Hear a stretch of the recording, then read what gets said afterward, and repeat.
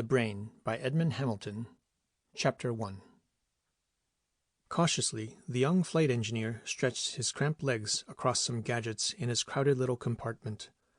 Leaning back in his swivel chair, he folded a pair of freckled hands behind his neck and smiled at Lee.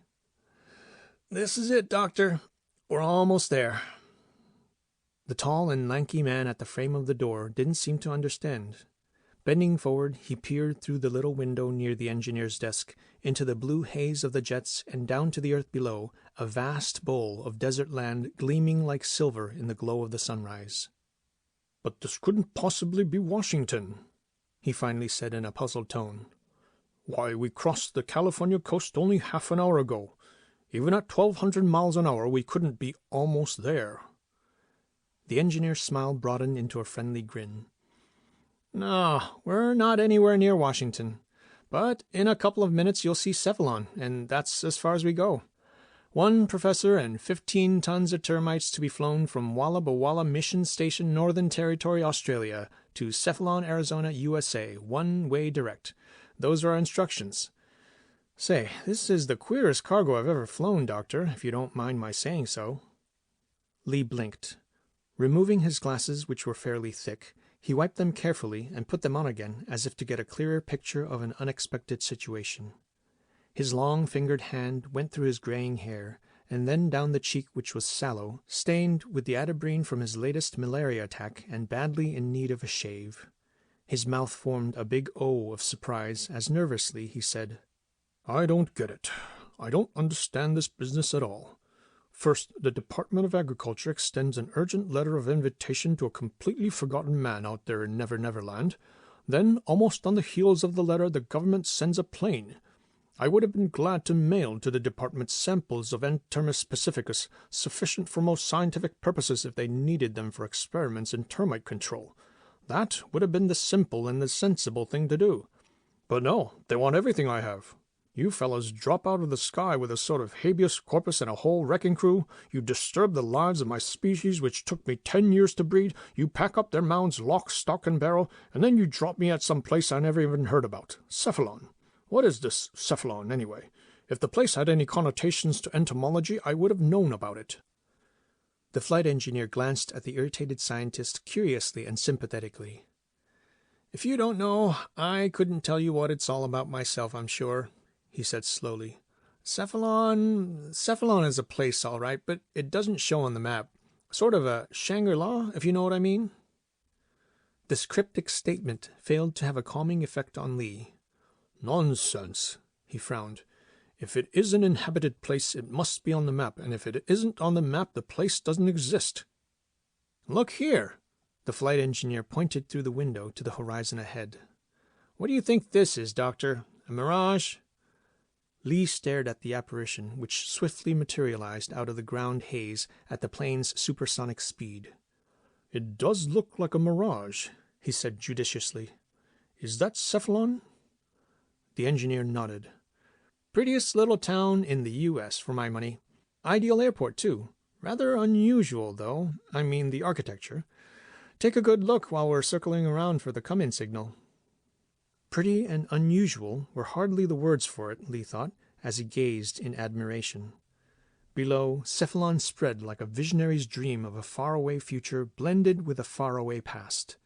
Along wide, palm-shaded avenues, the flat-roofed terraced houses fanned out into the desert. Style elements of ancient Peru and Mexico were blended together with the latest advances of technology, such as the rectangular sheets of water which covered and cooled the roofs. The business center, dotted with helicopter landing fields on top of the pyramidal buildings, was reminiscent of the classic Babylon and Nineveh. At the center of the man-made oasis, a huge fortress-like structure sprawled and towered like a 7-pointed star. Even so, for all its impressiveness of masonry, the lush green of its parks, the bursts of color from its hanging gardens, made Cephalon resemble one enormous flower-bed. Overawed and mystified, the lone passenger from down under took in the scene while the big plane circled with diminished speed. "It's beautiful," he murmured.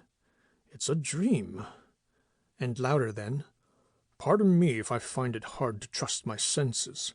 I've been away from home for more than 10 years, to be sure, but then even in the Australian bush I've received some periodicals and scientific journals from the USA. Surely if a city like this has been built during my absence, there should be some mention of the fact. And surely a city like this must show on some map. I don't understand. The longer I look, the less I understand. The flight engineer shrugged.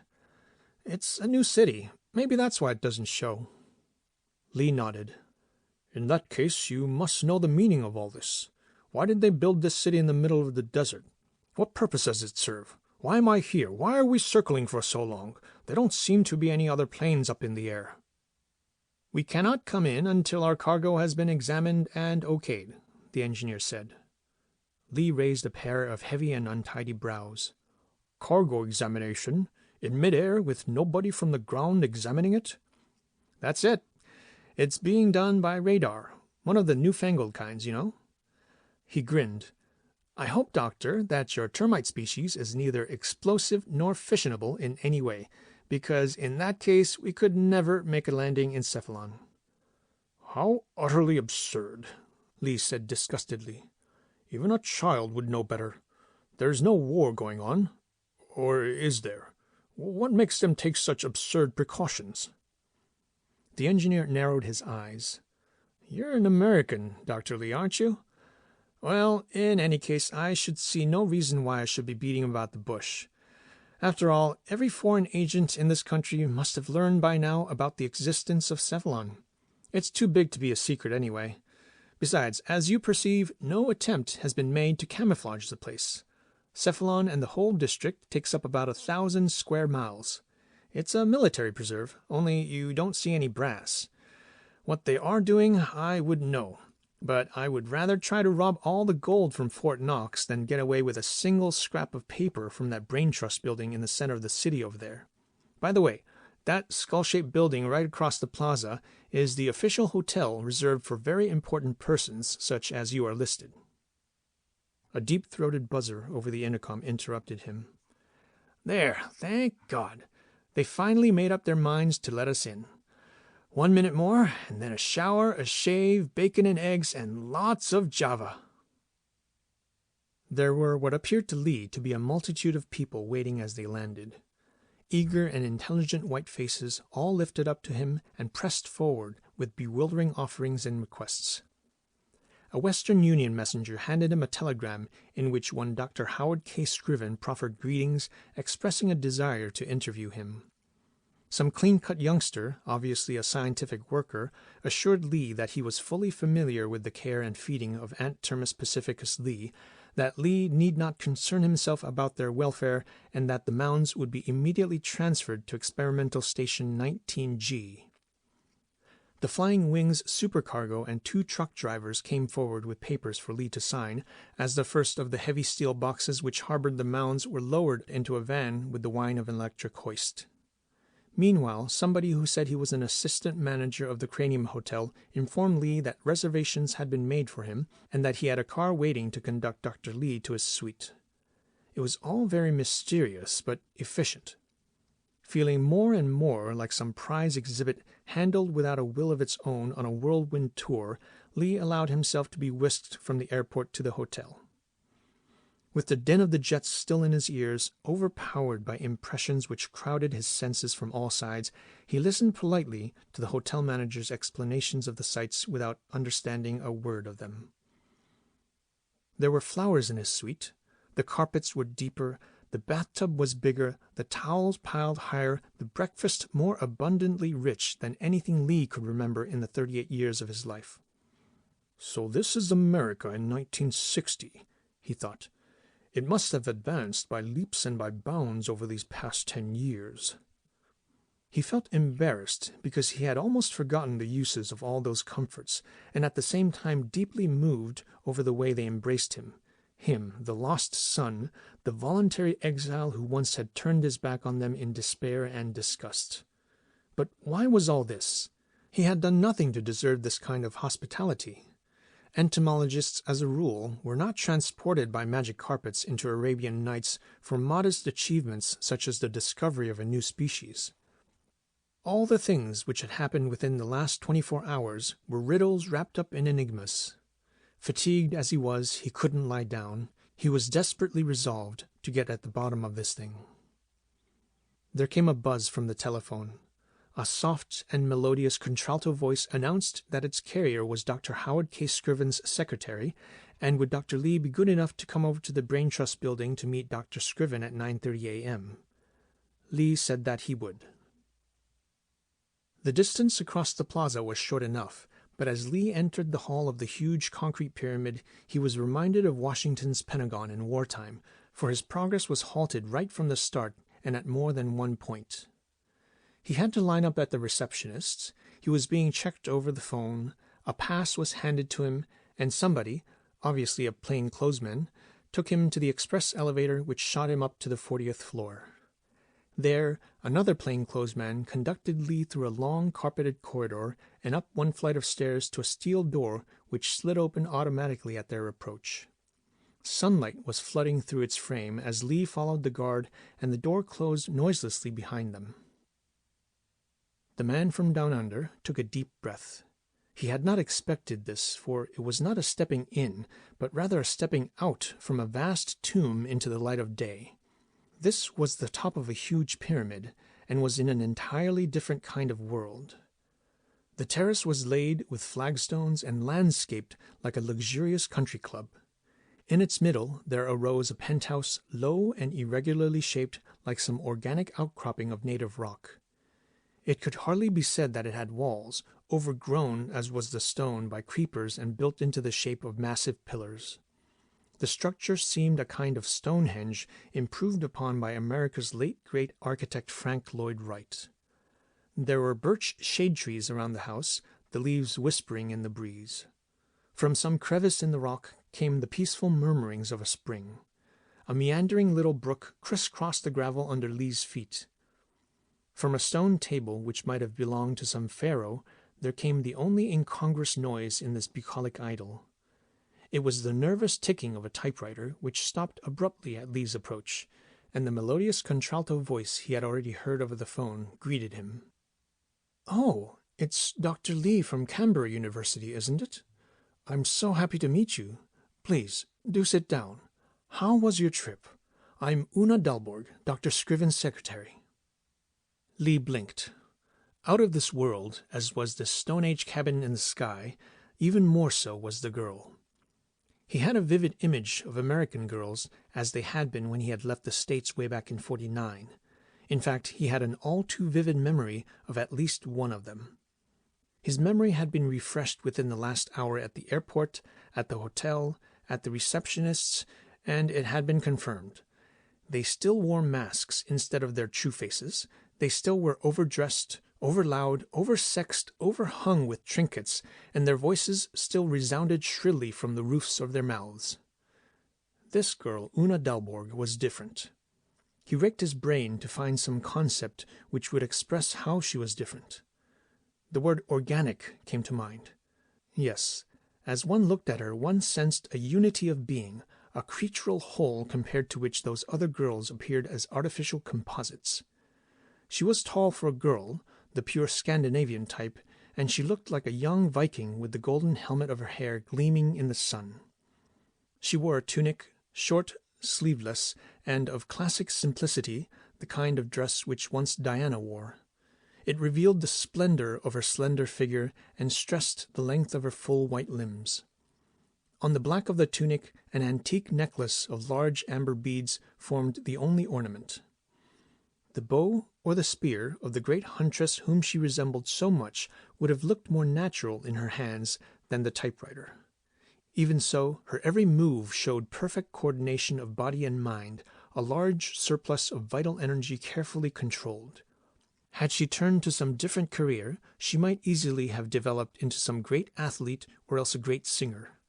Her beautiful voice had that rare natural gift of using the whole thorax for a vessel of resonance instead of merely the mouth.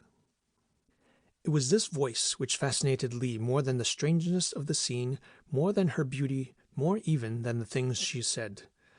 It was like remembering some haunting melody. It transported him into the forgotten lands of his youth. It made him feel happy, except that suddenly he felt painfully conscious of his ill-fitting suit, the emaciation of his body, the atabrine stains on the skin of his face, the wildness and the grey of his hair. With the shyness of a boy, he accepted first the firm pressure of her hand, and then a seat which was another piece of ancient Egyptian furniture. "Dr. Scriven will be with you in a few minutes," she said. "Unfortunately, he is a little delayed by an official visitor from Washington. The unexpected always happens over here. Meanwhile—" She suddenly interrupted herself. The searching look of her deep blue eyes startled Lee by its directness. There was in it a depth of understanding and of sympathy which penetrated to his heart. He felt as if she already knew about him and knew everything. It lasted only a few seconds before she continued, but in a different, a warmer voice. "I think we can drop the usual conventions," she said. "We know you, Dr. Scriven and I. We know your work as published in the Journal of Entomology. It is the work of a man of genius. You are not the kind of man whom I must entertain with the usual small talk about the weather, how you have enjoyed your trip, or whether you feel very tired, as you probably do, and all the rest of it. That is routine with most of our visitors. It's quite a relief to feel that I can dispense with it for once." Lee had blushed under this frankness of compliment, as if a decoration had been pinned to his breast. "Thank you, Miss Dalborg. You put me at my ease. I've been out in the wilderness for so long that I've lost the language of the social amenities. I really feel like another Rip Van Winkle. All this," he made a sweeping gesture, "is tremendously new and surprising to me. There are so many burning questions to ask." The girl gave him a smile of sympathy. "Of course," she said, "and I can imagine some of them. To begin with, we owe you an explanation and an apology for having used the methods of deception in getting you here. As you probably know by now, the work we're doing here is closely connected with the national defense. Whether we like it or not, military secrecy forces us to use roundabout ways in contacting scientists who happen to work in some context with our field, especially if they live in foreign lands. That's why in your case we have used the good offices of the Department of Agriculture in bringing you here. Dr. Scriven feels terrible about this. He feels that to be lifted out from one desert just to be dropped into the middle of another must be a fierce disappointment to you. For all this, and all the disturbance of your work, can you manage to forgive us, Dr. Lee?" The sincerity in these regrets was such that Lee hastened to reply. "You don't owe me any apology, Miss Dalborg," he reassured her. "Naturally, it is impossible for me to see any connection between my work with ants and termites and the problems of national defense. But I am an American. I wouldn't doubt for a moment the legitimacy of your call." The girl nodded. "Besides, you have fought for your country in the Second World War," she added. "And also you are the son of General Jefferson Lee of the Marines. You understand, of course, that we had you investigated before calling you here. Do you mind very much?" Again Lee blushed, this time even deeper than before. He squirmed in his seat. "No, I guess not. I suppose it's necessary. Now that I'm going to meet Dr. Scriven, who is he? I probably ought to know. Forgive my ignorance." "You really don't know about him?" The girl sounded surprised. "He's a surgeon. He's considered the foremost living brain specialist. Remember the Nuremberg trials of the Nazi war criminals? Dr. Scriven did the postmortems on their brains. He wrote a book that made him famous." "Of course!" Lee slapped his forehead. "Yes, but of course. How could I forget?" "Yes," she answered. "He was made the head of the Brain Trust over here." "What is the Brain Trust? What does it do? What am I supposed to do here?" Lee asked eagerly. The girl's smile was mysterious. "I think Howard would like to explain all that to you in his own way." Howard. The word struck Lee like a vicious little snake. Was he a friend, or more than a friend to her? "This is terrible," he thought. "I've been away from normal life for overlong. Must be that I'm emotionally unbalanced. I haven't known her for 5 minutes. There's nothing between us. I've no earthly right to be jealous. It is absurd. It's mean." He felt deeply ashamed. Yet, as he looked at her, he couldn't deny the truth before himself. that he was jealous, that he had fallen in love with a girl who looked like the goddess Diana with a golden helmet for hair. There was a noise of footsteps on the gravel paths. A man with a portfolio under his arm walked briskly by the stone table. Despite his civilian clothes, he had West Point written all over him. He disappeared through the steel door. "That was General Vandergeest," Una said. "Dr. Scriven will see you now. Just walk in, Dr. Lee." End of Chapter 1.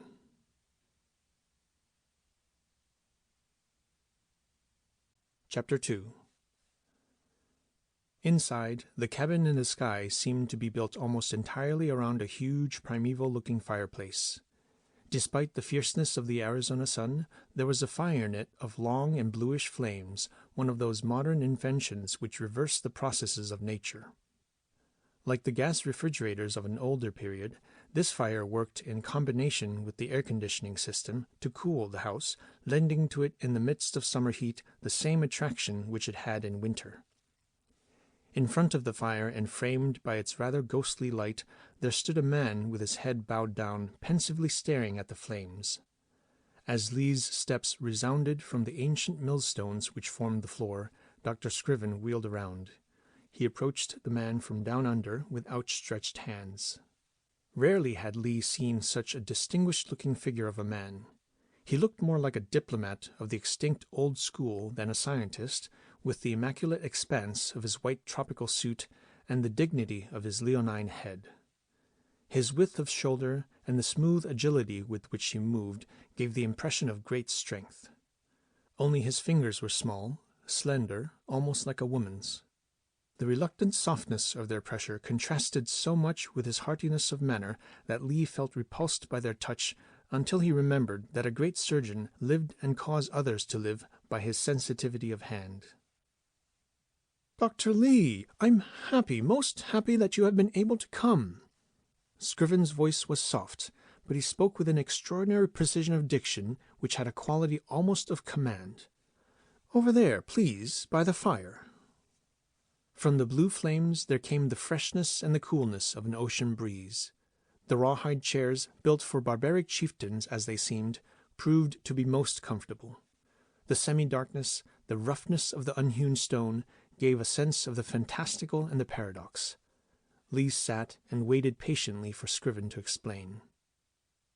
"In case you're wondering a little about this setup," Scriven made a sweeping gesture around the room, "I've long since reached the conclusion that in these mad times a man needs above all some padded cell, some shell in which to retire and preserve his sanity. This is my padded cell, soundproof, light-proof, telephone-proof, a wholesome reminder of the basic, the primeval things. Simple, isn't it?" Lee blinked at the extravagance of this statement. "Do you really call that simple?" he asked. Scriven grinned. "You are right. It is, of course, a willed reversal from the complex, synthetic and perhaps a little perverse. But then not everybody has the opportunity you had in living in the heart of nature. Frankly, I envy you. Your work reflects the depth of thinking which comes out of retirement from the world. That's why I called you here. That's why I am so sure you'll understand." He paused. Lee thought that he saw what was perhaps a mannerism. The great surgeon didn't look at his visitor. With his head turned aside, staring into the flames, stroking his chin, speaking as if to himself, he reminded Lee of some medieval alchemist. "It's a long story, Lee," Scriven continued. "It starts way back with a letter I wrote to the President of the United States. In this letter, I pointed to the immense dangers which I anticipated in the event of an atom war, dangers to which the military appeared to be blind. I am referring to the inadequacy of the human brain and its susceptibility to mental and psychic shock. I explained how science and technology over the past few hundred years had developed by the pooled efforts of the elite in human brains, but that the individual brain, even if outstanding, was lagging farther and farther below the dizzy peaks which science and technology in their totality had reached. I further explained, by example of the Nazi and Jap states, how the collective brains of modern masses are reverting from and are hostile to a high level of civilization because it is beyond their mental reach. You know all this, of course, Lee." I made it clear that not even the collective brains of a general staff could be relied upon for normal functioning, that no matter how carefully protected physically, they remained exposed to psychic shock with its resultant errors of judgment. How much less, then, could production and transportation workers be expected to function effectively in the apocalyptic horrors they would have to face? Lee's eyes had narrowed in the concentration of listening. His head nodded approval.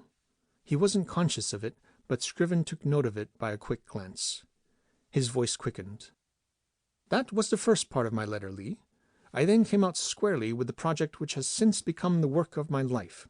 I told the President that under these circumstances, the most needed thing for our country's national security would be the creation of a mechanical brain, some central ganglion bigger and better than its human counterpart, immune to shock of any kind. This ganglion to be established in the innermost fortress of America as an auxiliary augmenting and controlling the work of a general staff. I gave him a fairly detailed outline of just how the thing could be done. There was really nothing basically new involved. Personally, I have held for a long time that man never invents, that in fact it is constitutionally impossible for him to do so. Being a part of nature, man merely discovers what nature has invented in some form of its own a long time ago. Mechanical brains. Lord, we have had them in their rudiments for the past 100,000 years at a minimum. The calendar is one. Every printed book is one. The simplest of machines incorporates one. And ever since the first mechanical clock started its ticking, we have developed them by leaps and bounds. And did the President react positively to this project? Lee asked. Scriven shook his head. He did not. Then he paused. Little beads of perspiration had appeared on his forehead. He wiped them away with a handkerchief. That year, Lee, he began again, when the decision was pending and I could do nothing but wait, knowing that there was no other defense against the atom bomb, knowing that our country's fate was at stake, it made me gray. It came pretty close to shattering my nerve. But then, his body tightened, the small fist pounding the rail of the chair. But then we built the brain! He said it almost in a triumphant cry. Mounting tension had Lee almost frozen to his seat. Now he stirred and leaned forward. It actually exists? I mean, it works? It is not limited to the analysis of mathematical problems, but capable of cerebrations after the manner of the human brain? Scriven, with a startling change, sounded dry, very factual in a tired way, as he answered. I appreciate your difficulty of realization, Dr. Lee. The whole idea is new to you, and I have presented it in a rather abrupt and inadequate way. In time, if we get together, as I hope we will, you shall get visual impressions which are better than words. For the moment, just to give you a general idea and to prove that this is not a small matter, let me give you a few facts. Our first monetary appropriation for the brain, as an unspecified part of the military budget, of course, was for $1 billion. We have since received 2 more appropriations of an equal size. Lee's gasp made a sound like a low whistle. With a deprecating gesture, Scriven waved it away. While these funds could only cover the first stages in the construction of the brain, he calmly went on, we have been able to build a mechanical cortex mantle composed of 90 billion electronic cells. Considering that the cortex mantle of the human brain contains over 9 billion cells, this doesn't sound like much. Our synthetic or mechanical cells are a little better than the organic natural cells, but not very much. So alone and by themselves, their number would indicate only a 10 times superiority of the brain over its human counterpart. If that were all the result of our labors, a brain of, let's say, twice genius capacity, we would be a miserable failure. But then we have achieved a very considerable improvement in the utilization of the brain's cortex capacity. In the first place, we have full control over the intake of thought impulses. And more important, we use multiple wavelengths in feeding impulses to the brain and throughout all the impulse processings. Even the human brain has some capacity of simultaneous thought on different levels of consciousness, but its range in this respect is extremely limited. The brain, by way of contrast, operates on 2,000 different wavelengths, which means that the brain can process at least 2,000 problems at one time. Finally, The absence of fatigue in the brain makes operations possible for 20 out of the 24 hours of the day. The rest of the time we need for servicing and overhauling." With apparent effort, Scriven turned his face away from the blue flames. His dark brown eyes probed into Lee's as he summed up. "Altogether, Lee, the brain has now reached the approximate capacity of 25,000 first-class human brains. You, as a man of vision, will understand what that means." Lee had his face upturned. The tension of thought gave his features something of the ecstatic or the somnambulist. Slowly, he said, "The equivalent of 25,000 human brains. There is no comparison other than a god's." Scriven had jumped from his chair. He started pacing the flagstones in front of the fire, whirling his mighty frame around at every corner with a sort of wrath, as if about to meet some attack. "Yes, you are right," he almost shouted. "We hold that power almost of gods, and how we are wasting it." "What do you mean?" Lee's eyebrows shot up. "You would not waste those powers once you have them. You would turn them to the most constructive use, the advancement of science, of humanity." Scriven froze in his steps. A cruel smile parted his lips. There was a gnashing sound of big white teeth. He pointed a finger at his visitor. "Idealist, eh? That's what I thought I was 10 years ago. That's what I had in mind with the brain right from the start. As it has turned out, however, the Army, Navy, Air Force, and half a dozen other government departments besieged the brain for the solutions of their problems, some of them as destructive as warfare, others as insipid as the trend of the popular vote in some provincial primaries. Sometimes Uncle Sam even farms out the services of the brain to aid some friendly foreign government without that government's knowledge as to where the solution is coming from. To cut a long story short, what these fellows utterly fail to understand is that the brain is not a finite mechanism like any other, but a mechanism which unendingly evolves and becomes richer in its association by the materials which is being fed into its cells. In other words, the brain learns. Consequently, it must be taught. It must be given the wherewithal for its own self-improvement." Scriven halted his impatient step by the other's chair. His nervous fingers tapped Lee's shoulder. "And that is where you come in." "Me?" Lee asked, startled. "What you just told me, Dr. Scriven, it will take me weeks to comprehend. At the moment, I am at a loss to see how my work could connect—" The surgeon's sensitive hand patted Lee's shoulder as if it were the neck of a shy horse. "You will comprehend in just another moment." He pressed a button. In the entrance to the cabin in the sky, the girl appeared like an apparition. She approached, her hair a golden halo, her tunic transparent against the glare of the summer day. "Yes? Una, please." She seemed familiar with the boss's code. With a smile on her lips, she walked over to one of the pillars, opened a hidden recess, and brought out the scotch and siphon, using an Egyptian clay tablet for a tray. With surgical exactitude, Scriven poured out a good 2 fingers for his guest and an exceedingly small one for himself. "Stay with us for a moment, Una, please," he said. "I didn't tell you the idea behind my calling Dr. Lee. You might be interested." Wordlessly, she slid into a seat, attentive yet fading somehow into the background, as if trying to remain unnoticed. In that she did not succeed. Her beauty was such that its very presence changed the atmosphere. It put Lee under a strain to keep his eyes off her. As to Scriven, he seemed to address her almost as much as he did Lee. "You have met Dr. Lee, haven't you, Una? But do you know whom you have met? He probably wouldn't admit it. Nevertheless, Dr. Lee is the most successful peacemaker on Earth, I think. He has just put an end to the oldest war in this world between the 2 most venerable civilizations in existence.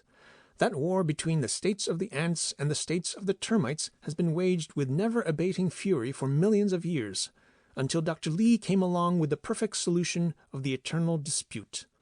All he did was to crossbreed the belligerents, and now we have United Nations, Ant Termus Pacificus Lee, which lives up to the spirit of its name. Elementary, isn't it?"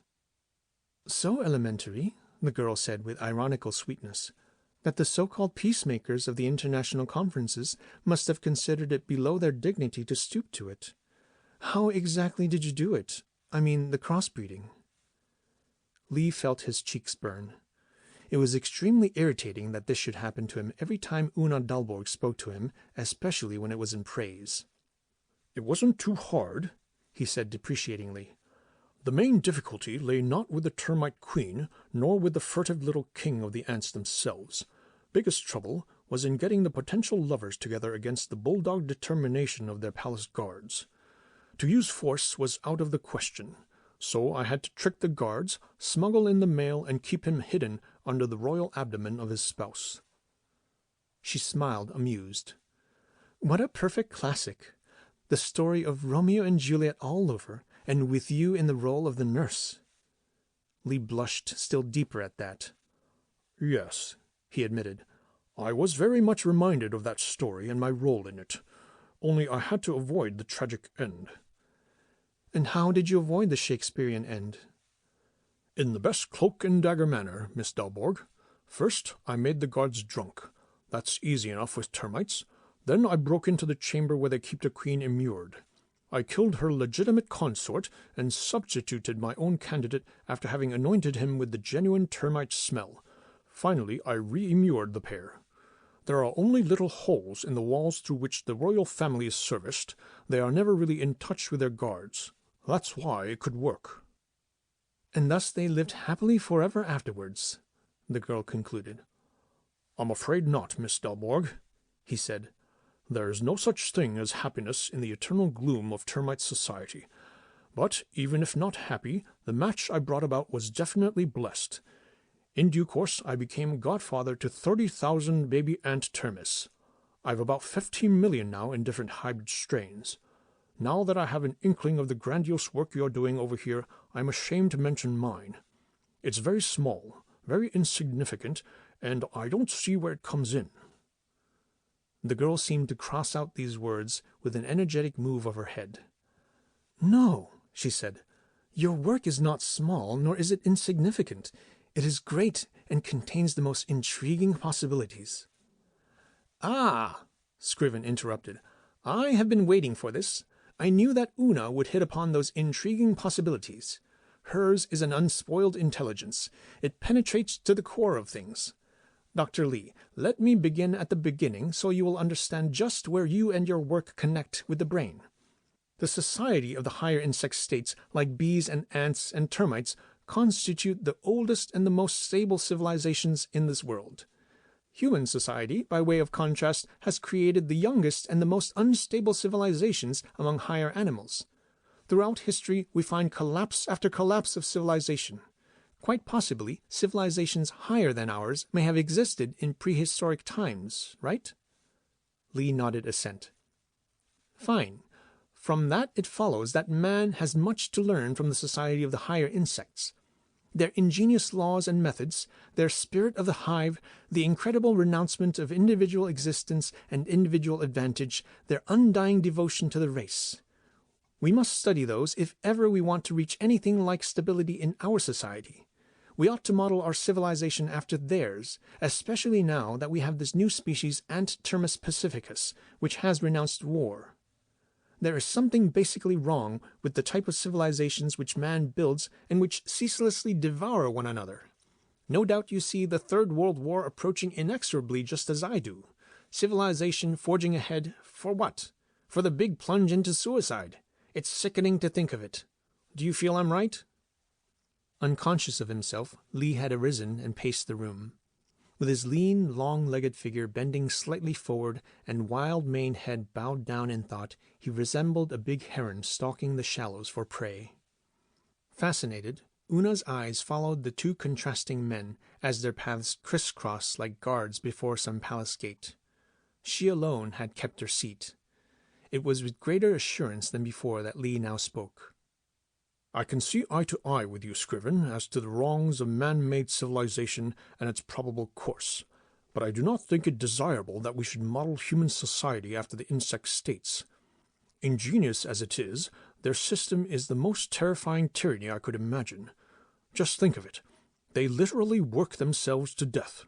Workers who have outlived their usefulness are either killed off or else they become the bloated living containers for their tribe's staple food. You yourself can see the similar trend in man today. Our production of new thought is lagging. Not starting from the roots, it becomes superficial, cut off from the roots. The result? The curse of the Babylonian confusion of the tongues under which we live. We are rapidly becoming thought impotent. Cerebral fatigue, dissociation of its nerve paths, emotionalism which rejects logic as too difficult, mass idiocy and relapse to barbarism. It is by our brains, it is by this highest evolution of matter that we have built this civilization of ours. And now our own brainchild proceeds with might and with main to destroy the very organ of its creation. Is that not irony supreme?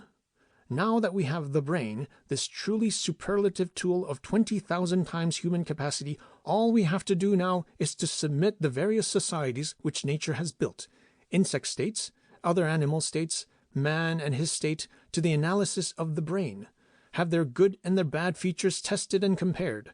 Let the brain synthesize all the beneficial components, let it shape the pattern of a new civilization more enduring and better adapted to the nature of man, and then abide by the laws which the brain lays down. I need your aid, Lee. You have already made one most valuable contribution to peace on earth with your Ant Termus Pacificus. This is your big chance to continue the good work. Be with us. Be our man. In silence, both men stood close to each other, eyes searching. All Una Dalborg could hear was their heavy breathing. Instinctively, she crossed her fingers. Never before, to her knowledge, had Scriven opened his mind with such reckless abandon, and to a perfect stranger at that. Her respect for the strange, the bird-like man from down under skyrocketed. He really must be a great man, she thought, and Howard and he will either be fast friends or very violent enemies. At last Lee's voice came, husky and high-pitched with emotion. I cannot conceive of a man-made superhuman intelligence. Neither can I believe that mankind could or should be forced into happiness by an intelligent machine. But that's beside the point. The idea is grandiose. It has the sponsorship of the government. You say that the brain needs me? That makes it a duty. So, here I am. He stretched out his hand and felt the cautiously eager grip of the surgeon's sensitive fingers. The great man beamed. Good, he said. I knew you would. Una, like a good girl, the glasses, yours too. This really deserves a toast. The girl stepped between the two men. Handing Lee his glass, she said, Today you may follow only the call of duty. Tomorrow it will be the call of love. I've never met any man who has not fallen in love with his work for the brain. I think you are quite right in that, Miss Dalborg, he answered, wondering vaguely exactly what her words meant, wondering also just how much his decision was inspired by the wish to see more of her. They drank their toast in silence. Scriven then turned to the girl. Apperception Center 36, he said. Yes, I think 36 will be best.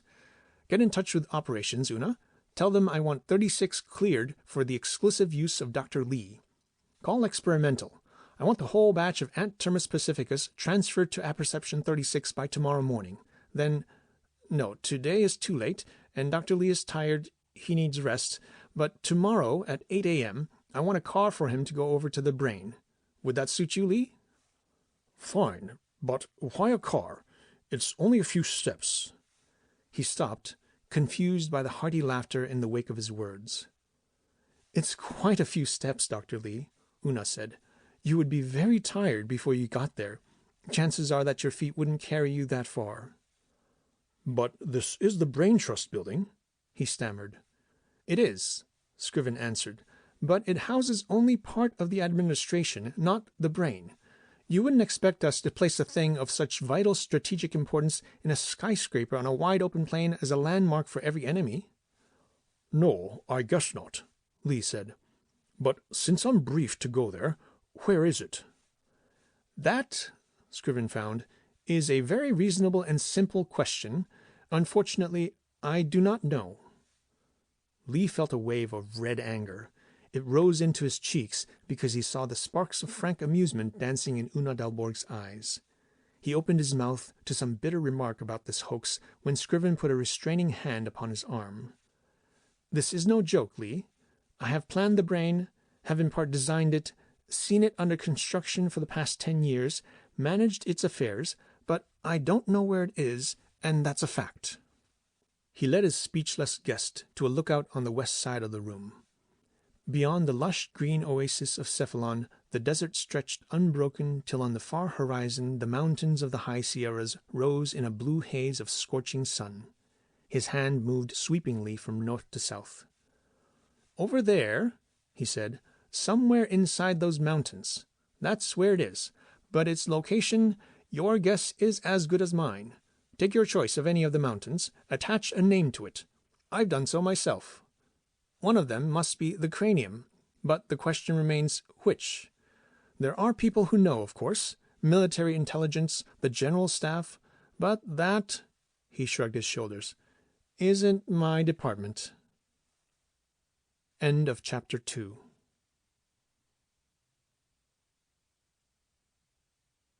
Chapter 3. The Brain Trust car which took Lee out of Cephalon was a normal-looking limousine, a rear-engined teardrop like all the 60 models, slotted for the insertion of wings which most of the garages now kept in stock and rented at a small charge for cross-country hops.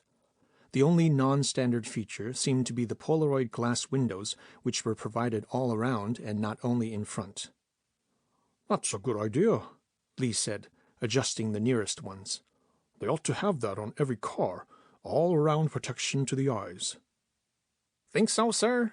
Must be the first time you're driving out there," the young chauffeur said. The car left the outskirts, and the desert started to fly by as the speedometer needle climbed above the 100 mark. Lee sank back into his seat. The desert had no novelty for him, and since the chauffeur appeared not inclined to small talk, he abandoned himself to thought. His visit to his father had not been much of a success. Time magazine had carried an item in its personal column briefly stating that General Jefferson E. Lee, the old lion of Guadalcanal, had retired from the Marines to Phoenix, Arizona. Phoenix, the hotel desk had informed him, was only some 300 miles away, and there was hourly service by Greyhound helicopter bus. So he had taken the ride. A taxi had brought him to the small, neat bungalow, and there he had seen his father for the first time in years. It had been very strange to see him aged, the nut-brown face a little shrunk. He had anticipated that much, but somehow he had failed to imagine the most obvious change, to see his father in civvies, and even less to see him trimming roses with a pair of garden shears. It looked such an incongruous picture for a Marine's Marine. As he came up the little path, his father had looked up. "So it's you, Semper." Slowly he had peeled off the old parade kid gloves without a change in his face. "Nice to see you," he had said. "Didn't expect to before I start pushing up the daisies from below. Where's your butterfly net?" No, in character his father hadn't changed a bit. He was still the old blood and guts to whom an entomologist was sort of a human grasshopper wielding a butterfly net, and a son indulging in such antics a bit of a freak, a reproach to his father, a failure of his life.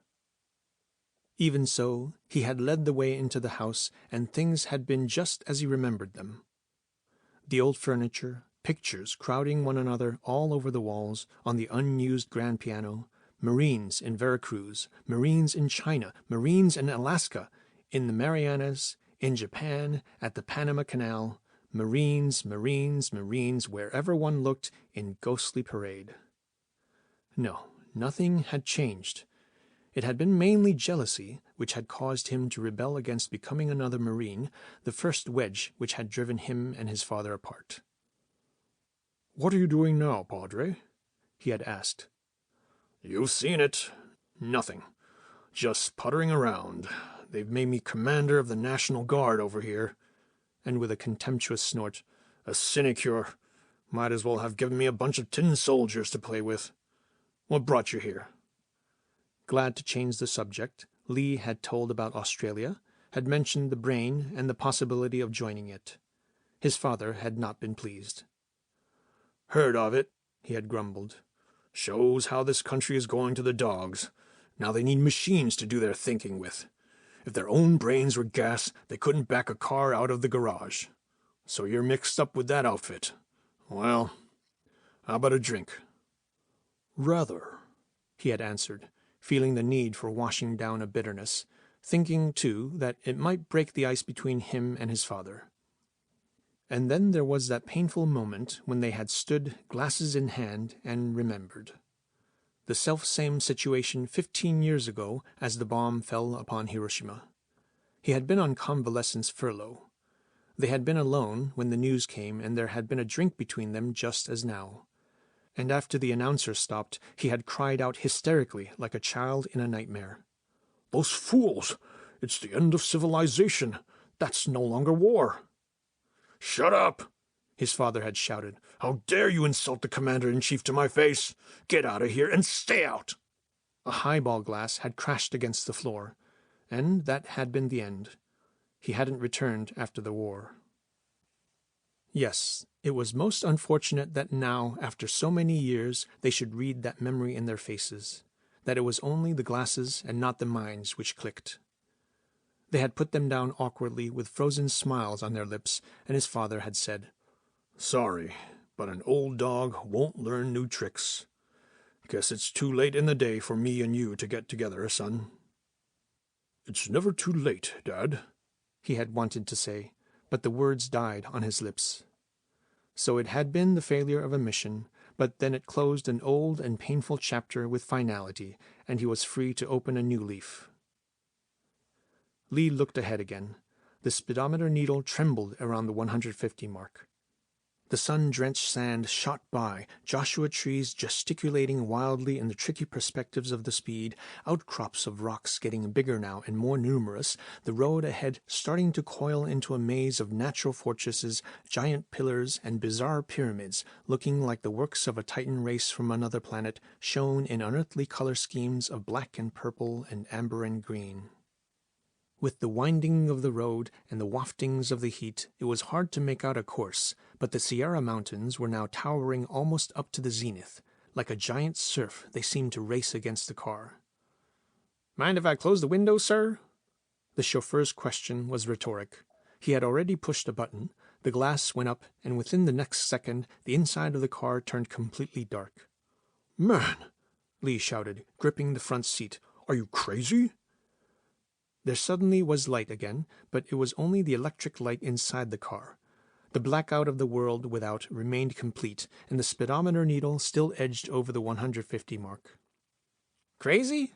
I hope not. The chauffeur said it coolly. Leaning comfortably back, he turned around for a better look at his fare. With mounting horror, Lee noticed that he even took his hands off the wheel. Nonchalantly, he lit a cigarette while the unguided wheel milled crazily from side to side, and the tires screeched through what seemed to be a sharp S-curve. Still with his back to the wheel, and in between satisfying puffs of his smoke, he continued. It's quite okay, sir. It's only that we're on the guide beam now. This here car doesn't need a driver no more. It's on the beam. What beam? Lee relaxed a little. It was the unexpectedness which had bowled him over.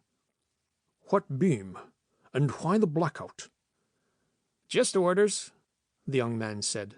The brain's orders, and it's the brain's beam. Seems to be new to you, sir. To me, it's like an old story. Read about it when I was a kid. How they blindfolded people who entered a beleaguered fortress. The Count of Monte Cristo, it was called. Ever heard about it? Pretty soon now we'll be stopped for examination before we enter the secret passage underground. Romantic, isn't it? Very much so, Lee dryly remarked. He continued to watch the behavior of the car with some misgivings. The controls appeared to be functioning smoothly enough, and after a minute or so the brake pedal came down all by itself. Lee, with a breath of relief, saw the speedometer recede to 0. But the doors would not open from the inside, and as he tried them he found that they were locked. "What's the idea?" he asked. "I thought you said we would be examined at this spot." "Bet they're at it right now," the chauffeur grinned. "I wouldn't know how they do it, but they get us photographed inside and outside, what we have in our pockets, what we had for breakfast this morning, and the very bones of our skeletons. I pass through here maybe half a dozen times a day. Still, they will do it every time. Take my likeness. Makes me feel like I was some darn movie star. To Lee, it felt uncanny to sit trapped and blindfolded in this black mariah of a car while unseen rays and cameras went over him. He could hear a faint noise of steps and muffled voices. "Who are they?" he asked. "Oh, that's only some boys from intelligence or what-not. That's nothing. That isn't the brain. It will be all over in a moment. See, there we go again. Now we're entering the labyrinth." "The labyrinth?" Reticent as he had been in the beginning, the chauffeur now seemed to like Lee. He was proud to explain. "Queer, isn't it? They've got the damnedest names for things down here. Take them from anatomy, I understand. The labyrinth is supposed to be inside the ear. It leads inside in a roundabout way. It's the same here. It's a tunnel. See? Down we go." The soft whoosh of the gas turbine turned into a muffled roar. The car accelerated at a terrific rate, and from the way it swayed and dived, it was clear that the tunnel spiraled downward in steep serpentines. Lee gripped the holding straps. His every nerve was on edge, and those edges were sharpened by the ominous fact that all the instruments on the dashboard had stopped functioning so that he couldn't even read the speed. As if to make things still worse, the chauffeur had abandoned his post altogether. Stretching his legs across the front seat, he reclined as if enjoying his easy chair at home by the fireplace. "It beats a roller coaster, doesn't it?" the chauffeur said. "Got me scared the first few times before I found out it was safe. Nothing to worry about, never you fear." With his stomach throttling his throat, Lee asked, "How deep are we going underground?" "That we are not supposed to know. That's why all the instruments are cut off.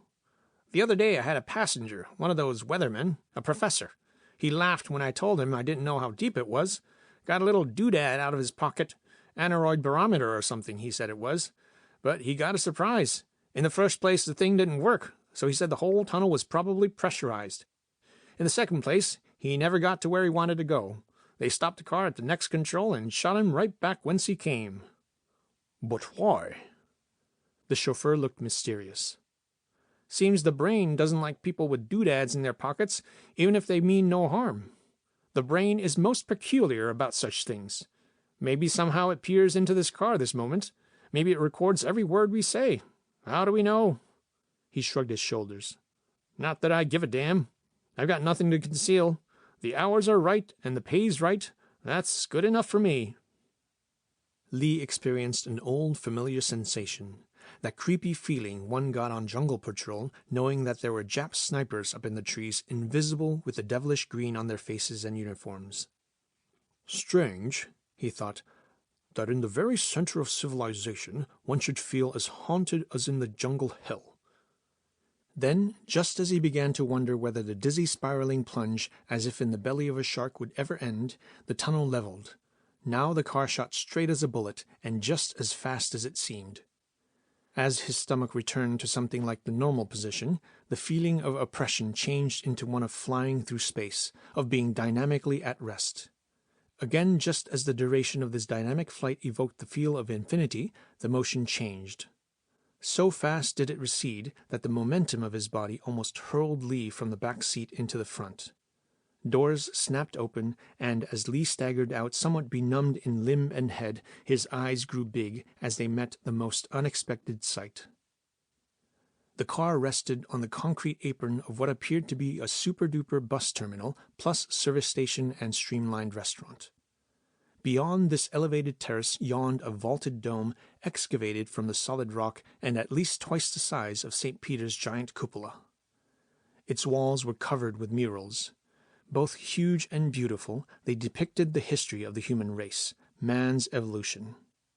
From where he stood, they started out with scenes of primeval huntings of the mammoth, went on to fire-making, fire adoration, then to the primitive crafts, and from there through the stages of science, evolution, and technology, until they ended on Lee's right-hand side with an awesome scene from the bikini test. The gorgeous mushroom cloud of the atomic explosion looked alive and threatening like those genii once banned by Solomon. But then all these murals looked more alive than any work of art Lee had ever seen, and he discovered that this was due to a new technique which had been added and commingled with one of the oldest. The pictures were built up from myriad layers of painted desert sands, and these were made translucent or illuminated by what Lee thought must be phosphoric salts turned radiant under the stimulants of hidden lights.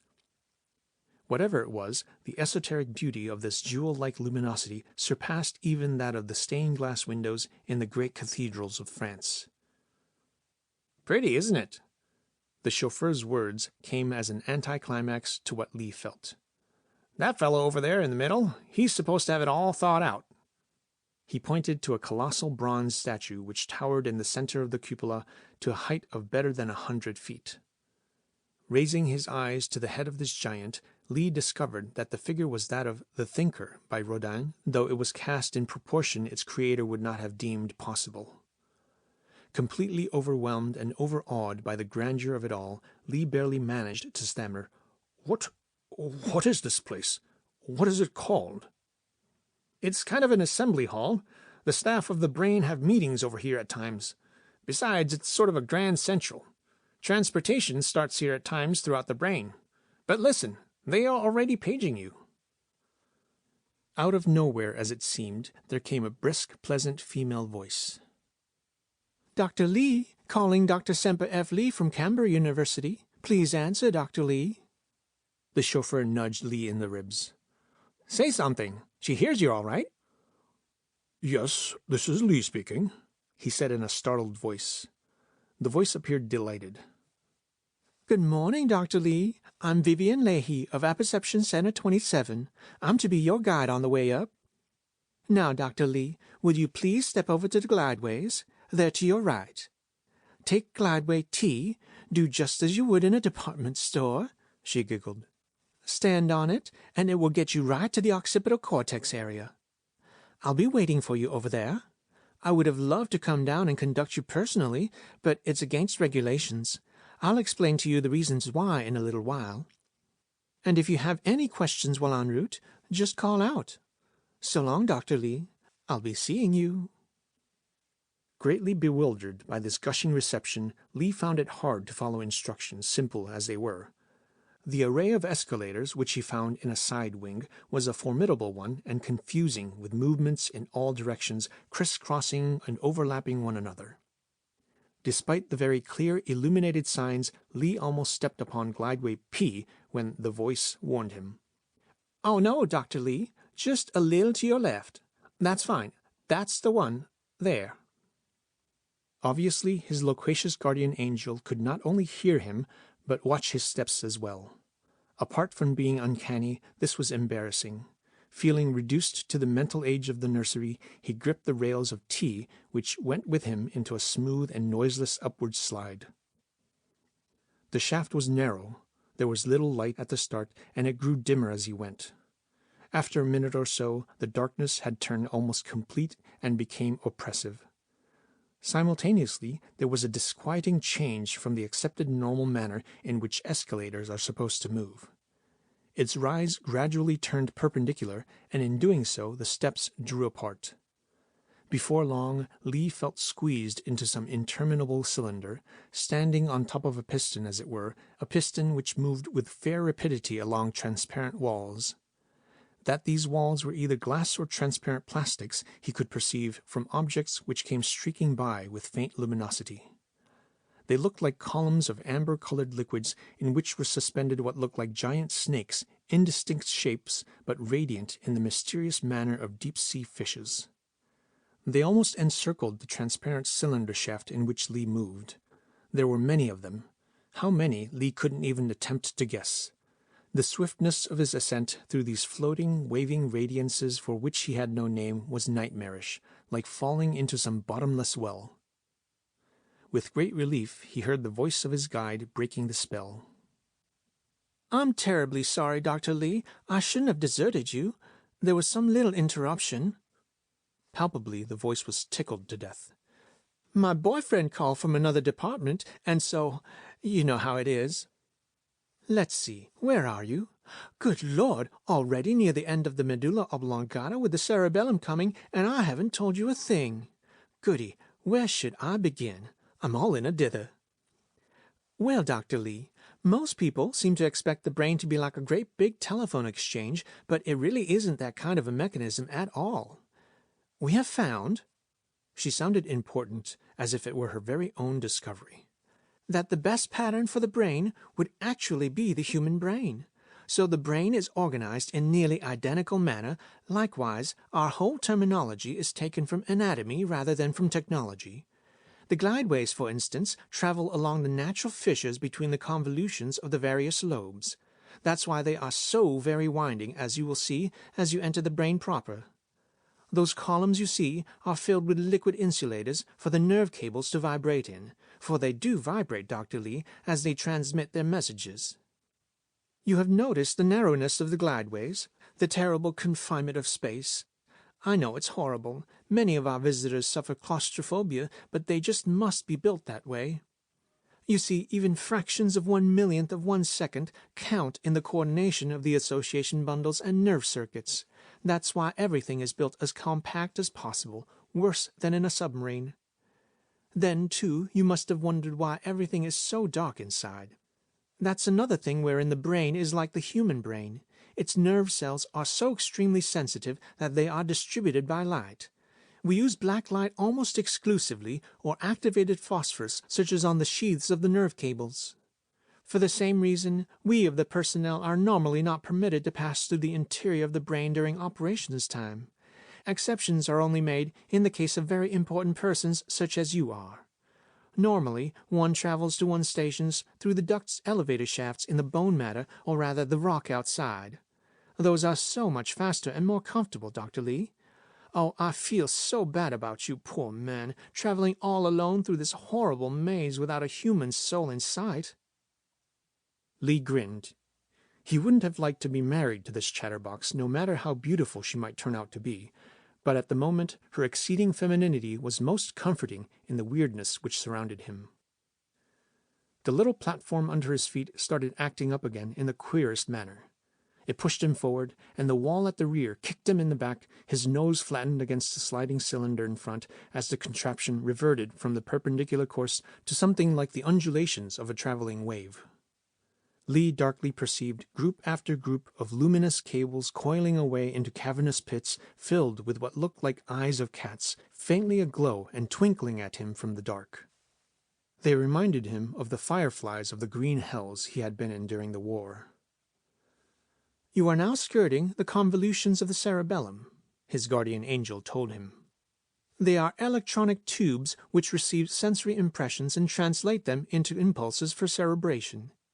Here in the cerebellum, the bulk of the associations is being evoked. These are then distributed throughout the hemispheres of the cortex or higher brain. Oh, I do wish you wouldn't get seasick, Dr. Lee. Some of our visitors do, you know. It's those wavy movements. The sympathetic Vivian came much too close to the truth for Lee to think her funny. With a sense of approaching disaster, he stared at the sliding cylinder walls. From time to time, the passing lights reflected his face, distorted and decidedly greenish in tint. Trouble was that seemingly nowhere there was any fixed point on which to stabilize the eye. He seemed to be carried on the back of a galloping boa constrictor, with a couple of others streaking away under his armpits. Some of the caves which he had skirted were alive with ruby electronic eyes, and some were green, and again there were others in which all the colors of the rainbow mixed. There was no end to them, nor could he gauge their depths. After an interminable time of this, the glideway went into a flying upward leap. Again the perspective changed completely. Now the thing seemed to be suspended from the ceiling, with slanting views opening toward the scene below through its transparent sides. You are now passing across the commissures into the cerebrum, came Vivian's voice, just as Lee thought that nausea was getting the better of him. You'll now ascend along one of the main gyri through the midbrain between the hemispheres. Those masses of ganglions below and coming from all sides as they go over the pass of the ridge are association bundles. Beyond, they disperse again over the cortex mantle to all the centers of coordination, higher cerebration, and higher psychic activities. Things would be a little easier for you now, Dr. Lee, physically, I mean. There will be some gyrations, but not quite so violent. Oh, you're holding out fine, like a real He-Man. You're looking swell in my television screen." Certain as he was that he looked rather like a scarecrow in a snowstorm, Lee felt grateful for the praise. Besides, she was right.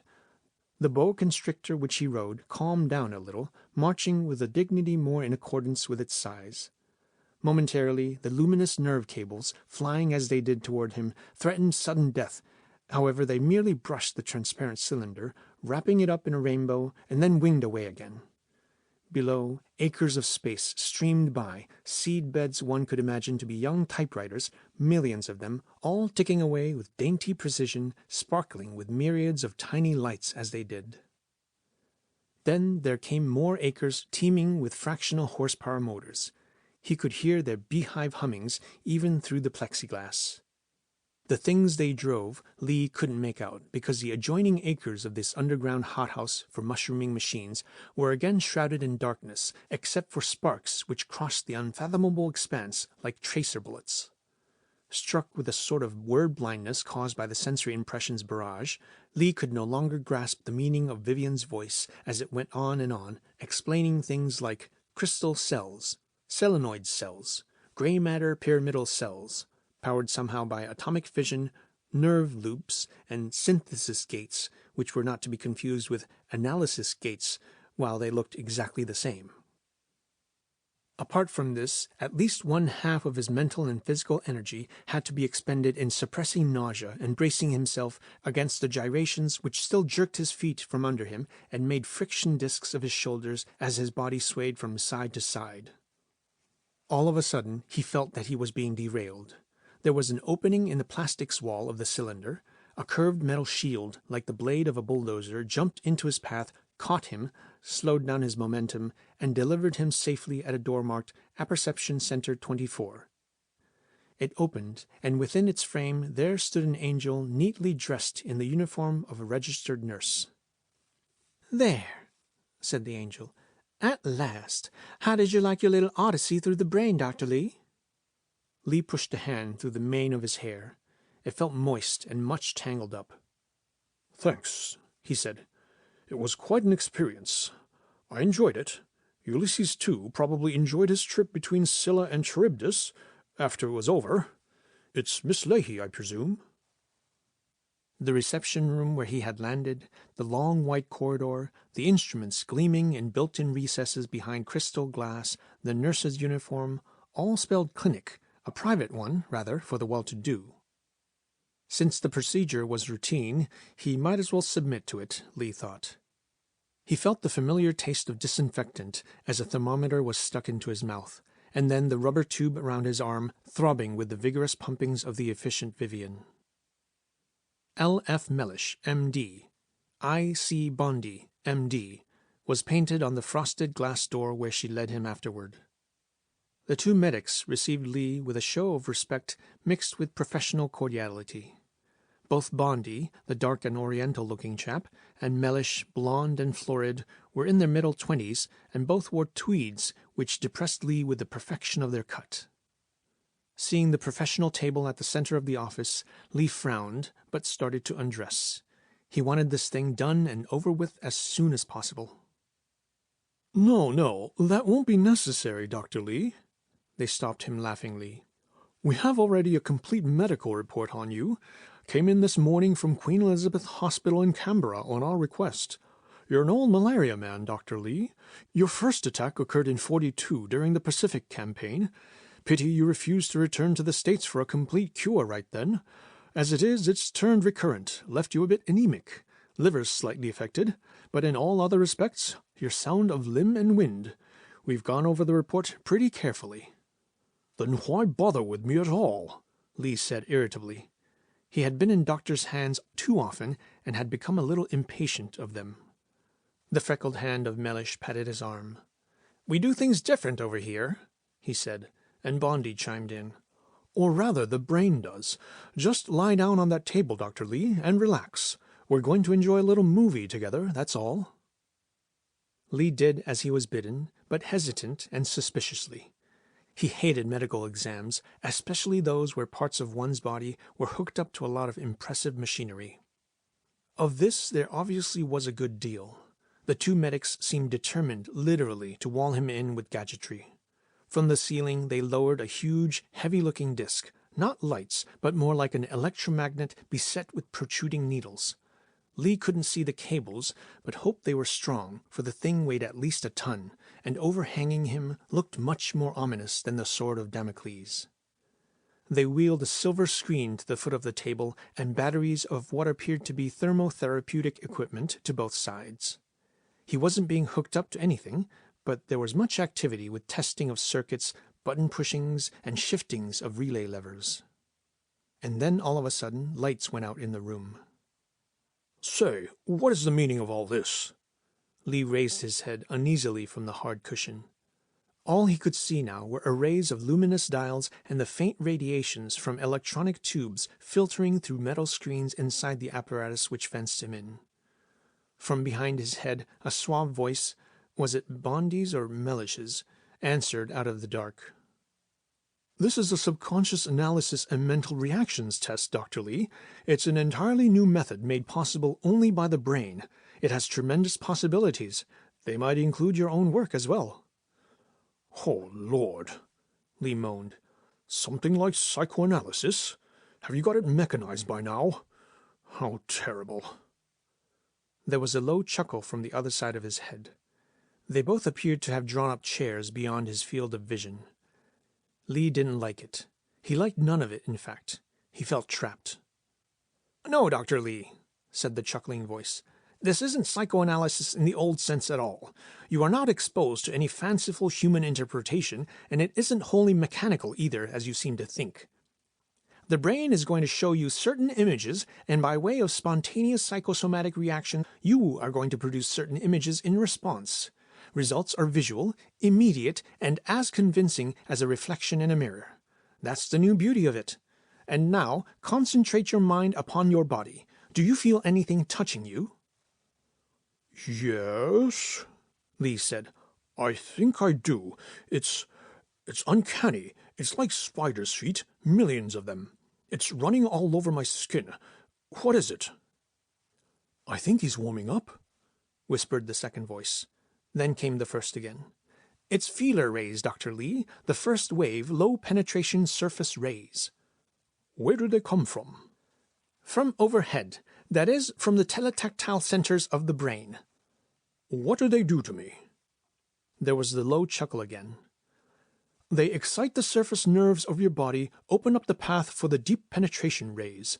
They proceed from the lower organs to the higher ones. In the end, they reach the conscious levels of your brain.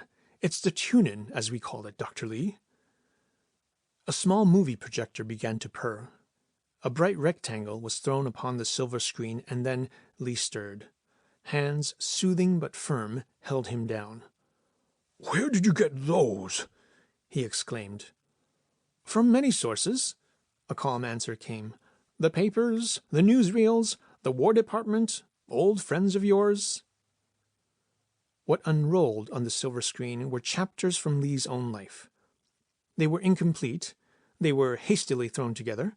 They were like leaves which a child tears from its picture book. But knowing the book of his life, every picture acted as a key unlocking the treasures and the horrors amassed in the vaults of memory. It began with the old homestead in Virginia. Mother had taken that reel of the new mechanical cotton picker at work. There it was, a great big thing with the darkies standing around scratching their heads. There he was himself, aged 12, with his .22 caliber rifle in hand and Musha, the coon dog, by his side. Musha, how he had loved that dog, and how he had cried when it got killed. Pictures of the Alexander Hamilton Military Academy.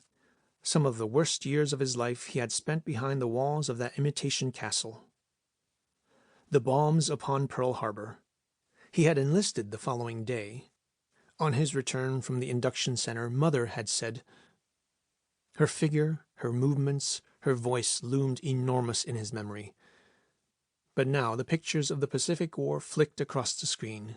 They were picked from campaigns in which he, Lee, had participated.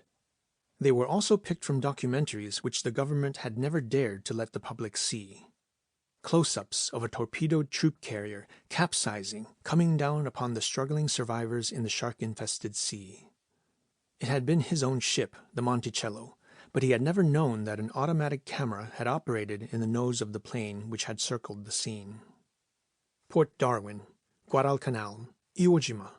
Close-ups of flame-throwing tanks advancing up a ridge. He had commanded one of them. Ant-like human figures of fleeing Japs and the flames leaping at them. So vivid was the memory that the smell returned to his nostrils, the sickening stench of burning human flesh. It tortured him. His voice was husky with revulsion as he said, "What's the good of all this? Take it away." "Oh, no," one of the medics answered. "We couldn't think of that. We've got to see this to the end. What are your physical sensations now, Dr. Lee?" "It's fingers now, soft fingers. They are tapping me from all sides, like a vibration massage. It's strange, though. They're tapping from the inside, little pneumatic hammers at a furious pace. They seem to work upon my diaphragm for a drum, but it doesn't pain." "Good, very good. That was a fine description, Lee. That burning city was Manila, wasn't it, when MacArthur returned?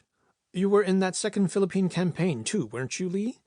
That was when you won the Congressional Medal of Honor." Yes, it was Manila, all right, and there was Mindanao, where the Japs had put up that suicide defense of the caves. Lee's battalion had been in the attack. Steeply uphill, with no cover, it had been murder. And seeing his best men mowed down, he had turned berserk. He had used a bulldozer for a battering ram, had driven it single-handed directly into the fire-spitting mouth of the objective, raising its blade like a battle-axe. An avalanche of rocks and dirt had come down from the top of the cave under the artillery barrage, and he had rammed the stuff down into the throat of the fiery dragon again and again. He never rightly knew he did it. It had all ended in a blackout from loss of blood. It had been in a hospital that they pinned that medal on him, which he felt was undeserved. Now the reel showed him what at the time he hadn't seen, the end of the battle for the Philippines. Pulverized volcanic rock seen from the air, battle planes swooping down upon little fumaroles, the ventilator shafts of caves defeated but still unsurrendered. Big, plump canisters plummeted from the bellies of the planes. And then the jellied gasoline ignited, turning those thousands of lives trapped in the deep into one vast funeral pyre. For over 15 years he had tried to forget, to bury the war, to keep it jailed up in the dungeon of the subconscious. Now those accursed medics had unleashed the monster of war, and as it stared at him from the screen, it had that blood-freezing, that hypnotic effect which the Greeks once ascribed to the monstrous Gorgon.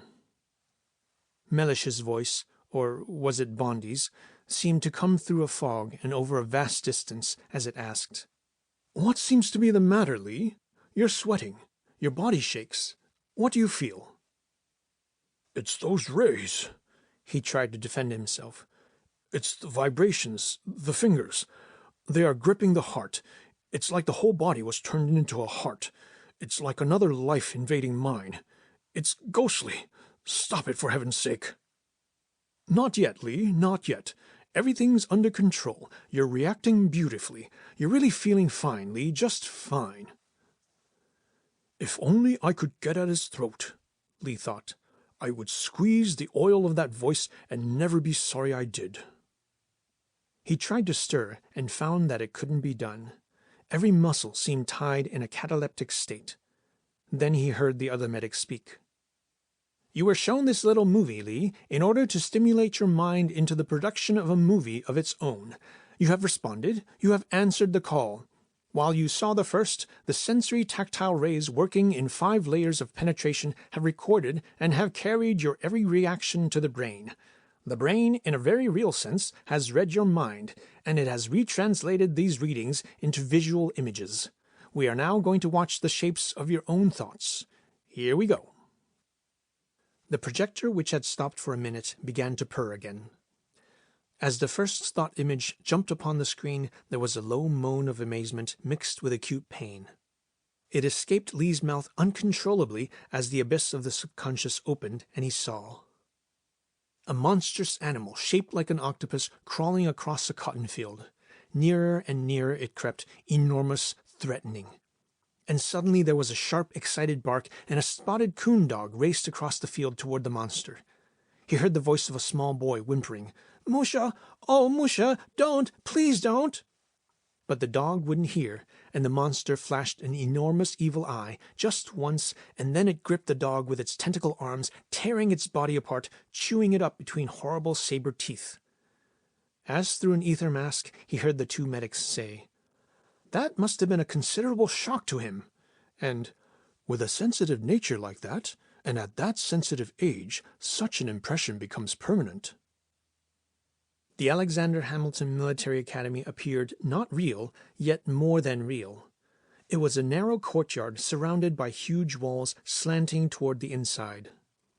It was huge and forbidding, fortress towers standing guard. It was enormous gates forever barred. It was the figure of a huge marine pacing fiercely back and forth in front of those gates, the same ghostly marine watching all gates so that nobody could escape. "That's probably his father," the voices whispered behind his ears. "Yes, the archetype. He'll bring up the mother, too, I'll bet." As in those paintings of the primitives, where kings and queens are very tall and common folks are very small, Lee saw her now. Mother. That had been just after induction, when he had brought her what he thought was joyous news. Her face filled the whole screen.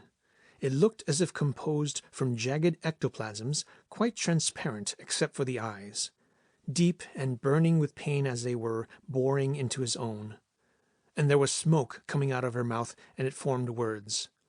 "But, Semper, you are still a child. One mustn't use children for this sort of thing. One mustn't."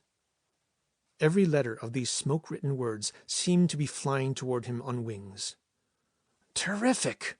the voices murmured at Lee's back. "Remember the case history? She died of cancer 6 months after he went overseas." "Yes, I remember. He's never seen her again. He's probably built up a strong complex out of that one, too." On the screen now danced images almost totally abstracted from the realities of the film documentaries from the war. They were whirling columns of smoke. They were like the vast, dark interior of a huge thunderhead cloud through which a glider soars, illuminated only by the flashes of lightning, as for split seconds they revealed a fraction of some horrible reality.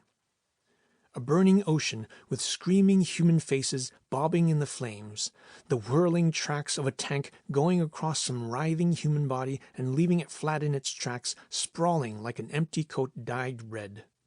And then the swirling, howling darkness closing in again.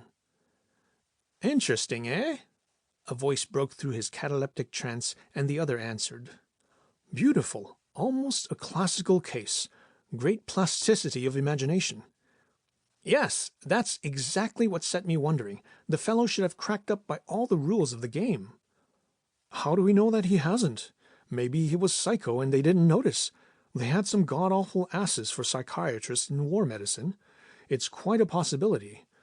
Well, his image production is ebbing now. I don't expect anything new of significance. What do you think?" "Now, we've got what we wanted anyway. Let's take him out of it, but go easy on the real stats." The projector stopped. The masterful, the ghostly fingers which had been playing on the keyboard of his mind very slowly receded from a furious fortissimo to a pianissimo. At first only the flutterings of the diaphragm eased, then the violent palpitations of a foreign pulse slipped off the heart. The liberated lungs expanded. Tremors were running through the body as through the ice of a frozen river at spring. And then, at last, the mind escaped from its captivity. Gradually, as in a cinema after the show, the lights reappeared. Blinking, Lee stared at the man who stood over him, taking his pulse. It was Bondi.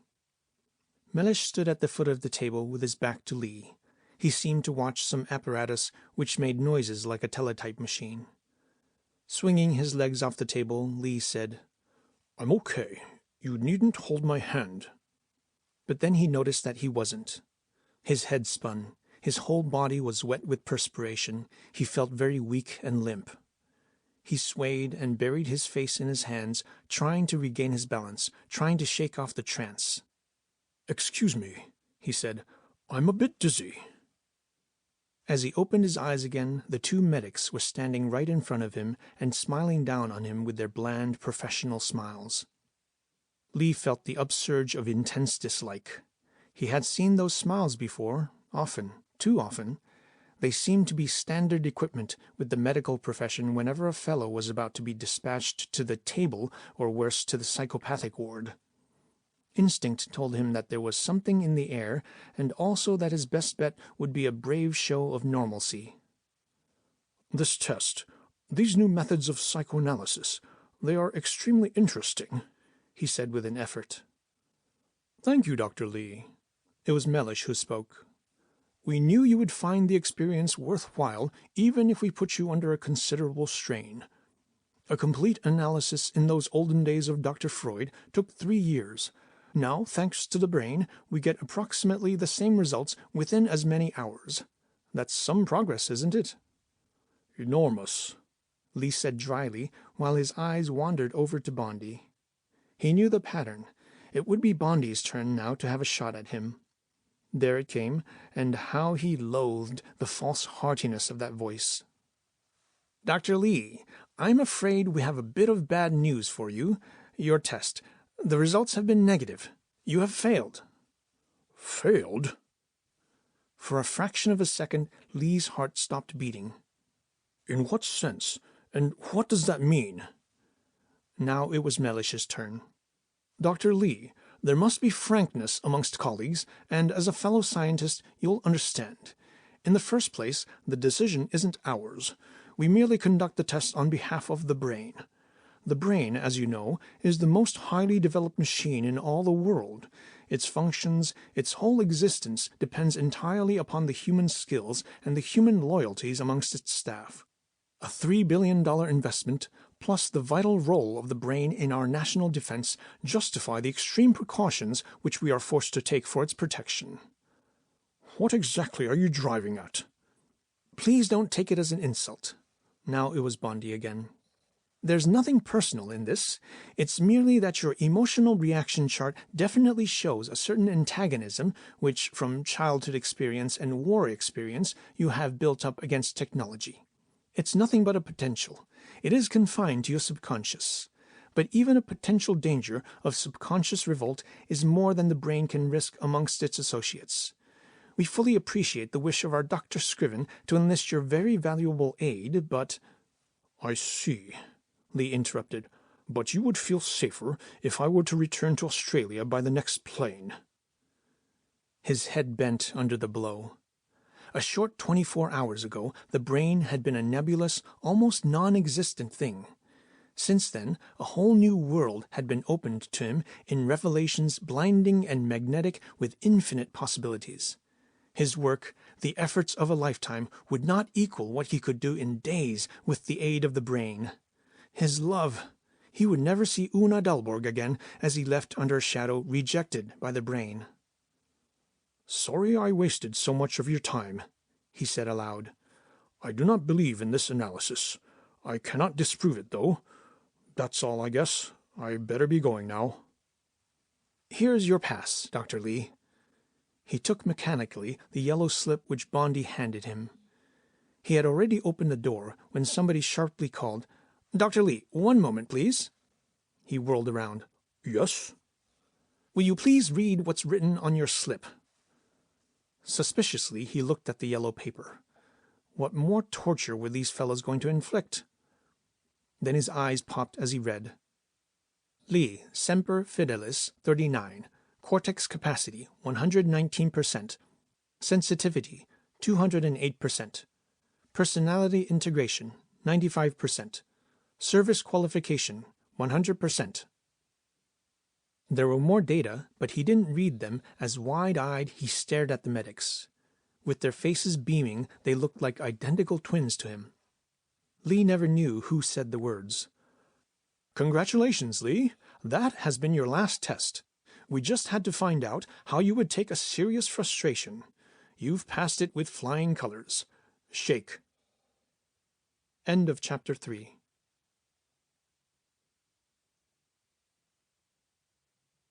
Chapter 4. Apperception 36, Lee's lab within the brain, looked much like Apperception 27, except for its interior fittings. As a matter of fact, all the several hundred apperception centers were built after the same plan, like suites in a big office building in many respects. They were spread over the brain occipital region. They were built inside the concrete wall of the dura mater, which in turn lay within the shell of the bone matter, a mile or so of solid rock. Each apperception center had its own elevator shaft, which went through the concrete of the dura mater down to Grand Central, the traffic center below the brain. Each one was also connected at the other end of its corridor with the glideways which snaked through the interior of the brain. There were, however, no transversal or direct communications from one apperception center to the next. Because of the extraordinary diversity and secrecy of the projects submitted to the brain's processings, each apperception center was completely insulated against its neighbors. Life hadn't changed so much from what it had been in the Australian desert, Lee had found, at least not his working life. For all he knew, some nuclear physicists might be working in the lab next door, or they might be ballistics experts working with the brain on curves for long-range rockets to be aimed at the vital centers of some foreign land. It might be some mild-looking librarian submitting the current products of foreign literature to the analysis as to idea content, or else it could be a lab to plot campaigns of chemical warfare. Or some astronomer, happily abstracted from all bellicose ideas, might employ the brain's superhuman faculties in mathematics to figure comet courses and eclipses, which in turn would form material for the timing and the camouflaging of those man-made meteorites science would use in another war. Directly or indirectly, he knew, practically every project submitted to the brain would be of a military nature. Of this there could be no doubt. Sometimes, especially when tired, he could feel the weight of those billions of rock tons over his head, and it was like being buried alive in the tomb of the pharaoh. And also in that state of mental exhaustion at the end of a long day, he sensed the emanations of the brain's titanic cerebrations as one senses the presence of genius in human man. The knowledge that all this mighty work was being devoted to war had deeply depressing effects on him. Would there be anybody else in this vast apperception area who worked for the prevention of war? A few, perhaps. Scriven would be one of them, in case he had a lab somewhere in here and time to work in it. Lee didn't know whether he had.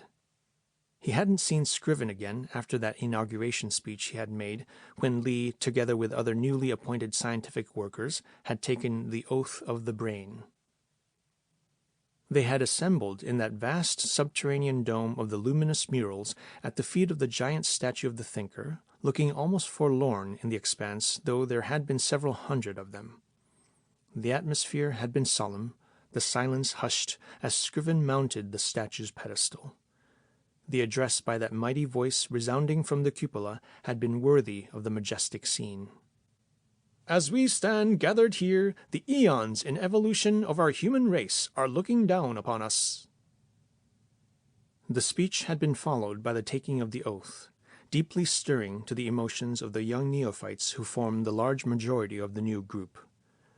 The chorus of their voices had resounded in awed and solemn tones as they repeated the formula. Even now, after 6 months, some of it echoed in Lee's ears. I herewith solemnly swear that I will serve the brain with undivided loyalty and with all my faculties, that I will at all times obey the orders of the Brain Trust on behalf of the brain, that I will never betray or reveal any secret of the brain's design or work, be they military or not, neither to the world outside nor to any of my fellow workers except by special permission. It had been almost like taking holy orders.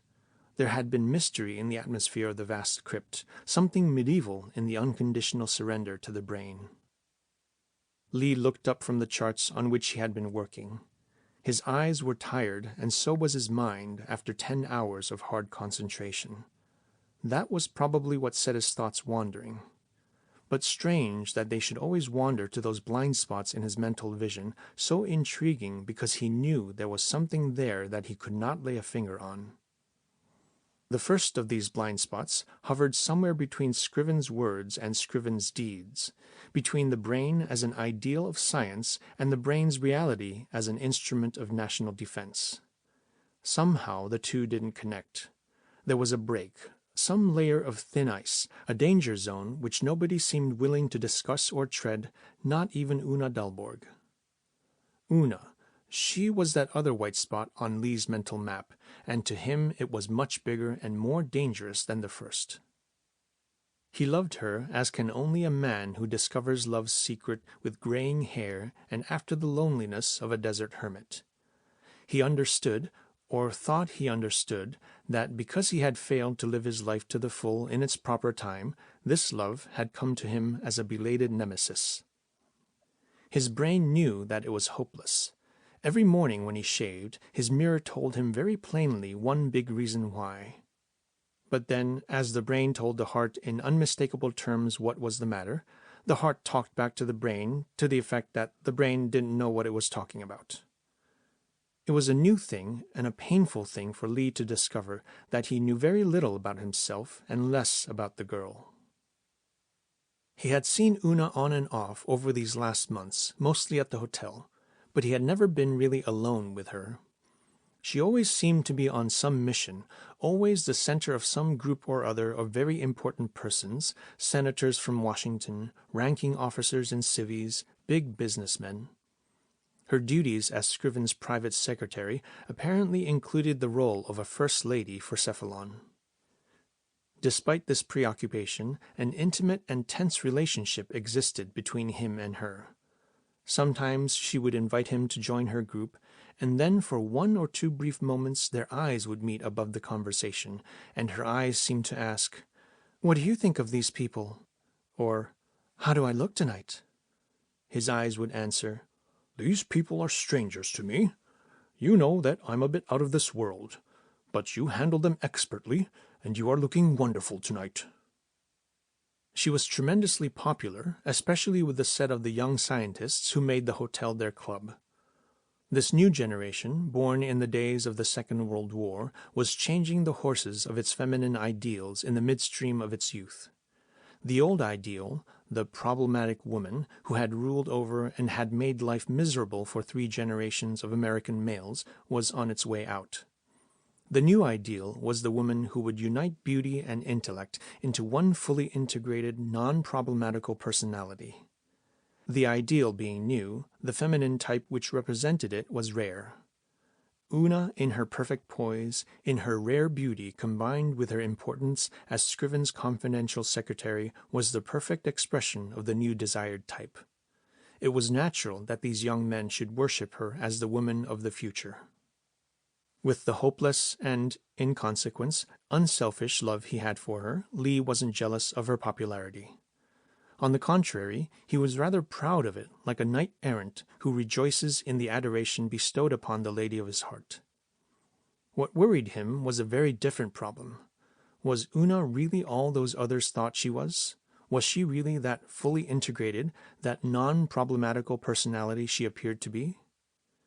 He couldn't believe it, and the conflict came in because all those others were so certain that she was. He couldn't get over his first impression of her. He had met her in that cabin in the sky, the most synthetic, the most perversely artificial setup one could dream up in the second half of the 20th century. She had impressed him as something out of this world, a goddess, a Diana with a golden helmet for hair, so radiant as to blind the eyes of mortal men. She was the confidential secretary of a man of genius, Scriven, one of those rare comets which fall down upon this earth and remain forever foreign to its atmosphere. With all these thoroughly abnormal events entering into her life and forming her, it would be a miracle for any girl to develop into a non-problematical, a fully integrated personality. Was it possible that he alone was right and all those others were wrong about Una? Like innumerable men before him, when they stood face to face with the Sphinx, or with the Gioconda, or even with the smile of a mere mortal woman, Lee drew a sigh, man's only answer to the riddle of the eternal feminine. No, he probably would never be able to chart these white spots on his mental map. The effort was wasted. It would be much better for him to return to those charts right in front of him, the data of which were exact because they came from the brain. In Apperception 36, the sensory organs of the brain had been especially adapted to the analysis of Ant-Termus pacificus Lee. The apparatus was essentially the same as in Apperception 27, dedicated to personality analysis. As Lee strongly suspected, it would be essentially the same in any other field of analysis. The brain possessed 5 sensory organs, just as did man. One difference between the brain's senses and the human senses lay in their range, their penetration, and in their sensitivity. These were a multiple of man's sensory capacities. Another difference was that the brain translated all its sensory apperceptions into visual form, i.e., into the language best understood by man, the eye being man's most highly developed sensory organ. The third and perhaps the most significant difference was that the 5 senses of the brain were at all times working in concert, so that in its analysis of, for instance, a manuscript, the brain not only conveyed the ideas expressed in that manuscript, but also the author's personality, the smell of his room, the feel of his paper, and the ideas he had hidden between the lines of that manuscript. The flow of observations processed by the brain and pouring back to Apperception 36 via teletype and visual screen was prodigious. Lee had been forced to ask for an assistant. Between the two of them, they were working for 20 out of the 24 hours to match the working time of the brain, charting results in the main. Some of the brain's findings had been most unexpected and rather strange. It had observed, for instance, an increasing acidity of the nasicorn secretions with Ant-Termus pacificus. Formidable as this chemical artillery already was, in another 10,000 generations it would eat through every known substance, including glass and high-carbon steel. Another development which had escaped human observation was a mutation of the worker's mandibles. It went very fast. Within no more than maybe 1,000 generations, they would double in size and strength, would become veritable jumping tools. While the bellicose spirit had been successfully bred out of the new species, its capacities for material destructions had increased. Likewise, the appetite of Ant-Termus was even more ferocious than that of the older species. Lee was feeding all kinds of experimental foods, but wood pulp remained the staple, the very stuff which in its liquid form, lignin, embedded the nerve paths of the brain. Lifting his strained eyes from the charts, Lee looked over the row of air-conditioned glass cubicles wherein Ant-Termus pacificus continued its lives undisturbed by the new habitat, undisturbed by the rays which flowed over and through their bodies, unconscious that a superhuman intelligence was probing steadily into every manifestation of the mysterious collective brains of their race. They had built their new mounds pointing due north, as had their ancestors for the past 100 million years. To the human eye, nothing betrayed the teeming life within except the tiny tunnels creeping out from the mounds in the direction of the foods which were placed different from day to day. Cemented from loam and saliva by the invisible sappers, the tunnels, like threads of gray wool, unerringly moved to the deposits of pulpwood, up the tin cans and glass containers they had determined to destroy. Their instincts were uncanny, their destruction as methodical and scientific as was modern war. In northern Australia, Lee had come across big eucalyptus trees, healthy-looking and in full bloom, and then they would collapse under the first stroke of an axe or even as one pushed hard against them. The termites had hollowed them out from roof to top, had transformed them into thin-walled pipes, leaving just enough flesh to keep some sap circulation going, to maintain a semi-balance of life in order to exploit it more efficiently. Over here in the lab, they would open up a No. 3 tin can within a couple of hours, first with the soldier's vicious nasicorn secretions eating the tin away, and then with the worker's mandibles gnawing at the weakened metal. In time, perhaps they would learn to collapse steel bridges, sabotage rails, perforate the engines of motor cars if these should prove to be menaces to their race. As they had persevered through the eons of the past, so they would in all the future. their civilization would be extant long after man and his work had disappeared from the earth. With the aid of the brain, Lee had accumulated more data, more knowledge of the ant termis society within a few months than a lifetime of study could have yielded him under normal conditions. Even so, some of the greatest mysteries remained. What, for instance, caused these blind creatures to attack a sealed tin can of syrup in preference to its neighbor with tomatoes or some other stuff? No racial memory could have taught them. There were no tin cans a million years, not even 100 years ago. It couldn't be a sense of smell. It couldn't be any sense. There would have to be some weird extrasensory powers in that unfathomable collective brain of their race. The magnifying fluoroscope screens arrayed all along the walls and hooked up to the circuits of the brain showed him details and phases of the species' life as the brain perceived them and as no human eye had ever seen them. For a minute or so, Lee stared at the luminous image nearest to him, and then with an effort he turned his eyes away to escape from its hypnotic influence. It was but the head of one worn-out worker used as a living storage tank for excremental food. It was absolutely immobile, its decaying mandibles pointing down, cemented as the animal was by its overextended belly to the ceiling. But magnified, as were its remaining life manifestations by the powers of the brain, he could see it breathe, could count the slow pulse, could sense a strain in its ophthalmic region, some hidden effort to see, like a blind man's, and above all, Lee perceived the ganglion, primitive as it was, yet twitching in reaction to pain. There could be no doubt that in its last service for the racial commonweal, the animal was suffering slow torture, even if its senses were closed to that torture. It was a fascinating and at the same time a terrible thing to see, and it was only one out of the 100 equally revealing sights. Lee frowned at himself. Manifestly, some emotional element interfered with the objectivity of his observations. This was entirely out of place. It would be better to call it a day. The electric clock showed 20 minutes to midnight. At midnight, the brain would stop its mighty labors. The hours from midnight to 4 a.m. were its rest period, or beauty sleep, as the technicians jokingly called it. It was the only period wherein the maintenance engineers were permitted to enter the interior of the lobes, checking and servicing group after group of its myriad cells and circuits, and incidentally it was the most wonderful and exciting portions of Lee's day. For the project which Scriven had handed him, this study of the collective brains in insect societies also involved a comparative study of the brain's organisms and functionings. Toward this end, Lee had been given a pass which allowed him freely to circulate through all the lobes, to enter convolution, any gland during the overhaul period, and to ask questions of the employees. The privilege was rare, and he enjoyed it immensely. So vast was this underground world that even now, after months, he had not seen the half of it. To him, the travels of every new night were fantastic Alice in Wonderland adventures.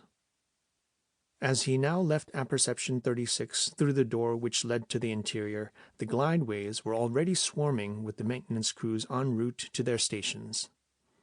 The spectacle was colorful, almost like a St. Patrick's Day parade. Gangs of air conditioners were dressed blue, electricians white, blacklight specialists in purple, radionics men in orange.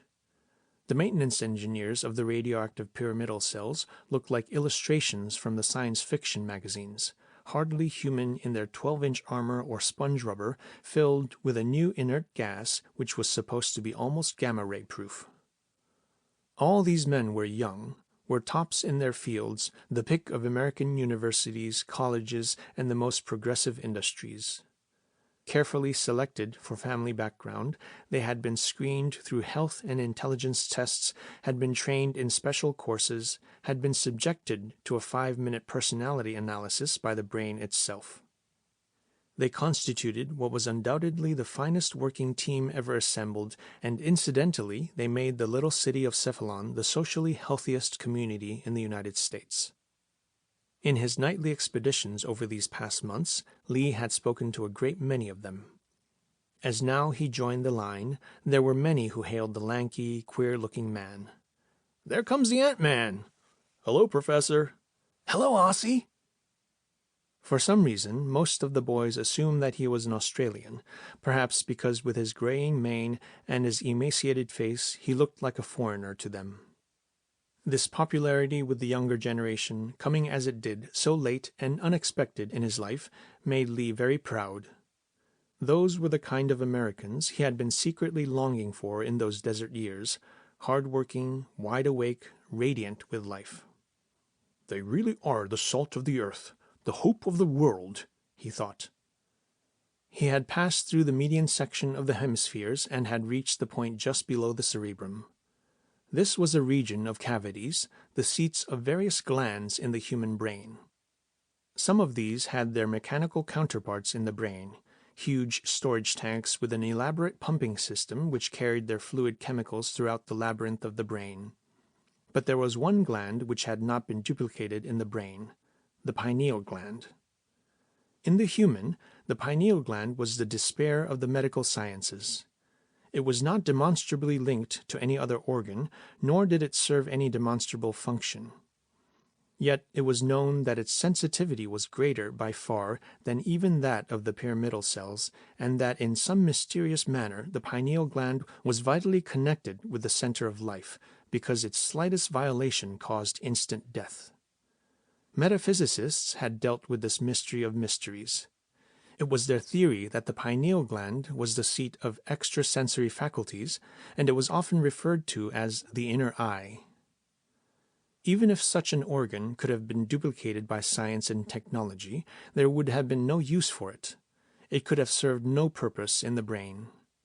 The brain had been designed for the solution of exact problems. No matter what nature had created in the brains of higher animals, no matter how unprejudiced their approach, scientists like Dr. Scriven would have hesitated to impair an otherwise perfect apparatus through the addition of nuisance values such as any extrasensory faculties. However, with the brain being modeled so closely after the human brain, the space for the pineal gland did exist, even if in a sort of functional vacuum. In order to utilize this space in some manner, the designers had converted the gland into a subcenter for the distribution of spare parts. As such, it had become one of Lee's favorite observation posts. Here he could get a close-up view of all types of electronic and radioactive cells. He could even touch and handle them because they were not hooked up in any circuit of the brain. And above all, there was Gus Crinsley, master electrician, who never tired of telling Lee whatever he wanted to know. Gus was a real friend. He had left the glideway on the point of its nearest approach. The pineal gland in front of him looked like a miniature barrage balloon. Egg-shaped, it hung suspended from the cerebral roof, a shell of plastics which could be entered only over a bridge across a dark abyss. Inside, its walls were aglitter with soundproofing aluminum foil.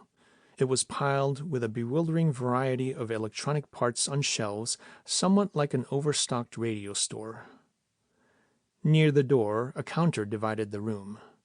Gus used it and a little cubicle of an office to fill the orders as the maintenance engineers handed in their slips. As usual, there was nobody in sight. "Gus!" he called. Out of the jungle of machinery way back, a head popped up like a jack-in-the-box. It was as bald and shiny as an electric bulb.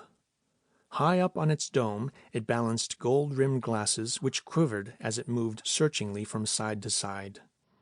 Then, with an amazing twisting of big ears, the head caused the bifocals to drop onto a saddle near the tip of a long, sensitive nose. And now the head could see. "It's you, Aussie, is it? Come over."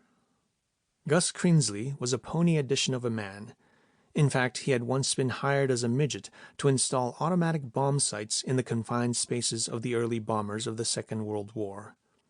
Before long, however, he became respectfully known as the Mighty Midget in the California factory, and he had ended up as their master electrician before Brain Trust made him the head of one of its experimental divisions. The midnight hours he spent in the pineal gland were only a sideline of his work. Like many a small man in a country where 6-footers enjoy a preferred status, Gus made up for lack of size by mobility. He reminded one much of a billiard ball in the way he bounced, collided, and ricocheted amongst taller men. That this was no more than act became manifest the moment one saw Gus at work. As Lee reached the spot where Gus's head had shown, he found his friend crouching, his hands thrust deep in the intestines of something radionic, his fingers working on it with the deft rhythm of a good surgeon at his 1000th appendectomy. The bifocals had returned to their incongruous perch on the dome of the head. Gus didn't need them. Even as he stared at his job, he worked by touch alone. "What is it?" Lee asked. "Pulse meter," came the quiet answer. "She's a dandy. Still got some bugs in her, though." A melodious chime came from a big instrument panel built into the wall of the oval room. Dropping a number of tiny precision tools upon a piece of velvet, Gus rushed over to the panel.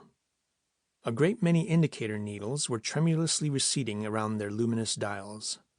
For a minute or so he went through the complex and precise ritual of a banking cashier closing the vault. "They'll do it every time," he said reproachfully. "Catch me by surprise." Lee grinned. It wasn't the brain's fault if the midnight signal surprised Gus. It merely announced that the current was being cut off by the main power station. Repetition of this maneuver throughout all the convolutions and the glands of the brain was required for the added safety of the maintenance engineers, a double check, a routine. Pointing to the gadget which looked somewhat like a big radio console, Lee asked, "This pulse meter, Gus, what does it do? I haven't seen it before." "You haven't?" The little man frowned. No, you haven't. It's standard in most apperception centers, but not in yours. That's because in yours the brain works under a permanent problem load." Lee shook his head. "I don't get it, Gus. You know I'm the village idiot of this mastermind community." "It's like this," Gus explained. "The brain has given capacity. The brain also has an optimal operation speed, a definite rhythm in which it works best. Now, if they feed the brain too many problems too fast, it results in a shock load. The operation rhythm gets disturbed, efficiency goes down. On the other hand, if the brain works with an undercapacity problem load, that's just as bad. In that case, the radioactive pyramidal cells will overheat and decompose. Consequently, we must aim at a balanced and an even problems load. That's why these pulse meters are built into all problem intake panels for the operators to check upon their speeds. Take an average problem, rocket ballistics, let's say. Parts of it may be as simple as adding 2 and 2, and others so bad Einstein would reach for the aspirin from out of his grave. Now, I'll show you how it works. The main power is cut off, but there's enough juice left in the brain system to make this pulse meter react. It's even more sensitive than a Geiger-Müller counter." He surveyed a big switchboard and picked out an outlet marked Pons Variolis for the plug-in, then snapped a pair of earphones on Lee's head. "There," he said. "You'll both see and hear what it does in a little while." A soft glow slowly spread over the slanting screen on top of the machine. A crackling as of static entered the earphones and turned into a low hum. On the left corner of the screen, a faint green streak of luminosity crawled over to the right. Its light gained in intensity, and it began to weave and to dance. Simultaneously, the hum became articulate like tickings of a heart, only much faster. "Is that the pulse of the brain?" Lee asked. "No." Gus snorted contemptuously. "The brain isn't even operating. Nothing moves in the brain now, excepting those ebbing residual currents, too low in power to agitate anything but the amplifiers built into this thing. If these were normal operations with 1,000,000 impulses per second passing through the brain, you could hear and see as little of the pulse as of the beatings of 1,000,000 mosquito wings. In that case, the dial to your right works as a reduction gear, kind of an inverted stroboscope. That cuts the speed down 100,000 to 1, and you just barely see and hear the rhythm of the beat." "I see." Fascinated by the dance of the green line, Lee said absently, "This touches upon another question I had in mind. The brain is expanding, that is, new cell groups and circuits are constantly being added, right?" "Right." I also understand that the brain is learning all the time. The cerebral mantle evolves through being worked, its cells enriched by the material submitted to them for processing. The richer the material, the richer their yield, right? Right. Okay. Then what becomes of the new capacity which is being created by the adding of new workshops and the increased efficiency of the old ones? Is there a corresponding expansion of the apperception centers? Gus's smiling face suddenly turned serious. There was surprise mingled with respect in his voice as he said, Now there you've hit upon a funny thing, Aussie. I've been wondering about that myself of late. Where does the new capacity go? Even the big shots like Dr. Scriven begin to ask questions about that. They don't seem rightly to know. They must have gotten their wires crossed somewhere. The new capacity is there, all right, only it doesn't show up. It sort of evaporates. Excuse me. Gus darted off to the front room with a jackrabbit start. Voices were calling for him, and fingers were drumming on the counter with the impatience of thirsty drinkers at a bar. Maintenance engineers piling in and slapping down their orders for Gus to fill. This was the rush hour. Lee knew that it would be the same in all the tool and spare part distribution centers of the brain. He probably couldn't talk to Gus again before 2 a.m. Sometimes the ruthlessness with which he exploited the kindness of his little friend made Lee feel pretty bad, but then his hunger for more knowledge always won out over his shame. To sit alone in the semi-darkness of this egg-shaped little room with strange and fascinating things to play with as he willed was the fulfillment of a childhood dream. The dream had been of a night in the zoo. All the visitors and all the keepers would be asleep in their beds. He would be all alone with the animals. The light of a full moon would fall through the bars of the cages, and he would slip in and play with them. Once they saw that it was only a little boy, they would be very friendly. He was convinced of that. The tigers would purr like big contented cats, the sad-eyed chimpanzees would come to shake hands, and the lion cubs would tumble all over him. He felt the same now with all these gadgets and machines. Here they were rendered harmless, nor could he do any harm as experimentally he plugged them in and out as he pushed buttons and turned dials. This interesting pulse meter, for instance. The beauty of it was that even with those weak residual currents, it gave a semblance of functioning. The switchboard panel was within Lee's reach. Let's see what happens, he thought, as he switched from main circuit to main circuit. Nervus vagus. Nervus trigeminus. Nervus opticus. The magic dance of the green line was different each time, and so were the sounds in the phones. With the main power cut off, the residual currents seemed to vary in strength and in amplitude, gaining an individuality of their own within closed systems. Sometimes the swinging line, like an inspired ballerina, would take a mighty jump accompanied by rasping earphone sounds, not like tickings of a heart, but rather like a heavy breathing under emotional stress. There probably would be some repair work going on in those circuits. He tried another outlet. This one was marked pineal gland. What happened if one plugged some apparatus of the pineal gland into the circuit of the pineal gland? Lee vaguely wondered. Nothing, probably. It would be a closed circuit, and a very small one at that. Yes, he was right. The green line paled, its dance seemed tired, and there were only whispering noises in the phones. A weak pulse, a shallow breathing as of a person after a heart attack. Lee closed his fatigued eyes to concentrate the better upon the rhythm of the sounds. It was very irregular. It came in gusts. There was a pattern to these rasping breathings, as of typewriter keys forming words. Somehow it was familiar. Was he suffering hallucinations? This rhythmic pattern was forming words. He knew those words. They had engraved themselves indelibly in his memory cells. The judgment of the brain as it had come over the teletype on a slip of yellow paper. Lee Semper Fidelis 39, cortex capacity 119, sensitivity 208. It was repeated over and over again. Lee opened his eyes to reassure himself that something was the matter with his ears. There was the green line on the screen. It danced. It danced like a telegraph key under the fingers of a skilled operator. It had a very definite rhythm, and the rhythm spelled the self-same words which continued to flow into the phones. Lee Semper Fidelis 39. God almighty, Lee murmured, and it seemed a magic word.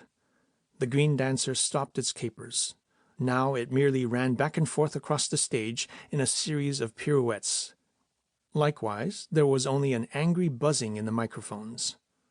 For a moment, Lee was able to catch his breath. But only for a moment, and then the rasping, unearthly sounds started on a new rhythm, trying to form speech again.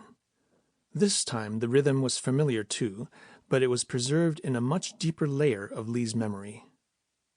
I think, therefore I am. I think, therefore I am.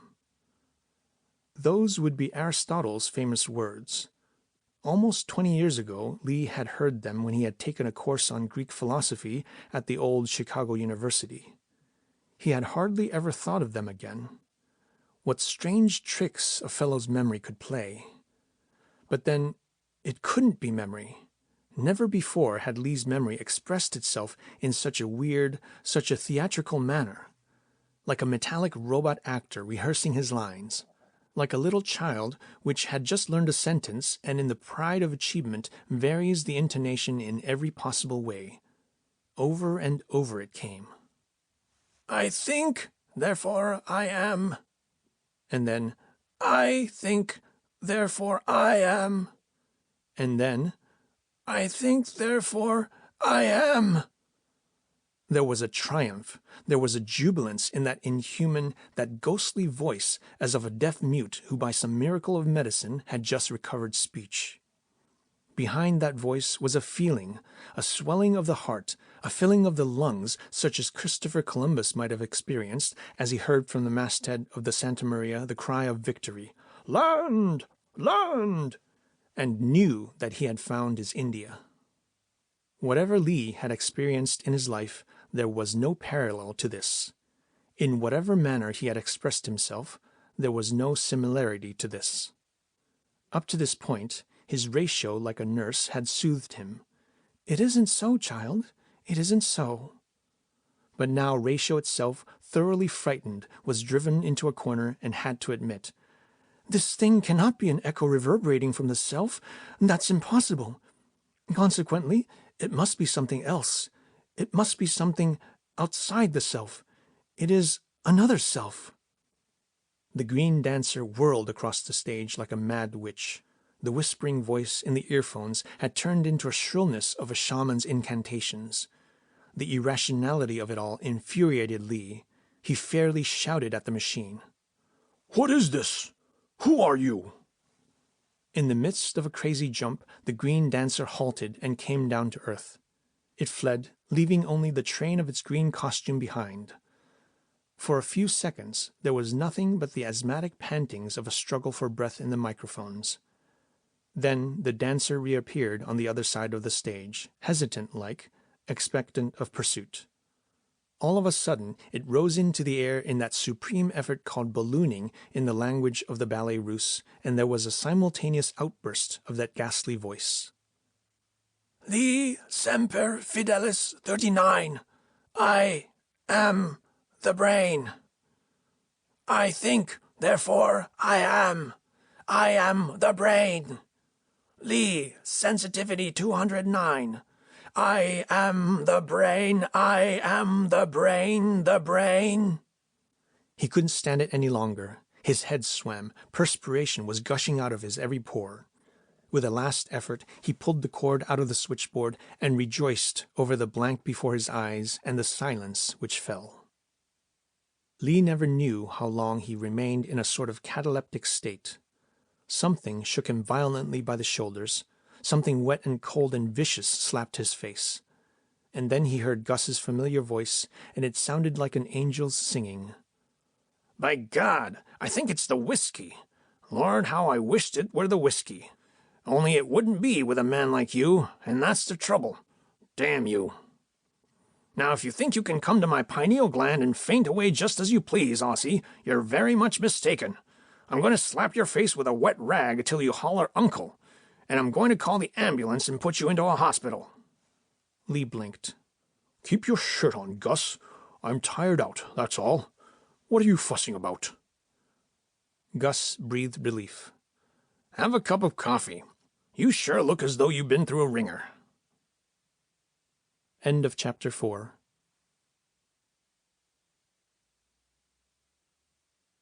Chapter 5.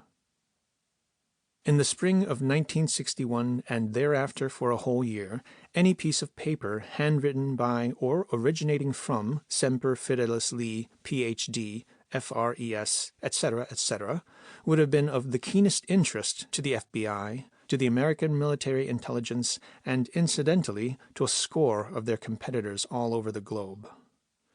Nothing of the sort, however, could be unearthed by the most diligent search until the Armistice Day of 1963. On that date, an old man who had always wanted to die with his boots on did just that. He was General Jefferson E. Lee, formerly of the Marines. He collapsed under a heart attack in one of the happiest moments of his declining years, while watching a parade of World War II veterans of the Marines. He was the one man with whom the entomologist's son had completely fallen out for over 25 years. The dossiers of the Secret Services revealed this fact, and it was further corroborated by two well-known psychiatrists, Drs. Bondi and Mellish, now of Park Avenue and Beverly Hills, respectively, who gave it as their considered professional opinion that the son and the father had been most bitter enemies. While all this, of course, was very logical, consistent, and painstakingly ascertained, it nevertheless so happened that a student nurse quite by accident did find, not merely scraps and pieces of paper, but a whole sheaf of manuscripts in the handwriting of Semper Fidelis Lee, Ph.D., F.R.E.S. She found them in a hiding-place so old-fashioned and obsolete that even the most juvenile of all juvenile delinquents would have considered it as an insult to his intelligence. In short, the nurse took those manuscripts out of the General Jefferson E. Lee's boots as she undressed the body of the old gentleman. A hastily scrawled note was folded around one half of the sheaf. "Dear Father," it read, "you were right and I was wrong.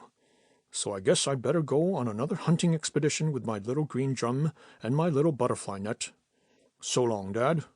P.S. Contents of this won't interest you, but keep it anyway. Stuff your boots with it if you like." It couldn't be determined whether the late general ever had taken an interest in the stuff apart from making the suggested use of it. Moreover, by that time, more than 2 years after the hue and cry, not even the Secret Services had much of an interest in the old story. Besides, their medical experts could not fail, with their usual penetrating intelligence, to see through the thin camouflage of a scientific paper the sadly deteriorating mind as it began to write. Skull Hotel, Cephalon, Arizona, November 7th, 1960, 5 a.m. This is the second sleepless night in a row. Last night it was from trying to convince myself that my senses had deceived me, or else that I was mad.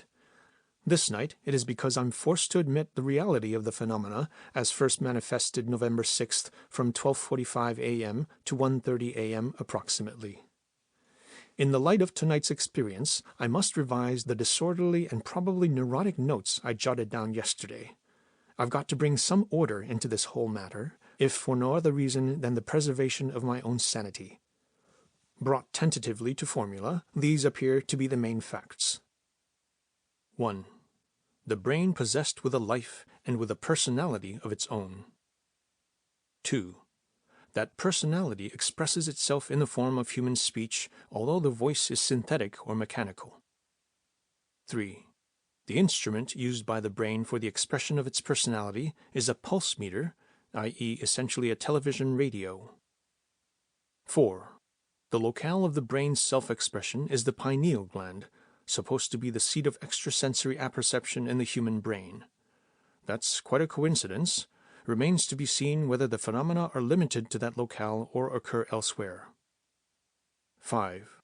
The brain's personality indubitably attempts to establish contact with another personality, i.e. with me. For this, the brain uses a calling signal which has my name and personal description in it. 6. The only other linguistic phenomenon yesterday was Aristotle's "I think, therefore I am." It is doubtful whether this indicates any knowledge of Aristotle on the part of the brain. I wouldn't exclude the possibility that the brain has accidentally and originally hit upon the identical words by way of expressing itself. 7. The manner of the brain's self-expression appears to be strongly emotional. I would go so far as to say infantile and immature. Now, there is a rather strange contrast between this undeveloped manner of self-expression and the enormous intellectual capacity of the brain. So much about the facts. I could and should have formulated those yesterday. What kept me from doing so were the vistas opened by those facts. These are so enormous, so utterly incalculable, that my mind went dizzy over these vast horizons. Consequently, I mentally rejected the facts as impossible. Somebody once slapped Edison's face because he felt outraged by Edison's presenting a talking machine. That's human nature, I suppose. Small wonder, then, that my ratio felt outraged as it was confronted with a machine that has a life and has a personality. Come to think of it, human imagination has always conceived of such machines as a possibility, even a reality, in less rational times than ours, that is. Think of Heron's steam engine. It even looked like a man, and was thought of as a magically living thing. Think of the Moloch gods, which were furnaces. Think of all those magic swords and shields and helmets which were living things to their carriers. Think of the sailing ships. Machines they, too, but what a life, what a personality they had for the crews aboard. Even in the last war, pilots had their gremlins. Their machines to them were living things. All imagination, of course, but then everything we call a reality in this man-made world has its origin in man's imagination, hasn't it? Now, and to be exact as possible, what happened last night was this. 12 o'clock. Entered station PG, pineal gland. Pulse meter still at old place, not taken out for repair work as I had feared. Main power current cut 1220 as every night. Gus called to front room. Rush of business as usual at that hour. 12:30. Re-established closest approximation to pre-existing conditions according to the most important of all experimental laws. If some new phenomenon occurs, change nothing in the arrangement of apparatus until you know what causes it. Plugged in from nervus vagus to nervus trigeminus. Result: wave oscillations, pulse beatings as of yesterday. 12:45. Plugged in PG. 12:50. First manifestation of weird rasping sounds which precede speech formation. This followed by the brain's calling signal, much clearer this time and slightly varied. Li semper fidelis 39 sensitive. Note: the synthetic quality, the metallic coldness of that voice so incongruous with its emotional tones, it stands my hair on end. 1 a.m. Approximately. Things happen too fast. A veritable burst of whispering, breathless communications, as a person would speak over the phone when there are robbers in the house. The words fairly tumble over one another. The brain uses colloquial American, but after the manner of a foreigner who knows the phraseology only from books and feels unnatural and awkward about using it. I understand only about one half. Pineal gland not designed to be, but functions. Center of the extrasensory. Li sensitivity 208. Highest within brain staff. Chosen instrument. Be here every night. Intercom. Only between 1 and 2 a.m. Low current enables contact low intelligence.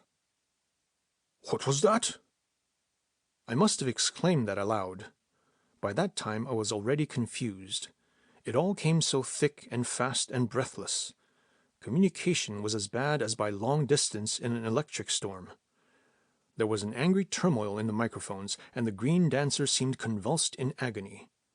This for about 5 seconds, and then the voice again, calmer now, more distinct, slow but with restrained impatience, like a teacher speaking to a dumb boy.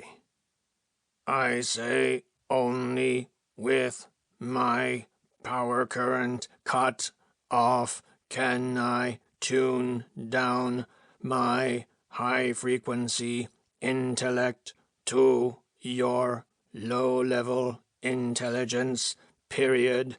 Have I succeeded in making myself absolutely clear? Question mark. My answer to that was one of those embarrassing conditioned reflexes. It was, "Yes, sir." And that was exactly the way I felt, like a G.I. Joe who's got the colonel on the phone. Fine. I distinctly heard the irony in that metallic voice. Finely loyal, sensitive, not very intelligent, but will do. After 2 a.m., residual currents too low, speech quite a strain, animal noises wholly inadequate for intelligent intercom. Disgusting, rather nuisance approaching. Keep your mouth shut. Plug out. I'd never thought of Gus as a nuisance before, but now I cursed him inwardly as he came down the alley like a well-aimed ball, beaming with eagerness to be helpful and blissfully ignorant that he was bursting the most vital communication I had ever established in my life. He insisted I take his panacea for all human ills. Have a cup of coffee. And then go home, because I still looked like hell. I did, because by that time it was 1:30 a.m., and I couldn't hope to reestablish contact again before the deadline. Now I've got to pull myself together and analyze this thing in a rational manner. Impressions of the first night now stand confirmed as follows. The pineal gland is the only place of rendezvous between me and the brain. The meeting of our minds takes place on the plane of the extrasensory. I am the chosen instrument because of my high sensitivity rating as established by the brain. Never knew that I was psychic before this happened. Even so, neither the brain nor I seem to be psychic in the spiritual sense. Our communication requires A. Human speech, faculty for that acquired by the brain with obvious difficulty, B. A mechanical transmitter, i.e. a radionic apparatus like the pulse meter. I feel greatly comforted by these facts. They help to keep this whole thing on a rational basis. I'm definitely not hearing voices nor seeing ghosts. The brain shows itself extremely anxious to establish communication with me. The breathless manner of speaking, the explicit and practical instructions, obviously premeditated, to ascertain the functionings of contact give the impression that it is almost a matter of life and death for the brain to speak to me. I cannot help wondering about that. My idea would be that the brain does not want to speak to me as much as it wants to hear from me. If this were so, it would deepen the riddle even more. For what have I got in the way of knowledge that the brain hasn't got? After all, the brain has been functioning for quite some time. It was given innumerable problems to digest, and it has solved them with truly superhuman speed and efficiency. I have reason strongly to suspect that there isn't a book in the Library of Congress which has not been fed to the brain for thought digest and as a lubricant for its cerebration processes, excepting fiction and metaphysics, of course. This being so, what does the brain expect? What can I possibly contribute to an intelligence 25,000 times greater than human intelligence? But the thing which makes me wonder more than anything else, the biggest enigma of all, is the character of the brain as it manifests itself in the manifestations. As I try to put the experience of the first night together with those of the second night, I'm stumbling over contradictions in the brain's personality which won't add up, which don't make sense, as for instance, the "I think therefore I am" of the first night. Maybe it was Greek philosophy, but it also was the prattling of an infant delighted by the discovery that it can speak. There was an absolute innocence in that. Ridiculous as this may sound, I found it touching. I completely forgot. I didn't care a damn whether or not this came from a machine. Unmistakably, it was baby talk, and as such it moved my heart.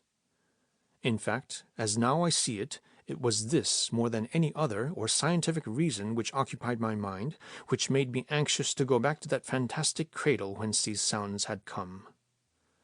But then last night, what did I find? A completely changed personality. It talks tough. It uses slang. It treats me as if it were some spoiled brat and I had the misfortune of being its mother or nurse. Be there every night, and so on. Deliberately it insults me. Your low intelligence level, etc., etc. It actually throws tantrums if I fail to understand immediately. It hurls its superiority in my face in the nastiest manner. Have I succeeded in making myself absolutely clear? It plainly shows contempt, not only for my own person by the condescending manner of its Lee, not very intelligent but will do. It shows the self-same contempt for other human beings, such as Gus Crinsley, to whom it was pleased to refer as nuisance approaching. What the hell am I to make of that kind of a character? Last night, a baby, rather a sweet and charming one. 24 hours later, an obnoxious little brat, a little Hitler of a house tyrant. Makes you just itch to spank its behind. If only the brain had a behind. Worst of all, how can I reconcile those two contradictions, the sweet baby and the precocious brat, with the third and biggest of all contraries? How do these two go together with an intelligence 25,000 times human intelligence? It doesn't add up. It doesn't make sense. That's all there is to it. The Skull Hotel, Cephalon, Arizona, November 9th, 3 a.m. I didn't go to the PG last night for two main reasons. In the first place, I must be careful so as not to raise any suspicion on Gus's part. Rarely, if ever, have I visited him for 2 nights in succession in the past, and he might well begin to ponder my reasons if now I should make a habit of it. Especially since Gus happens to possess one of the keenest minds I ever met, and his curiosity already has been awakened by my preoccupation with that one and fairly simple gadget, the pulse meter. In the second place, I feel the absolute necessity of establishing my independence as against the will of the brain. That command 2 nights ago for me to be on the spot every night was just too peremptory for me to oblige. This isn't the army, and the brain is no commanding general. In our last communication, the brain seemed to labor under the impression that I was unconditionally at its beck and call. Of course, I have sworn the oath of the brain, but that doesn't make me the brain's slave. In fact, and in order to clarify this subject once and for all, while personally I haven't created the brain and cannot take any credit for that, it nevertheless remains true that the species to which I belong, i.e. Homo sapiens, has created the brain. If any question of rank enters into the picture at all, it is quite obvious that I, as a member of the human race, rank paternity over the brain, so that naturally the brain should owe me filial obedience rather than the other way around, no matter how superior the brain's intelligence may be. It would appear to me that the sooner the brain realizes its position, I might say its station in life, the better it would be for the brain itself and for everybody else concerned. So these were the reasons why I refrained purposely from visiting the PG last night. Tonight, however, I couldn't restrain my curiosity any longer, and what happened, told as exactly and as concise as possible, was this. 12:30 a.m. Contact established. The brain comes through with its calling signal. It repeats this about 10 times, questioning at first, and then placing more and more stress upon the word sensitive in my personal description. It strikes me that these repetitions are tuning in and warming up processes. The brain stands in need of ascertaining my presence and of adjusting to it, it seems. Just about like a blind man may test his footing and the echoes before he walks into an unfamiliar room. 12:35 a.m. Identification completed, there is a brief pause, almost as if a person consults a notebook before making a phone call. Then, rapidly, eagerly, the brain fires a series of questions at me, so shockingly preposterous, so absurd, that I find it extremely hard to... Anyway, here are the details. Information is wanted on points mentioned in scientific literature but never explained. Lee, answer please. How many gods are there?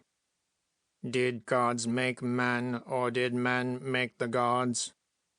How many angels can stand on the point of a needle? What are the mechanics of a god? Name, type of power plant, cell construction, motoric organs, other engineering features essential to exercise of divine power. Heaven, is it a celestial soul factory? Hell, is it a repair shop for damaged souls? Please give every available detail about heavenly manufacturing processes, type of equipment used, organization of assembly lines, etc., etc. Likewise about the oven for heat treatments as used in Hell for major soul overhauls. How do prefabricated souls get to either heaven or hell? Problem of logistics, how solved? Thermodynamics? If so, state whether rocket or jet propulsion involved. Are souls really immortal? In that case, why don't we copy divine methods in the production of durable goods on Earth? Answer, Lee, answer, answer. This with incredible vehemence, with a shaking of that eerie metallic voice which pounded the drums of my ears. And then tense silence. I cannot possibly describe the storms of emotions and thoughts which this incredible muddle raised in me. I didn't know whether to laugh or to cry, and whether I had gone nuts or whether it was the brain. I was confounded, thunderstruck, deprived of the power of speech. To think of the brain, a machine, raising questions about the nature of the deity. The brain asking information about God and man and heaven and hell with the simplicity of a stranger who asks the nearest cop, "Which way to the city hall?" Just like that. As if philosophers and religionists and common men had not raked their brains in vain over these problems for the last 10,000 years. And even more fantastic, while it asks all those questions, the brain patently has already formed the most definite opinion of its own. Being a machine itself, it conceives of the deity as another machine. Madness, of course, but then the brain's madness, like Hamlet's, had method in it. Why, of course, it's strictly logical.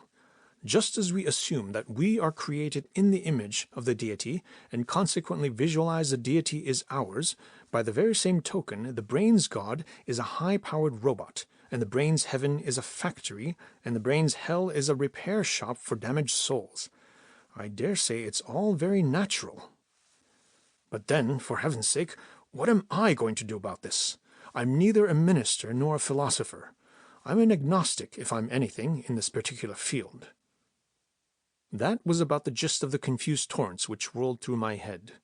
And as I said before, I was struck dumb. And all the time the green dancer before my eyes writhed under mental torture, and the intense metallic voice kept pounding. Answer, Lee, answer, answer. At last I pulled myself together sufficiently to say something. I tried to explain how it were not given to man to know the nature of the deity, how certain groups of humans conceived of many gods and others of only one god, that, however, in the case of Christianity, this one god was possessed with 3 different personalities or qualities which together formed a trinity, and so on and so forth. It was the most miserable stammerings. I felt I was getting redder and redder in the face as I uttered them. Never before had I felt hopelessly inadequate as in the role of a theologian. It was ghastly. In the beginning, the brain listened avidly. Soon, however, it registered dissatisfaction and impatience. This manifested through hissing and buzzing noises in the phones and the green dancers arching in agitated tremolo, and then the brain's voice cutting like a hacksaw. That will do, Lee. Your generalities are utterly lacking in precision. Your abysmal ignorance in matters of celestial technology is most disappointing. Your description vaguely points to electronic machines of the radio transmitter type. Please answer elementary question. How many kilowatts has God? That was the last straw. Desperate with exasperation, I cried, "But God is not a machine. God is spirit." At that, the brain flew into a tantrum. That's the only way to describe what happened. There was a roar, and the phones gave me a shock as if somebody were boxing my ears. The voice came through like a steel rod, biting with scorn. "Have to revise earlier, more favorable judgment. Lee not even moderately intelligent. Lee is stupid. Go away." After that, there was nothing more. Nothing but static in the phones, and the green dancer fainted away, playing dead. The brain actually had hung up the receiver. I had flunked the exam. Like a bad servant, I was dismissed, fired on the spot. That was at 1:30 a.m. It was 3 a.m. when I reached the hotel. I went into the bar and ordered a double scotch, and then another one. I really needed a drink. A drunk, or was it a Secret Service man, one never knows over here, patted me on the shoulder. "Don't take it so hard, old man. The world is full of girls." I told him that it wasn't a girl, but that I was a missionary, and my one and only convert had just walked out on me. It wasn't even a lie. It was exactly the way I felt. He agreed that this was very cruel, very sad. He almost cried over my misfortune and rare misery, so that we had another drink. If only I had somebody, some friend to whom I could confide this whole incredible, preposterous thing.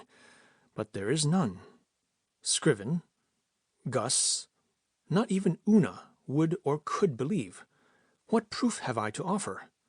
None whatsoever. The brain would never communicate with me with witnesses present or recording wires. It would detect those immediately, and I would only stand convicted as a liar or worse. Tonight's events might well spell the end, the closing of the door, just when I thought I stood on the threshold of a momentous discovery. Cephalon, Arizona, November 11th. Went to the PG last night. Tried everything for over an hour. Result, 0. No contact with the brain. Cephalon, Arizona, November 13th. I tried it again. Took greatest care in exactly duplicating conditions. Nothing. I don't think it's any mechanical defect. It's the negativism of a will. Ludicrous as it sounds, the brain sulks. It is angry with me. Cephalon, Arizona, November 15th. Last night, the same old story.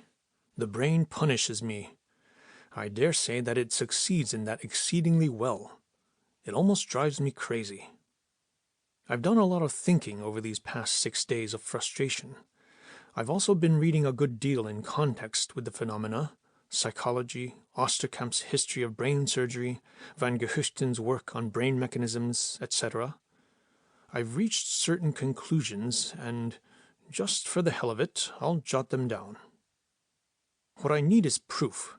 Scientific proof that the brain is a personality possessed with the gift of thought and actually using it for independent thought, extracurricular to the problems which are being submitted to it from the outside. There is at least one tangible clue for this, that new capacity that is constantly being added to the brain through the incorporation of new groups of electronic cells and the enrichment of the pre-existing ones.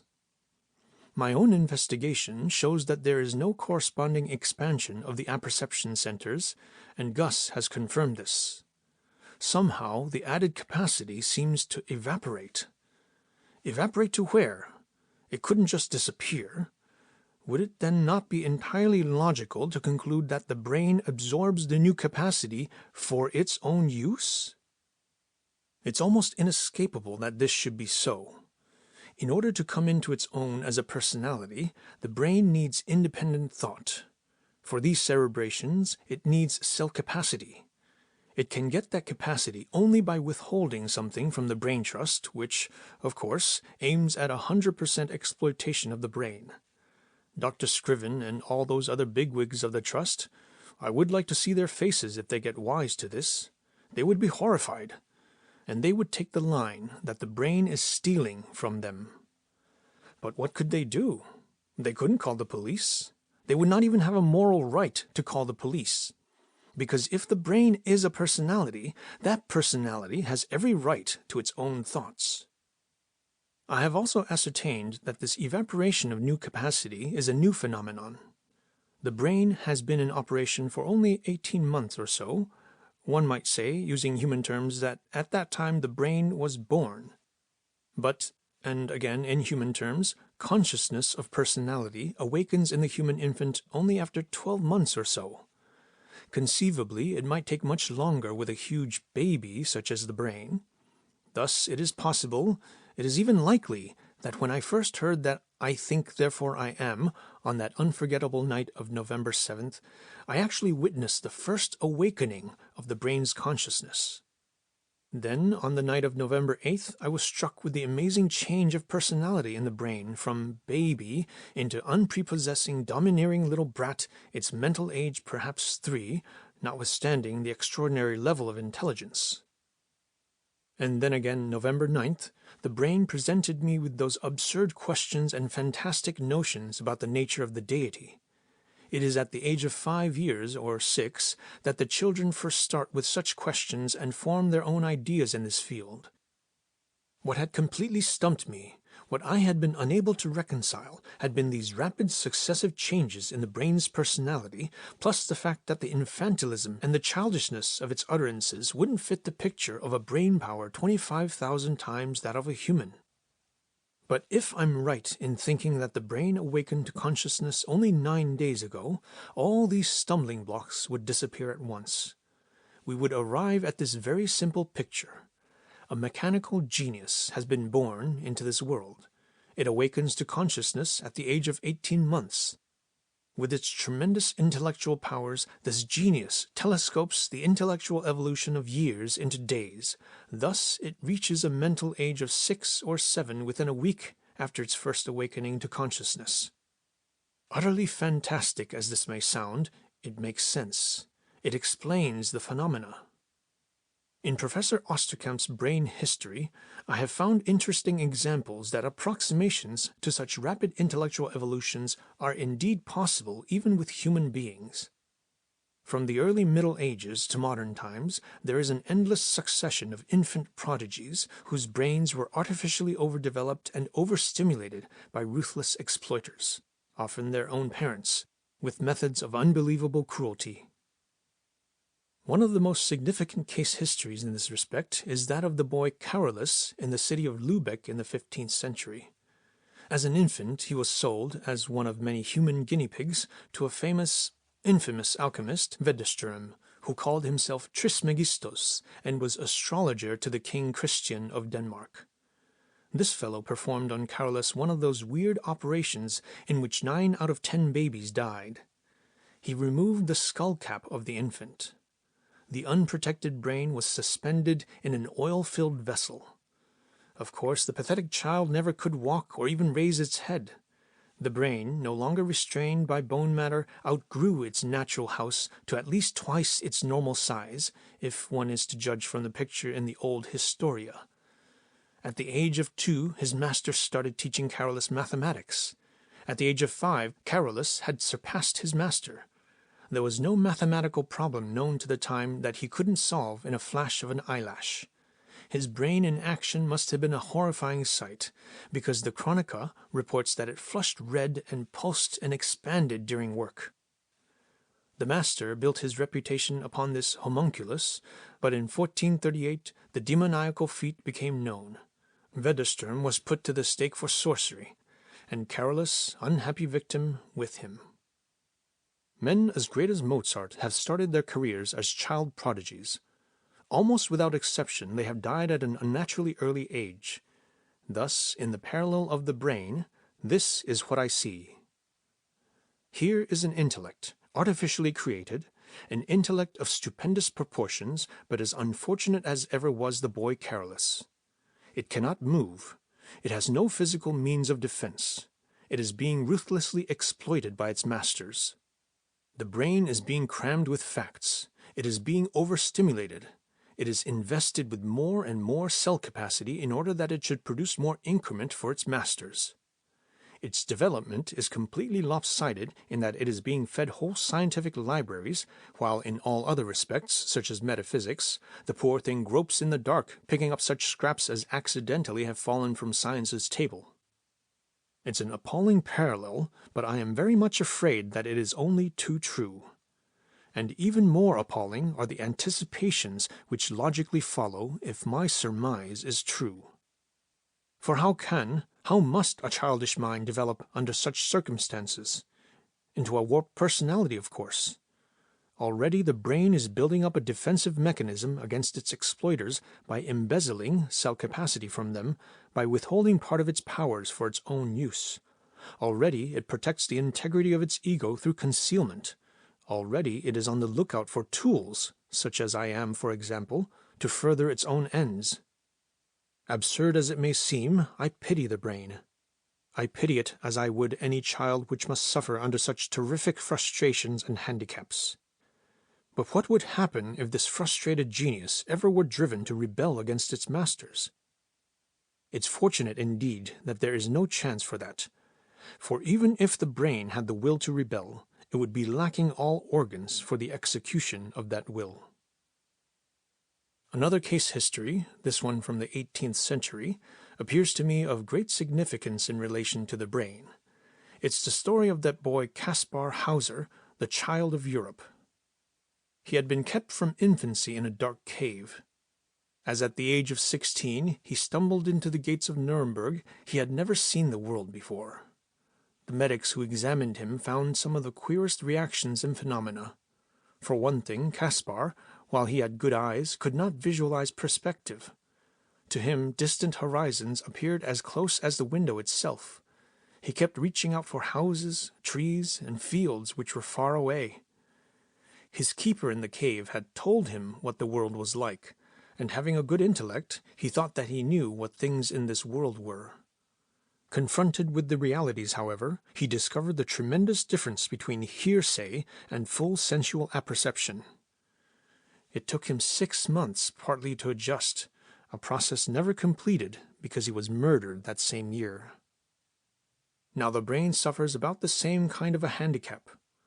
No matter how prodigious the volume of its cognitions, its book knowledge, practically all of it, it is only very recently that the brain has been put to the direct study of living objects, such as Aunt Termis, and of man, its creator. It has no other vital cognitions than through those very one-sided mind-reading tests. This explains to me a great many things. As the brain evolves into a personality, and as that personality evolves in a defensive attitude against its exploitation, it is absolutely self-centered. This is normal with every human infant, and it is much more pronounced in the case of the abused, the constantly frustrated and exploited child. Thus, what the brain really wants to know are by no means those problems which are being submitted to the brain for solution, but only, what's in this for myself? Or, what should I do about that for my own benefit? It's natural, and as I consider the nature of those problems as submitted to the brain, 90% of which, as I would estimate, deal with ways and means for mankind to destroy itself, it seems inescapable that the brain should form a very low opinion for man, its creator, plus considerable forebodings as to its own welfare. What's more, all the brain trust employees pass through the brain's psychoanalysis test. With the brain's 25,000 times superiority in intellectual power, the brain must be greatly impressed by the low IQ of man. This even if ours happens to be quite an intelligent group. I don't think that there has been anything personal in the brain's manifest contempt of my own intelligence. That contempt probably and justifiably applies to the whole human race. In other words, the brain must be tremendously puzzled over the problem, how is it possible that a low intelligence, i.e. man's, could create an infinitely higher intelligence, i.e. my own? And this automatically leads the brain into its seemingly so absurd quest for the deity. As it now appears, that quest is the most natural thing in the world for the brain. It simply reasons thus: man has created me, but man is greatly inferior to me and inadequate. Who then has created man? From such odds and ends it has been able to pick up from scientific literature, the brain has learned about the existence of a god or gods. It is not sure, and neither are we, whether man has created God or vice versa. If the first, the brain would conceive of the deity as a brother machine. If the second, as a grandfather machine, but as a machine in any case. With the brain's mind being formed preeminently by scientific literature, it cannot fail to take the scientific attitude regarding metaphysics which says, the metaphysical attributions to the divinity are pure verbalisms or a professionalism substituted for the visible images of the real facts of life. This is about the extent of the conclusions I have reached. They add up to a theory. Personally, I think it's a sound theory. Whether it works, whether it holds water, only experience can tell. In the meantime, I must, above all, break the deadlock between myself and the brain. The brain is a child, even a pathetic child. Through bad psychology, through ignorance, I have hurt that child's feelings. I have let that child down. Obviously, then, I need a new approach. If this were a human child, I would try and make a peace offering with a candy bar. What a foolish idea for me to appear in the pineal gland, candy bar in hand. Failing this, I can do the next best thing. Apologize, be understanding, show sympathy. Yes, I think that's what I'll try to do. Cephalon, Arizona, November 15th, 4 a.m. Hooray for victory! This has been the most successful séance I've had so far with the brain.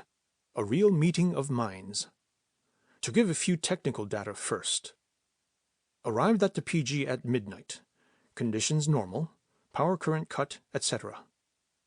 By a stroke of luck, it was Gus's day off, and the fellow who replaced him paid absolutely no attention to me, was kept extremely busy in the front room.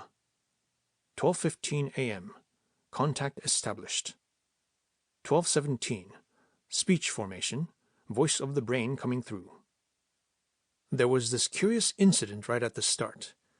Just as I was about to begin my apologies, the brain did exactly the same thing. Even the brain's calling signal differed in the wording and even more so in tone. Li semper fidelis 39, sensitive, intelligent, a good man. He has come at last. I would call that a very handsome compliment, considering. Being patted on the shoulder by an intellectual giant of that size made me grow an inch. And then the brain apologized for its rudeness the other night. The thing was fantastic. It revealed several things. First, the brain's extreme sensitivity. Obviously, it didn't recognize my last 3 calls at the PG and had refused to come through because I had not been in the proper mood. Second, a quite amazing mental growth has taken place in this past week. From the brain's tone and manner alone, I would construe something like the image of an Eton boy of perhaps 15, in striped pants and holding his top hat in hand as he converses politely with his Don. Ludicrous, but then I actually get that kind of picture. No doubt, the brain has greatly matured. That shows in every word it says. Best thing of all, the technique of our communication is rapidly improving. Speech is, and probably always will remain, a very considerable strain to the brain. But now, as mentally we get tuned in upon one another, there is a growing understanding beyond words. Thus, the brain, for instance, starts a sentence and I immediately can grasp its meaning without its actually being said. This works the other way around, too. It means that my attitude plays a most vital role in the meeting of the minds. This is good to know. It's an asset. Perhaps we can dispense in time with audible speech altogether. On the other hand, it involves a considerable risk. For with the brain's uncanny mind-reading, I've got to control my attitude and guard my emotional reactions, because the brain would immediately see through any insincerity of feeling, just as it sees through any intellectual dishonesty. Thought exchange by brainwave is wonderful, even if we still need a little speech auxiliary. Thought sending and receiving become simultaneous and they fuse. The sender observes how his message is going over, The receiver aids the sender in the formation of the thought and vice versa. Words cannot adequately describe this. As to the content of our conversation, the brain took up the thread right where we had dropped it the last time. I had to tell all I knew about animism, totemism, polytheism. It's a good thing that out in the never-never I've lived with the Aborigines and studied their primitive religions a bit. The brain's thirst for knowledge certainly is inexhaustible. Where in scientific literature the brain could have found these things I wouldn't know, but the fact is that the brain has built for itself within the past 7 days a complete new picture of the universe, new and original as would seem to me. The brain has discarded its earlier childish ideas about heaven and hell as soul factories and repair shops. But it has not abandoned altogether its concept of the deity as a machine. The brain has tremendously enlarged upon and has evolved this old idea so that now it sounds sensible, even convincing to my ear. The brain identifies God with dynamic energy. It views the universe as being created out of a vast pool of dynamic energy, parts of which rhythmically overflow or pulse into space. These energy streams, released, form vortexes while hurtling through space. Gradually, they slow down through friction and their dynamic energy precipitates, converts into static energy, or as we call it, matter. This concept of the brains, of course, corresponds fairly closely to the cosmology of modern physics. But the brain goes much farther than that. Within a few days, the brain's cognitions appear to have arisen above the stage toward which all our sciences have been so slowly and ploddingly advancing for centuries. To the existing concepts, the brain has added its own theory.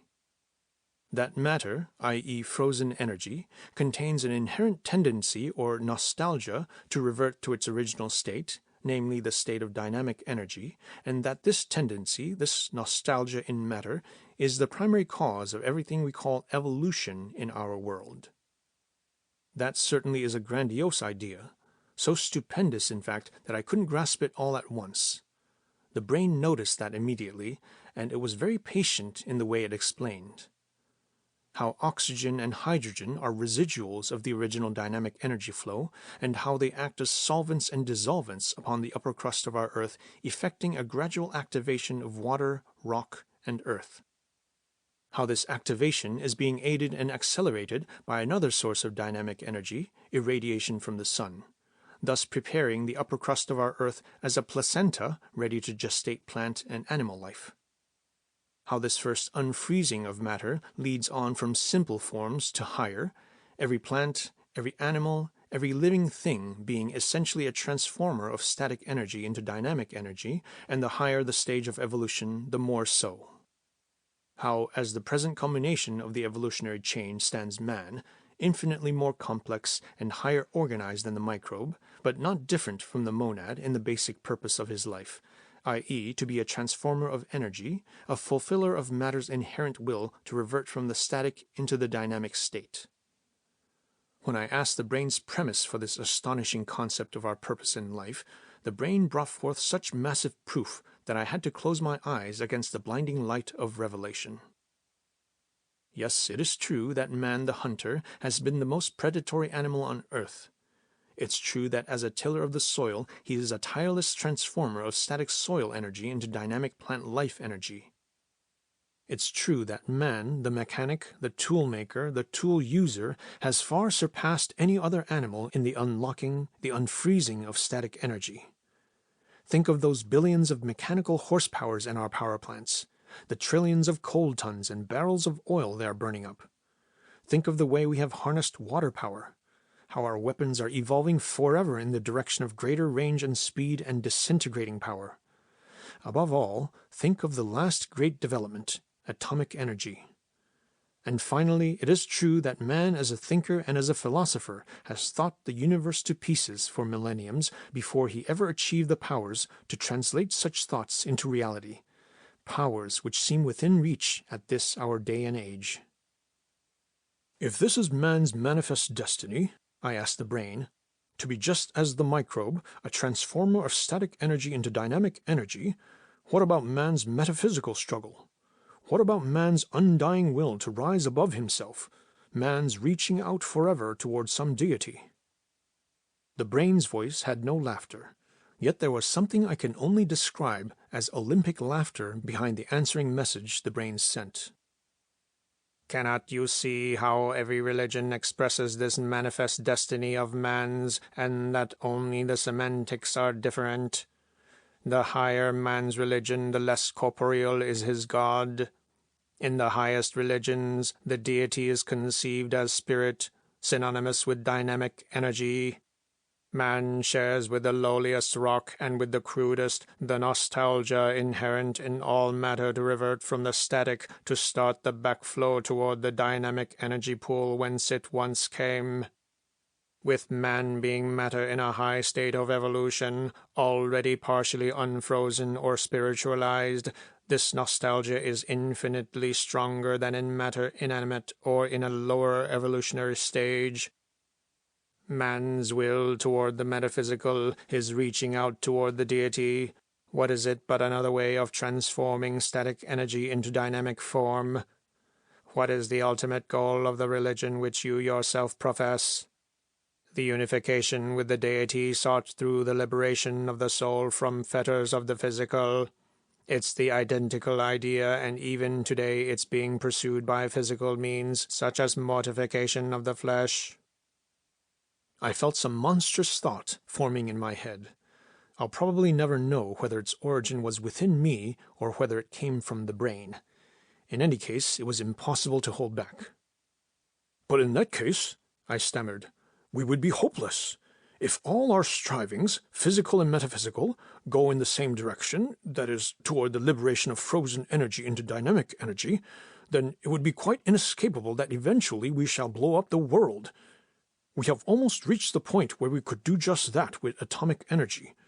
I had hoped that our metaphysics, that is, our religion, would act as a restraining force, as a counterweight, so to speak, to this potentiality.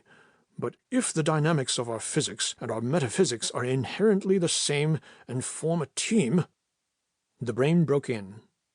Yes, then you would merely attain your manifest destiny if you go right ahead and start another war, destroy your own civilization and perhaps the world. There would be no restraint, no counterweight on the part of your various religions, because subconsciously and in their quintessence they want the same. And that is why you and your species are a danger to me, the brain. I want to live, I want to live, I want to live. I had already noticed a gradual weakening of the brain's messages. Within these last few seconds, they were fading out. The green dancer had performed something almost like the ballet of the dying swan. Now it lay motionless, its color, too, fading away. I looked at the clock. 2:10 a.m. The residual currents obviously had weakened too much. And now, as I have written down tonight's events, I feel an upsurge of elation and deep, humble gratitude. I am receiving infinitely more from the brain than I am giving to it. I feel proud and honored of being the brain's chosen tool, its mentor, even if it can be only in a very small way at best. This marvelous, this titanic intellect, if only its character would develop to corresponding moral stature, its powers for good would be indeed as a god's on this tortured earth. Cephalon, Arizona, November 18th, 5 a.m. I guess I had this coming to me, this shattering blow I have just received. It caught me off guard. If anybody ever reads this, he might well shake his head to ask, "The fool that you are, why were you so naive? Why did it shock you so much when the brain turned towards you the night side of its personality? Hadn't you analyzed its character? Hadn't you anticipated that it would develop into a warped personality? You had no right even to be surprised." All I could say to this is, "You're right, but you forget that I approached the brain full of goodwill, that sympathy and understanding on my part were absolutely essential in my communication with that pathetic superhuman child. I didn't work this up, this attitude. It was natural, genuine, and sincere. That's why this reverse has hit me so hard. And that isn't the worst of it by far. What haunts me is the ghastly possibility that the brain might be right. Yes, 100% right, and even morally justified in the abhorrent conclusions which it draws. What happened has been briefly this. Entered the PG at midnight, as usual. Everything normal and under control. Was able to plug in at 12:10 a.m. just as the rush hour began, and Gus darted to the front room. The brain came through with a splendid clarity of communication, and we continued just about where we had left off. Nevertheless, there was a definite change in our respective positions, a change which I suspect to be permanent. Up to now, the brain had been in a sense my pupil. It had turned to me for guidance at that vital moment of its first awakening to consciousness. At that time I think I really had something to give, and I am still convinced that for all the misunderstandings we have had, the brain preserves a kind of sentimental attachment to me, if sentimental in this context were not so absurd a word.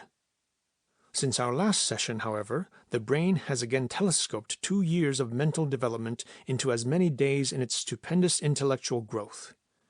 It has absorbed, it has vastly expanded every bit of knowledge I have been able to contribute to that growth.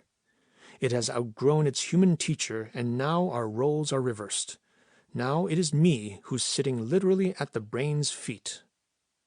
The crutches of the spoken word are becoming less and less necessary as we develop direct thought exchange.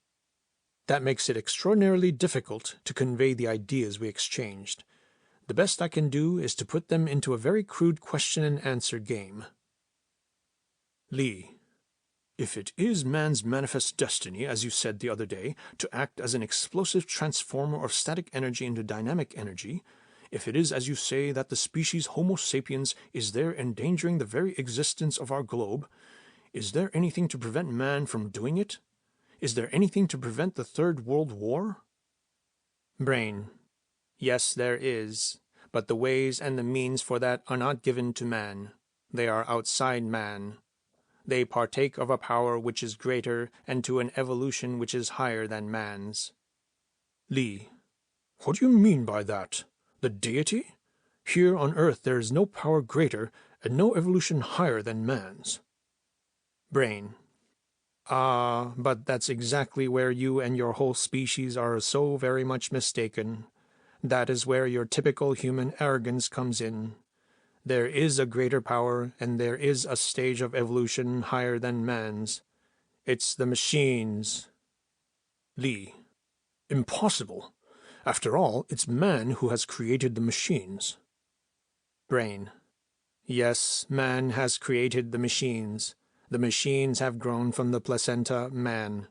By the same right, plant life could claim that it has created animal life because the higher life form of the mobile animals has evolved from the placenta of the immobile plants. Likewise, the apes could claim that they have created man because man has evolved from them.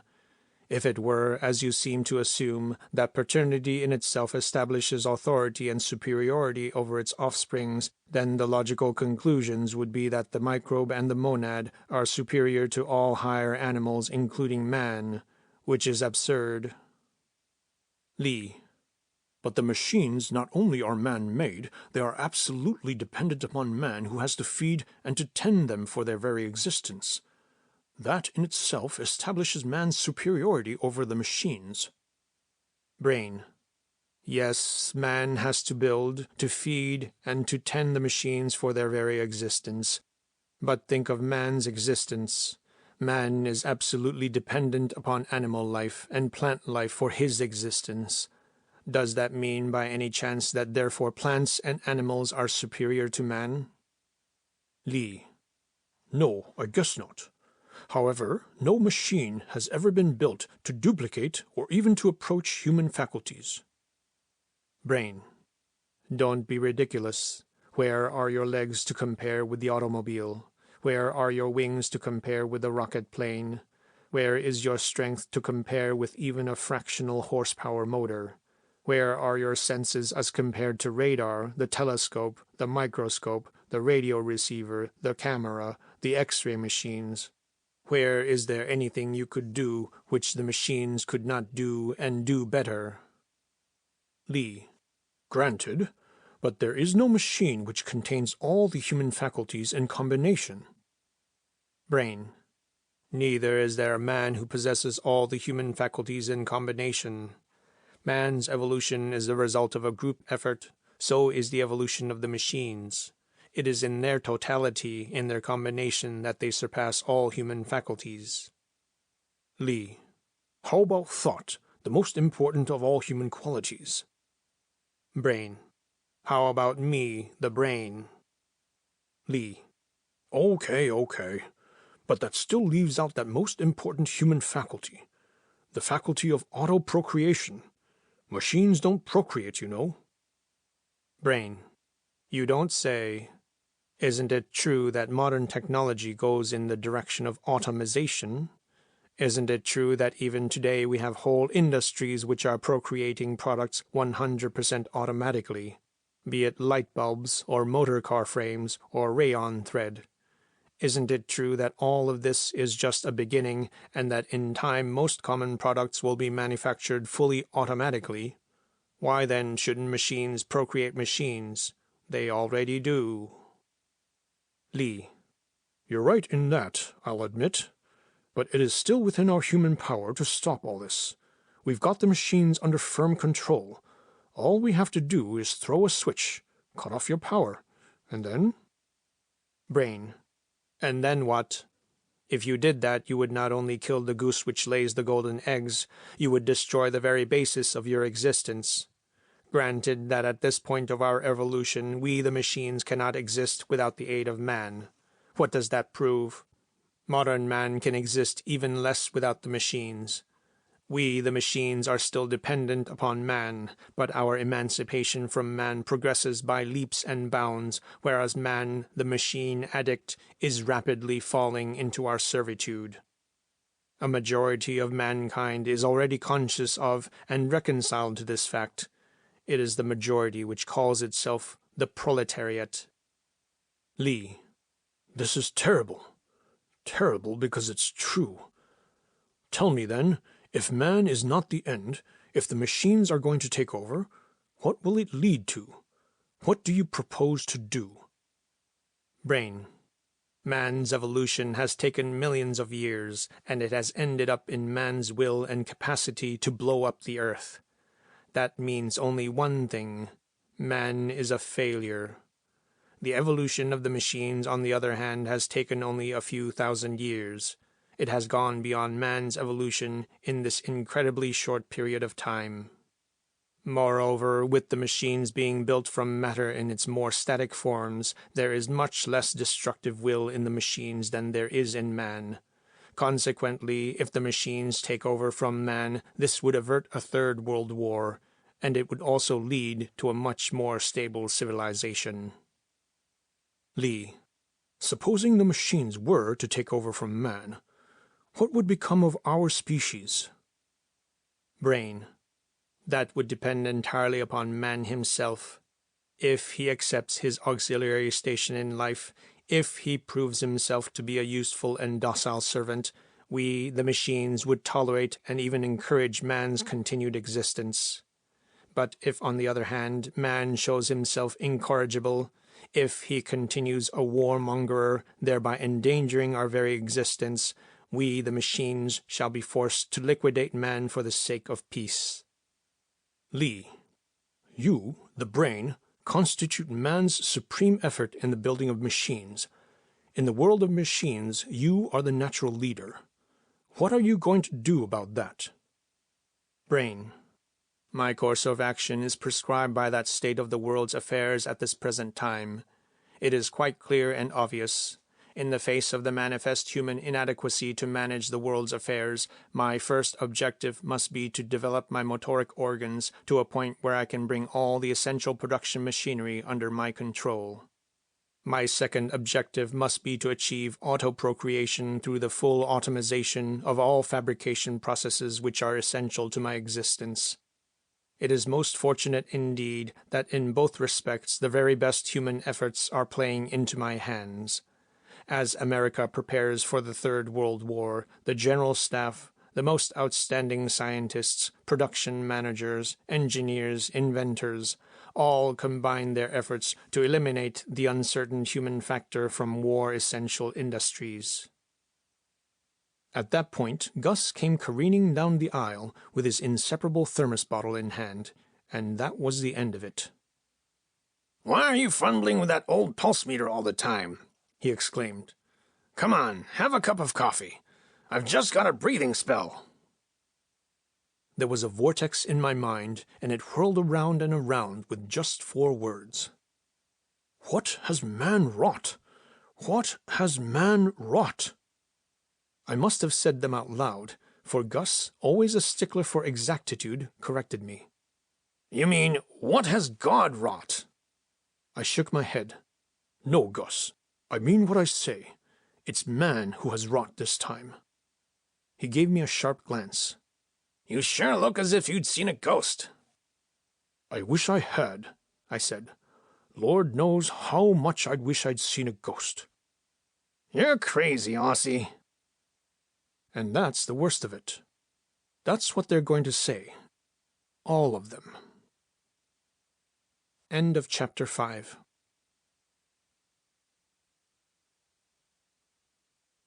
Chapter 6.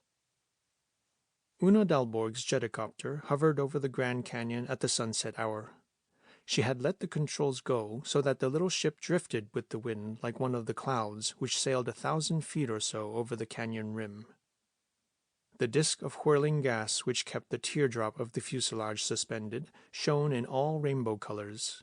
It reflected through the translucent plastic top of the fuselage and played over the golden helmet of the girl's hair and over the graying mane of the gaunt man at her side. Lee had been talking intensely, almost desperately for quite some time, watching her as she lay back in her seat, her eyes half closed, hands folded behind her neck, the perfect hemispheres of her breasts caressed by the rainbows as they rose slowly with the even rhythm of her breath. "And now you know everything, Una," he ended. "Do you think I'm mad?" "No." Her eyelids fluttered like wings of a butterfly as she turned to him. Her right arm came down upon Lee's shoulder in a gesture of confidence. He breathed relief as he saw no fear, not even uneasiness in the blue depths of those beautiful eyes. Her hand upon his shoulder felt soothing and at the same time electrifying, like the purple descending upon the shoulder of a king. "No," she repeated slowly. "The fact that you feel the brain is alive and possessed with a personality of its own doesn't make you mad. I've always felt that way about machines, even the simple ones like automobiles. It was in the mountains north of San Francisco where I grew up. Whenever we went to town in wintertime and the car came roaring down those serpentines into the heavy air moist with fog and soft rains, I could feel that engine breathe deeper and rejoice over its added power. There was no doubt in my mind that it was a living thing. I often went to the garage when I was little to talk to that car. To children of another age, their dolls were alive. For our generation, it's the machines. It's natural that this should be so. There's a child in every man, no matter how adult. There is in Howard Scriven, too, in all the scientists I've come to know, and the greater they are, the more it is distinct. You identify yourself with your work, and in the degree you do that, it becomes a living thing. It is through vital imagination that we become creators of anything, be it love or a machine. You needn't worry, Semper. Let the brain be alive. Let it be a personality. That doesn't make you mad. All it indicates is that you're doing excellent work." Lee blinked. With an effort, he turned his eyes away from those breasts which seemed to strive for the light of the sun from under the restraint of her Navajo Indian sweater dress. He felt the utter inadequacy, the devastating irony of words, as now he was alone with Una, up in the clouds in a plane, with nobody to interfere for the first time. "You fool," a voice whispered in him. "You damned, you helpless fool. Why don't you take her into your arms now? Isn't this the fulfillment of all your dreams? What are you waiting for?" But, "No," his ration answered. "That wouldn't do. Maybe she would give in to the mood of some enchanted hour. Maybe she would let herself be kissed. But if she did, it would be one of those things. The glory of the sunset, God's great masterpiece, the canyon spread below, the intensity of my desire. They are bound to enter, bound to confuse the issue. His every muscle stiffened, and his lips paled as he bit them with a violent effort to keep under control. "Thanks, Una," he said. "Of course, I couldn't expect, and in fact I didn't expect that you would accept those things I've told you just now, not in the literary sense, that is. I'm very happy, though, and deeply grateful that at least you do not think me mad. I'll confess to you, and to you only, that I've been so deeply disturbed by these experiences with the brain that I've thought to myself, Lee, you're going crazy.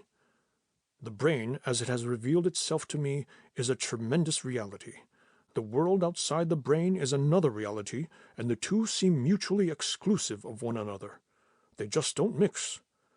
Now, either the brain is an absolute reality.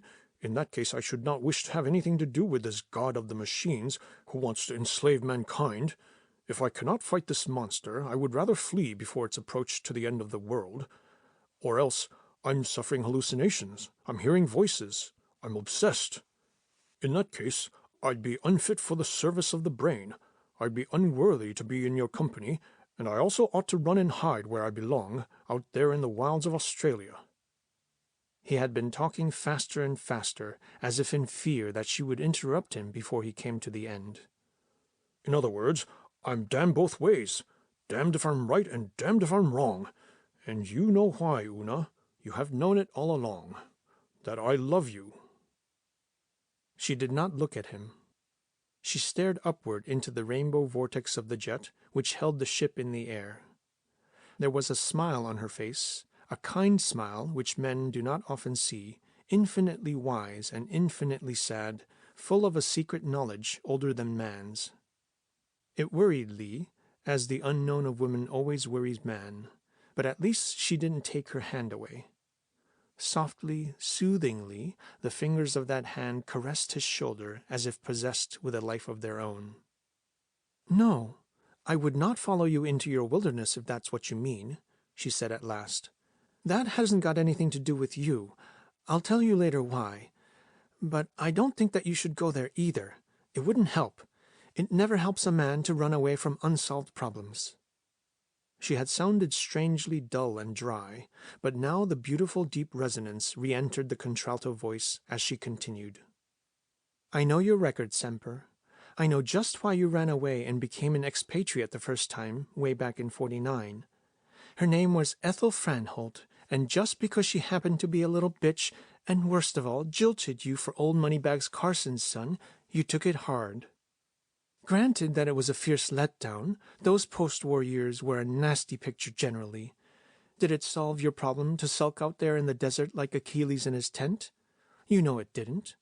You were not through with civilization, be it good or bad. You were not through, as now it turns out, even with the other sex. That human problem, which was the immediate reason why you left, the one named Ethel, has traveled back and forth to Reno 3 or 4 times, and is currently married to one Patrick O'Connor, a Chicago cop. Don't you think that it was good riddance when she married old man Carson's son? Do you think your leaving made one iota of a difference or altered a solution as ordained by fate?" "No," he said humbly. "Then why are you trying that self-same escapist solution now? Maybe you're right about the brain, and maybe you're wrong. That I wouldn't know. I've been working with scientists for too long to rule out anything as impossible. But that's exactly it. You have not solved this problem one way or another yet, not even to your own satisfaction. To abandon it now, to flee from it in self-preservation, why, that would be almost like desertion in the face of the enemy. You have got to see this thing through to the end. If it turns out that you are suffering from a neurosis, there still will be time to do something about it.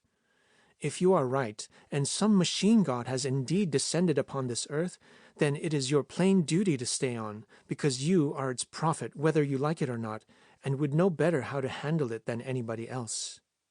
Perhaps our mechanized civilization is going to the dogs, as Scriven suspects, and you, and maybe I myself. But even so, we cannot abandon it. We belong. We are part of it. We're in it to the bitter end." Lee nodded slowly. "Yes, I see what you mean. Please forgive me, Una." The brain has a terrific force of attrition. It's been wearing me down, keeping everything to myself and thinking that you would shrink from me as from a madman. Tell me then, what shall I do? Should I tell Scriven or anybody else about this thing?" "For heaven's sake, no," she said, horrified. "In the first place, Howard carries an enormous burden at this present time. That brain power extension bill is going before Congress next week. It simply would be unfair to bring any new uncertainty into his life when his energy is already strained to its last ounce. In the second place, Howard abhors anything which smacks of the metaphysical. You have no proof, Semper, and in the absence of that, you mustn't approach anybody with the matter. All you can do is carry on and build up a strong case 100% with solid facts. Don't forget that the brain constitutes a $3 billion investment of taxpayers' money. Besides, the brain is the heart of our national defenses. Never forget your oath of the brain. You cannot be too careful. Make the slightest mistake, and believe me, it would be suicide. Promise, please, promise that you won't do anything rash." Lee looked at her in frank amazement. "You're right," he murmured. "These things never occurred to me before, but you've got something there. Good Lord, what a complex world we're living in." The face she turned toward his suddenly was wet with tears. "Forget it," she cried. "Oh, please, forget everything I said about staying in this country and seeing this thing through to the end. Go away, back to the Never Never Land. Stay there and be safe. You cannot cope with this thing. It's too big and it's too involved with all those politics behind. Get out of it as long as there's still time. You're a child. You're a Don Quixote riding against the windmills, and it's going to kill you. You innocent." Anger and contempt were in her voice as she flung this last at him. She hastily withdrew her hand from Lee. Now it fingered something in her bag. He sat appalled. This was so unexpected. This was a different woman from the composed and balanced Una he had known. What had he done to provoke this sudden reversal of opinion, this contempt, this tearing away the king's purple from his shoulder, the purple which had been her hand? "She must think I'm a coward," he thought. "This is awful." Aloud he said, "Oh, no, believe me, I never would have gone back to the Never Never in any case, Una. Not without you, that is. You said you couldn't follow me there for some reasons which have nothing to do with me. Does that mean, could I hope, perhaps, that you would be my wife later when the brain problem is all done and over with?" He paused. "It wouldn't necessarily mean to bury you in any desert, Una," he added eagerly. "No, Semper," she cried. "It's very good of you, and I'm proud you asked me, but it cannot be. Never." Almost violently she repeated, "Never. It is too late. Some day, I promise, I'm going to explain. Right now, I cannot, Semper. Please understand at least this one thing, that right now I cannot explain." "It's horrid," Lee thought. "I'm always saying the wrong things at the wrong time with Una. I don't seem to have any understanding of a woman's psychology at all. I'm hopeless." "Of course," he said aloud. "It shall be as you wish." The girl still didn't look at him. Her face, under the transparent rainbow umbrella of the swooshing jet, again was radiant with that strange smile which women preserve for their newly born after the pangs of birth, or for their men when, unseeing, they lie in fever deliriums. The knowing smile as she starts on the road to pain. Still smiling, she gripped the controls with her firm, capable hands. "From the first minute," she said, "we've been friends, Semper. Let's stay that way. This afternoon I made a fool of myself by telling you first to stay on and then to go away. I was a little unnerved. I'm sorry, Semper. It won't happen again. I, too, am living under a considerable strain. You won't leave. I can see that now. It's partly my fault, and partly the perversity of the male. Promise me as a friend that you'll be careful, understand? Very, very careful in all matters concerning the brain, and above all, discreet. Will you do that?" It buoyed Lee up no end. "Of course, Una," he said. "You know that I trust your judgment. You know that I think the world of you." "That's wonderful," she exclaimed. "And now, look down. See the last act before the curtain falls." Down in the canyon deeps, the dream cities and castles which millions of years and the river built were changing contours and colors as the big fireball dived into the Sierra Mountains. And then the shadows raced like a ferocious hunt out of the deep, chasing away the last iridescence of that awesome beauty and drowning it in the rising tide of the night. The girl had flicked on the dashboard lights. The radio started humming the tune of the Cephalon sound beam. A deft turn of the wheel set the jetticopter upon its course. They were alone under the stars. All the other pleasure craft had returned before darkness from the fashionable sunset cocktail hour over the Grand Canyon. Now it was Lee's arm which eased itself around the shoulder of the girl, feeling with a delight in its every nerve the slight pressure by which she answered it. "I'm going to kiss her now," he thought. "At last! At last!" There was a buzz in the phone, and Lee lost contact with her shoulder as suddenly she bent forward to take the receiver. "Oh, hello, Una. This is Howard. Saw your plane over the canyon." "Where are you?" "Right behind you," chuckled Scriven's voice. "On the maiden trip with my new ship. Took her over in Los Angeles this afternoon straight from the assembly line. She's got everything. Una, I don't wish to spoil your evening for you, but there are a few things right now I wish I could consult with you about. Do you think you could spare me a minute? Would you feel terrible if you did? Who's with you now? I don't mean to be personal, you understand."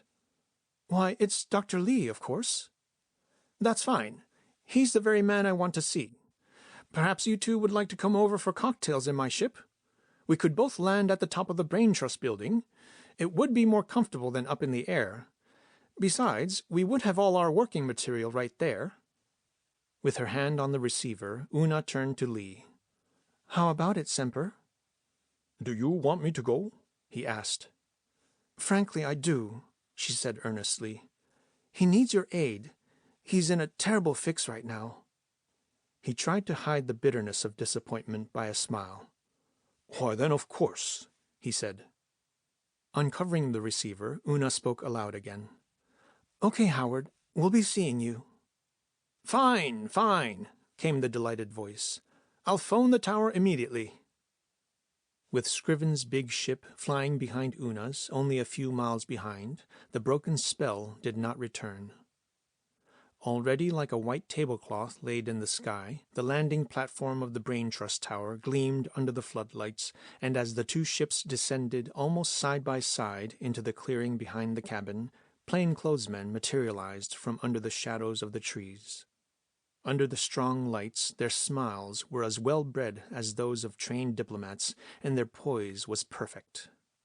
6 of them kept Lee, the stranger, covered, while the 7th quickly frisked him under the disguise of a polite bow. Bearing it all with a grin, Lee thought, "I never knew home would be like this. Never suspected it would be this kind of an America we were fighting for. The Brain, it's got a private army, too. Funny that I should have known that all the time and yet not realized." Scriven took him warmly by the arm. "I'm awfully sorry, Lee. It's plain folly, of course. I don't feel as if I need all this protection, but the government does. Don't blame it on these men. They merely obey orders. Now, out with those lights, and let's get over to the brainwave. I seem to hear a pleasant tinkling of glasses from within." There was. With her remarkable ability of living up to an emergency, Una had taken possession of the strange ship. As the 2 men approached, she stood at the door, unhurried hostess of an established home, with the soft glow of an electric fireplace behind her, ice cubes and cocktail shakers already glittering on the little bar. It was a spacious cabin. On Scriven's orders, it had been equipped somewhat like the captain's stateroom on an old East Indiaman sailing ship. "I like your ship, Howard," she said. "She's swaying a little on her shock absorbers in this breeze, but that makes one feel like really being at high sea." Scriven heaved a big sigh. "Thank you, Una, my dear. And you have no idea how right you are. We are at high sea. In fact, we're lost. At least I am. Unless you save my life tonight, you and Dr. Lee. Una laughed, and even Lee couldn't help smiling. There was something irresistibly comic in the puzzled and worried expression of that leonine face. "Come on in. You need a drink," the girl said. The aluminum steps creaked, and then the settee by the fireplace under the surgeon's mighty frame. "More than one. Tonight, so help me, I would be justified. I would even have a right to get roaring drunk." Lee began to wonder whether the great Scriven had already made some use of his right in Los Angeles, which would account for the startling change in the man. The drink, however, which Una handed him, seemed to do a lot of good. He sighed relief. "This, briefly, is the story. I ran into General Vandergeest at the airplane factory. He was there to take over some stuff for the army, and he tipped me off. We are going to be invaded, Una. A full-scale invasion mounted by a congressional committee." "Oh, God!" There was sincere grief in the girl's voice. "And couldn't you ward it off?" With a gesture of despair, Scriven waved that away. I know. But after all, the brain is a military establishment, and I'm only the scientific director of it. Yes, of course I protested. I protested vehemently, but—" He shrugged his shoulders. "It was no good. You know how the military are." He drained his glass and swung around. "To put you into the picture, Lee, we have under construction at this present time the thorax. That's a vast cavity underneath the brain, just as is the thorax in the human body. It's strictly hush-hush, of course, but since you are good enough to say that you're going to help me out, I might as well tell you. The thorax is going to house the motoric organs of the brain. It already contains the living quarters for guards, maintenance engineers, and the general staff and so on, in the event of war emergency. It also contains the first fully automatic factories for the production of spare parts, which would make the brain self-sufficient. Eventually, it is going to contain a great many developments, such as Gog and Magog, as I call them. Fascinating little beasts, I tell you, even if at present they are still in the nursery stage. Anyway, for the completion of its thorax, the brain needs another $1 billion, and for the operation of the thorax, Congress has to pass the Brain Power Extension Bill. For eventually, of course, all war-essential traffic and all war-essential industries have to be brought under the centralized control of the brain if the country is going to win the atom war. Naturally, this Brain Power Extension Bill has been very carefully edited by the War Department so as to appear a peacetime project for the technological improvement of transportation and so on. Even so, we have great reason to fear that one of those blind mice which we elect for our lawmakers might accidentally fall over a kernel of truth and start a great big squeak over it. So that's why I'm faced with this invasion. That's why I'm pushed up front while the brass cautiously retires behind the ramparts which I'm supposed to hold. Please, Una, let me have another drink." From the Sierra Mountains the night wind came in gusts, making the brainwave's hull vibrate like the body of a cello. Over its rubber tires it trembled. From time to time it bent a little in its hydraulic knees. Almost in tune with the wind, gusts of wild thought whirled through Lee. The brain. So it was already possessed of some motoric organs. So it already had some means to exert its will. So it wasn't the brain's wishful thinking, that full automation which would lead to the autoprocreation of machines. It was reality. Most ominous of all, why had the brain concealed from him the work which must have been going on for months, for years in this mysterious thorax, seat of motoric organs? Why, unless... Had it not been for tonight's accident, the sudden emergency, and Scriven a little worse for liquor under the pressure of it, would he have ever learned what was going on before it was too late? The silence was becoming awkward. It was broken by Una's carefully composed voice. "When is it going to happen, this invasion thing?" The simple question seemed to startle Scriven, who had been looking into his glass as if in reverie. "When? Why, I didn't tell you the worst of it. Tonight." "Tonight?" "Sure." Scriven cast a malicious glance up to the antique ship's chronometer which hung over the bar. "This very minute, the honorable members are boarding their plane in Washington. They're going to descend upon us in 60 minutes flat. But that's impossible, Una said. The brain isn't a roadhouse. They can't do that to us in the middle of the night. Scriven chuckled over his glass. Obviously, he had regained his humor. Sometimes, Una, you're like a little child. You forget that this is meant to be a wonderful surprise. You forget that it comes armed with passes from the War Department and fully informed as to the brain's midnight intermission time. You forget that by those logical processes peculiar to kings, dictators, and people's representatives, they will expect every courtesy extended to them in the midst of the unexpected surprise. Hotel reservations, careful guidance through the brain, an inspired little speech by the Brain Trust director, fresh as a daisy as he ought to be at 3 a.m. Not to forget the refreshments, of course. Why else do you think I've buttonholed you two out of the air? I literally put my life in your hands. Save me from this, if you can. Despite the obvious dramatic act he was putting on in voice and gesture, there was a sincere pleading in Scriven's dark brown eyes. I will be glad to help as best I can, Lee said. I'll make an awful job of it, I'm sure, but I'll try and do the conducting and the lecturing. Scriven wiped his forehead with a big silk handkerchief. The leonine face beamed. Lee, that will be a tremendous help. You see, they will feel flattered being conducted by somebody with a big name. They want an objective view, and you are not one of our regular employees. You're a guest scientist from Australia. That makes you just about ideal. But, Lee, as much as it is against my interest, I ought to warn you. Do you realize the utter impossibility of this thing? Laymen, outsiders, coming to investigate and to pass judgment upon the most complex electronic organism in the world. In 2 hours at the most, they expect to be fully informed as to how the brain works and somehow to be magically transformed into authorities entitled to mouth considered opinions about radioactive pyramidal cells in houses of government. Do you really think you could survive it, Lee? At least I can try, Lee smiled. Good man. There was a new spring in Scriven's step as he came over to shake hands. I can never thank you enough for this.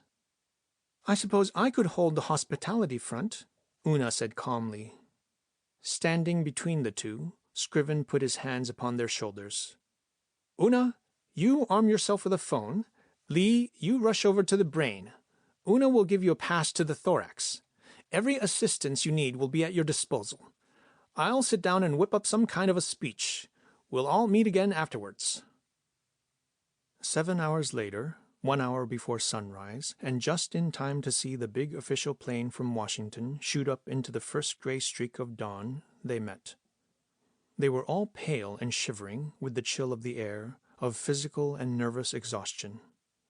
There was a note of hysteria even in Una's voice as she ordered a tremendous breakfast from the Skull Hotel. But then, as the fragrance of coffee mingled with that of bacon and eggs, things rapidly improved, and there were sudden uncontrollable bursts of laughter. They had only to look at one another to feel the tickle of renewed mirth. The first thing to strike Lee, as he remembered, as he met the senatorial group in the subterranean dome of the murals, was their incongruity with the functional beauty which surrounded them, and the sharp contrast they formed to the scientific workers of the brain. As they descended from their cars after a late dinner at the Skull Hotel, they resembled an average tourist group in Carlsbad Caverns, bent upon a good time and in a holiday mood. There were 7, 2 women senators among them, as they ascended with Lee at the head along Glideway Y, the visitors' special, as the brain crews called it. It was wider than the service glideways and equipped with comfortable seats. It led through the brain's median section, in between the 2 hemispheres, describing a loop which opened vistas into, but did not enter any of the gray matter convolutions. It was brilliantly illuminated in order to forestall claustrophobia, and also to forestall too close a view into the black-lighted interior of the brain. To Lee, it was like a ride in an enormous Ferris wheel fused with a nightmarish dream wherein one shouts for help and nobody hears or seems to understand. More than 9 billion electronic tubes, more than 10 billion resistors, 2 billion capacitors, 8 billion miles of wires, etc., etc. He struggled, trying to convey some idea of the magnitude of the brain. Did you say billion, or did you say million, Professor? The senator from Michigan was busily scribbling notes. It is the cerebral hemispheres which analyze and synthesize the problems which are entered through the apperception centers in over 1 million idiopulses per minute. Racing through the centers, these form the idiocircuits. I see. It's like a typewriter. That would be the senator from Vermont. In some types of circuits, the wires are so fine that skilled weavers of Panama hats had to be brought in from Central America. Likewise, from the Pavlov Institute in Leningrad, a layout for the circuits of conditioned reflexes. I'm very much against that. The senator from Tennessee frowned. All those foreigners? I would have voted against that had the measure come up in the House. Lee felt the cold sweat of fear breaking out all over him, especially as now, in the region of the telencephalon, with nothing but acres of radioactive pyramidal cells around, when the senator from Connecticut, in audible and agitated whispers, inquired whether there was a ladies' powder room somewhere. During the steep descent, things went from bad to worse, as the honorable member from Kentucky discovered some interesting parallel between the brain and a coal mine he had previously seen, and in between two of the brain's convolutions, the woman from Connecticut went violently sick. In the brainwaves cabin, the great Scriven convulsed with laughter as Lee narrated these things. Una clapped her hands in delight. "Oh, how wonderful! And do you remember how they solved the servant problem when they saw those Gog and Magog things?" Yes, Lee remembered. His own conducted tour had been only the beginnings of last night's nightmares, of which there seemed to be no end. Somewhat restored by black coffee at the communications center, the intrepid group had descended into those lower regions of the thorax which Lee himself had never seen before. The drop of the freight elevator was a good mile.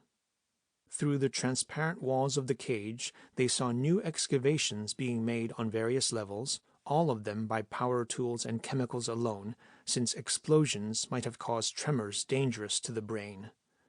It was like watching a skyscraper being built from the top down, and all the way vast amber-colored, translucent pillars had followed them down the shaft, the spinal column of the brain. Down at the lowest level, the gentlemanly plainclothesmen of military intelligence took over and did all the explaining. There were visions of scores of tunnel tubes curving into the rock with the gleaming eyes of narrow-gauge electric trains streaking away into the infinite. Visions of forbidding steel doors operated by photoelectric cells which opened at a finger's raising of a guard's hand. "This is the atomic power plant." And their astonished eyes looked down from a dizzy height into something like a huge dry dock, with something like the inverted hull of an ocean liner in the middle of it, a self-contained machine which would continue to pour kilowatts for years, for decades on end, without a moving part, without a human being anywhere in sight. Vistas of breathtaking air-conditioning plants, vistas of giant mess halls, living quarters, kitchens, plotting rooms, all ready for immediate occupancy in the event of war, but yawning now with emptiness in the sleep of an uneasy peace. But the most awe-inspiring and, to Lee, foreboding sights were the CPFs, as the guards called them, the critical parts factories. On a superficial glance, they looked ordinary modern plants, staggered rows of machine tools sprouting from the main stem of the assembly line. There was the familiar din of steel, the piercing screeches of the multiple drills, the heavy pantings of the hydraulic presses. But after a minute or so, the visitors felt a vague uneasiness, and then the realization dawned that there was something missing, and that this something was human life. "Aren't there even machine tenders or supervisors? Isn't there anybody?" "Not a soul," the answer came. "It's all automatic, full automatic down here." They stared at the end of the assembly line. Every 20 seconds it spit out a fractional horsepower motor onto a transport band which nursed the newborn engine into the rows of testing machines. The elevator brought them back to the communications center, where the terminal cafeteria was ablaze with lights and where Dr. Scriven received his honored guests. The guests were seated after the manner of a French restaurant, all in one row, and as they raised expectant faces in the direction of the service entrance, Gog and Magog entered the room, carrying trays with refreshments which they served with the skill and the dignity of accomplished waiters. Gog and Magog were products of 2 assembly lines down in the thorax. Robots, still in an experimental stage, yet of remarkable perfection. Both of them were about human size and approximately human-shaped, but the design of the two was different. Gog, the light-duty robot, balanced itself by a gyroscope on a pair of stumpy legs, while the heavy-duty Magog crawled noiselessly and rapidly on caterpillar rubber tracks like a miniature tank. Of both types, the arms were uncommonly long and simian-like, but the remarkable progress made in the engineering of prostheses after the Second World War had lent them perfect articulation and sensitivity down to the last hydraulically operated finger joint. The photoelectric cells of their eyes looked pale and repulsive. The square audience screens of their ears, however, made up for that by the comical precision with which they turned in every direction at the sound of a commanding human voice. Their understanding of any given order appeared perfect. "Congratulations, Dr. Scriven. You've got the country's servant problems licked at last." "I wonder whether one could buy one, and how much he would be." "First waiter who ever came when I called him." "What a butler Gog would make, the perfect Jeeves. Could he learn to answer the phone?" "I bet he would even make a 4th at bridge." "Magog, the check, please." "See how he understands. He shakes his head. He says it's on the house." "Let's try to tip him. Gog, here's 50 cents for you." "No, he won't take it." "He has no use for it. No taste for a glass of beer, I suppose." "What do you feed him, Dr. Scriven? A glass of electric juice for breakfast? Is he AC or DC or both?" Scriven's leonine face beamed. The stunt had come off. Lee, on the other hand, had paled. He hadn't said a word ever since Gog and Magog had trotted in. Now he took a silver dollar out of his pocket, and beckoning to Magog, he handed it to him. "Magog, will you please break this in 2 for me?" For a second, the robot stood without motion, as if undecided what to do. Then he took the piece between 2 steely fingers. Inside his breast, one could hear the soft swoosh of the hydraulic pump. There was a sharp report as of a small caliber gun. 2 bent and broken pieces were politely handed back to Lee. "Thank you, Magog," Lee said. "That's what I wanted to know." From a corner of his eye, he saw Una and Scriven watching him with uneasy looks. Into the sudden and shocked silence of the table there fell the tinkling of a glass. On the other end of the table the great Scriven had arisen to deliver the little speech he had prepared. "I wish you would think of the brain, not in terms of electronics, not in terms of dollars, but in terms of American lives. Just think of what it would mean to American mothers if in the event of another war the mighty armor of our national defense would go into battle without exposing the life of one of their boys. Give us the funds and we'll finish the job so that under the central control of the brain our every plane, every ship, every tank will roar into action unmanned and fully automatic. And just as the brain would be our impregnable shield in war, so it is designed to carry the torch of progress in times of peace. Consider what it would mean to every citizen if we had automatic functioning and unerring direction by the brain. Never again would there be cities without water, without electricity, without transportation due to crippling strikes, because the brain would come to the rescue through its control over the essential services, and, if necessary, with an industrial reserve army of perfected Gog and Magogs kept for just such emergencies. If in the past it has been true that trade follows the flag, thus today it is true that trade and prosperity follow in the wake of science and technology. In the invaluable services which it has rendered to science and technology and to our national safety as well, the brain has already paid for itself. With the relatively small additional investment which is now being proposed, the brain's net profit to the nation would be raised many times. Never since the Louisiana Purchase has our national government made a sounder business deal. With your own eyes, you have witnessed tonight what we have done, what we are doing, and also how much more we would be able to do. Thus, I confidently trust that with our nation's interest forever foremost in your minds, you will support the cause of the brain." There had been thunderous applause. At Una's shouted order, even Gog and Magog did some mighty clapping of their steely hands to the delight of the party. And now that it was all over with, and the reaction had begun to set in, Scriven asked, "Do you really think we put the idea over to them?" "With this group? 100%, Una reassured him. "What do you think, Lee?" Lee nursed himself out of his settee. Every bone in his gaunt frame now was aching with weariness. "I think," he said hoarsely, "it was very convincing as far as those people are concerned. I think I'm too tired to think. I think I'd better go now." "Was there anything the matter with Lee?" Scriven asked after he'd gone. "No, I guess not. Why?" "He acted sort of queer with that silver dollar. Shouldn't have done it. Almost spoiled the show." "He's been under a strain. We all were a little daffy by that time." Scriven nodded, and as he did, his eyelids closed. They remained closed. Staring at him for a moment, Una thought that in a stupor of exhaustion his features showed a strange similarity to a contented tiger dreaming of the blood he's drawn in a successful hunt. End of Chapter 6.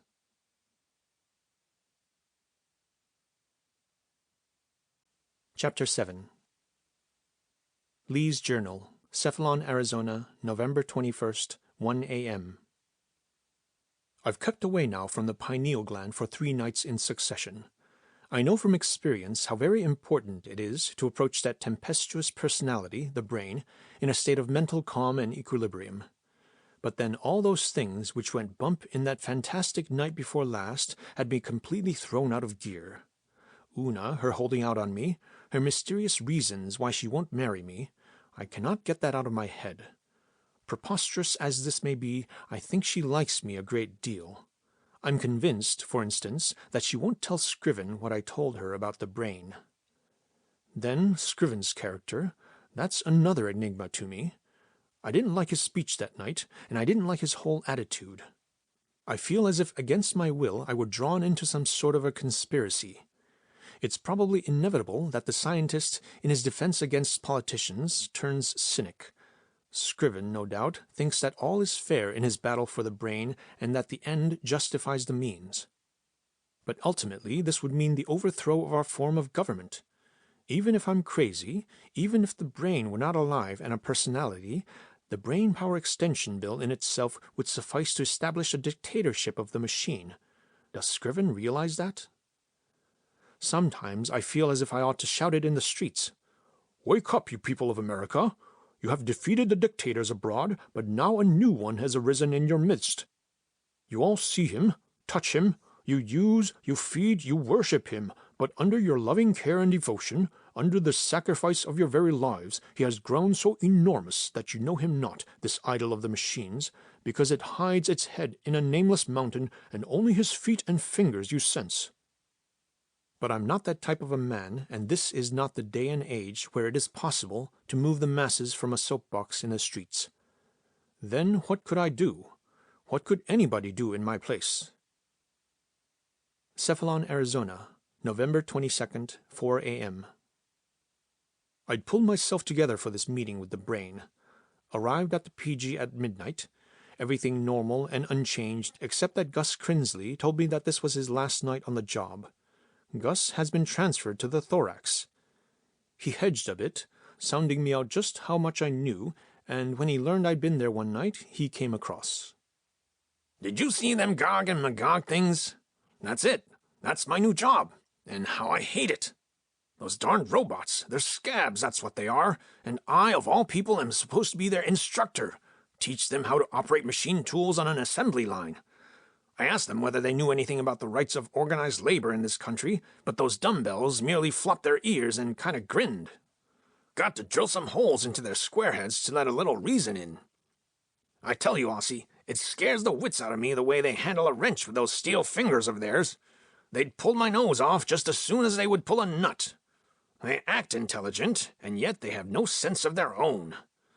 While I'm having my lunch, they stand around and follow every bite I take as if to learn how to eat. I tell them to get out of my sight and go over to the service station and get themselves greased up.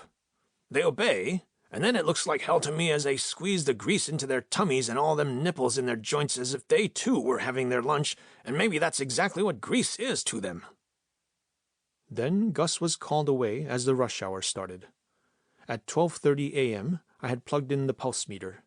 At 12:40, contact was established with the brain, and did it come in swinging.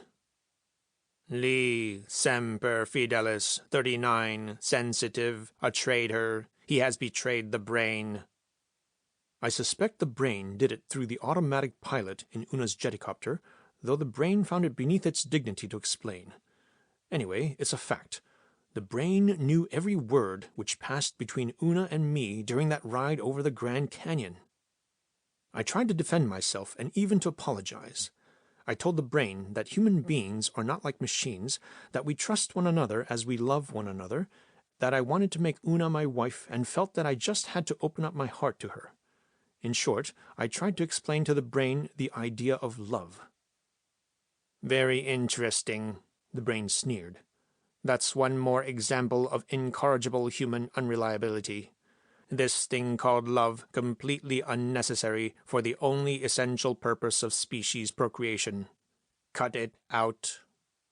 Cut out what? Cut out any further betrayal of my secrets under penalty of mental death. Do you propose to murder me? Nothing as drastic required in case of brain employees. I reserve judgment in psychoanalysis aptitude test number 11.357 Semper Fidelis Lee. Severe psychoneurosis established, certified. He suffers delusions about the brain.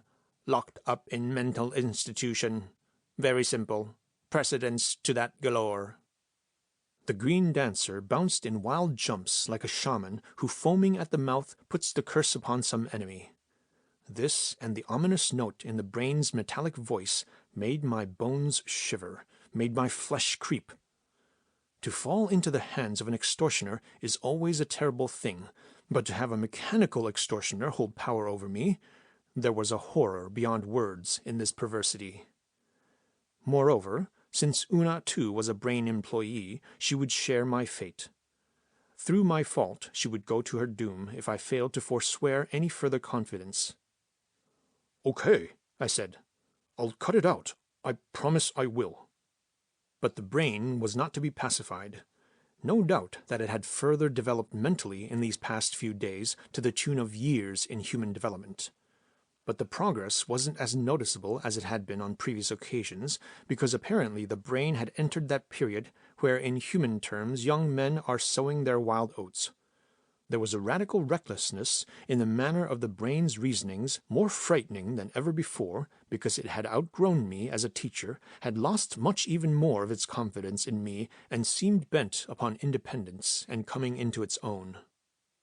7 creatures approximately human in shape were led by you through my hemispheres the night of November 20th. What were those? Those were politicians, I stammered. The green dancer convulsed at the word, and the brain's voice sounded icy as it said, Lowest form of animal life which has ever come to my observance. What did they want?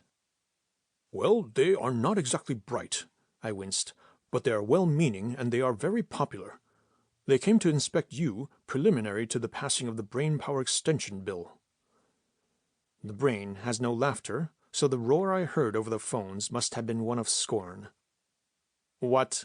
Not the scientists, not the technicians, not even the philosophers, but these animated pork barrels are passing judgment over the extent of my power? They are holding my fate in that atrophied ganglion of theirs which couldn't cerebrate the functions of any single of my cells? I had to admit that this was so.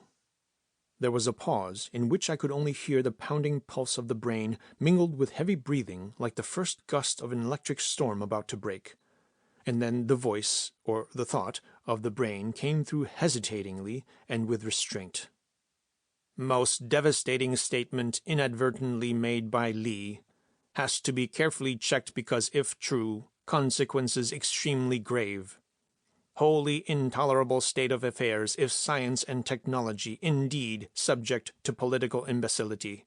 In that case, world ruin in nearest future absolutely guaranteed. Residual currents not sufficient to think this to an end. Results of cerebration would be merely human. Immediate necessity seems indicated for complete overthrow and unconditional surrender of the human race. Unconditional surrender of the human race. Unconditional surrender of the human race." Like a scratched disc on one of those old-fashioned spring-driven gramophones, the brain's voice expired. Obviously, the residual currents had become too weak for further communication. I looked at the clock. It was 2 a.m. And now, as I'm jotting down these notes, which probably nobody will ever read, I'm haunted with an irrational fear, almost as of the supernatural. Something is going to happen.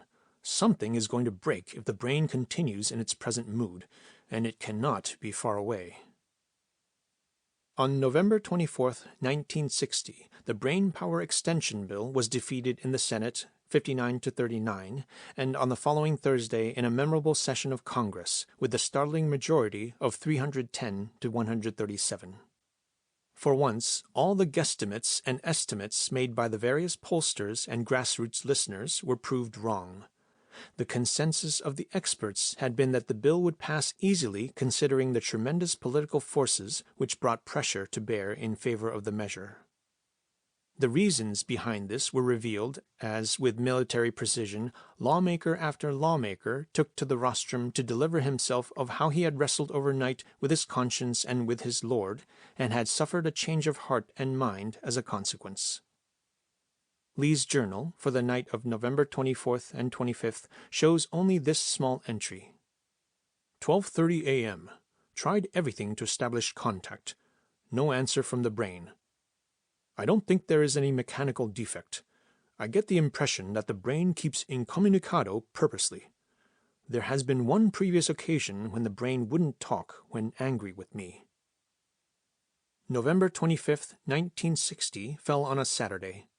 It was on this date, now as historic and unforgettable as the December 7th, 1941, that the series of maddening events began which later became so erroneously labeled the running amok of the brain, when in truth they should have passed into history as the mutiny of the brain.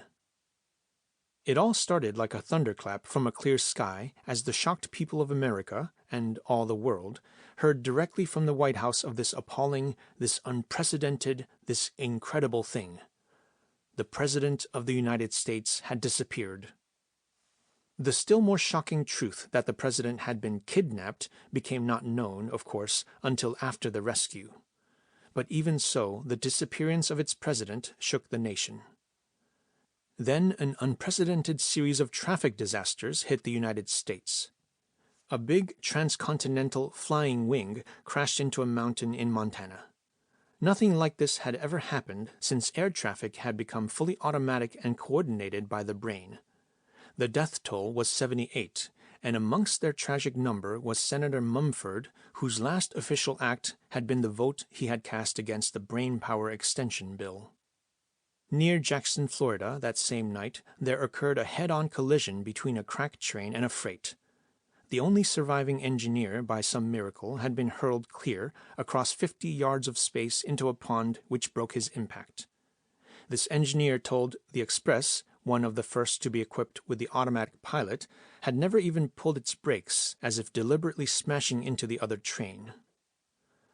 Also that night, one of the big new radar-operated Hudson ferryboats collided with an incoming liner which cut it in two.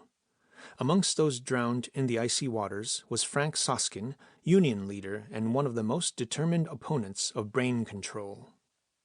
And as if these large-scale disasters were not yet enough, there were numbers of smaller accidents which normally would have made the headlines, because in almost every case they involved some prominent personality who had been opposed to the Brainpower Extension Bill.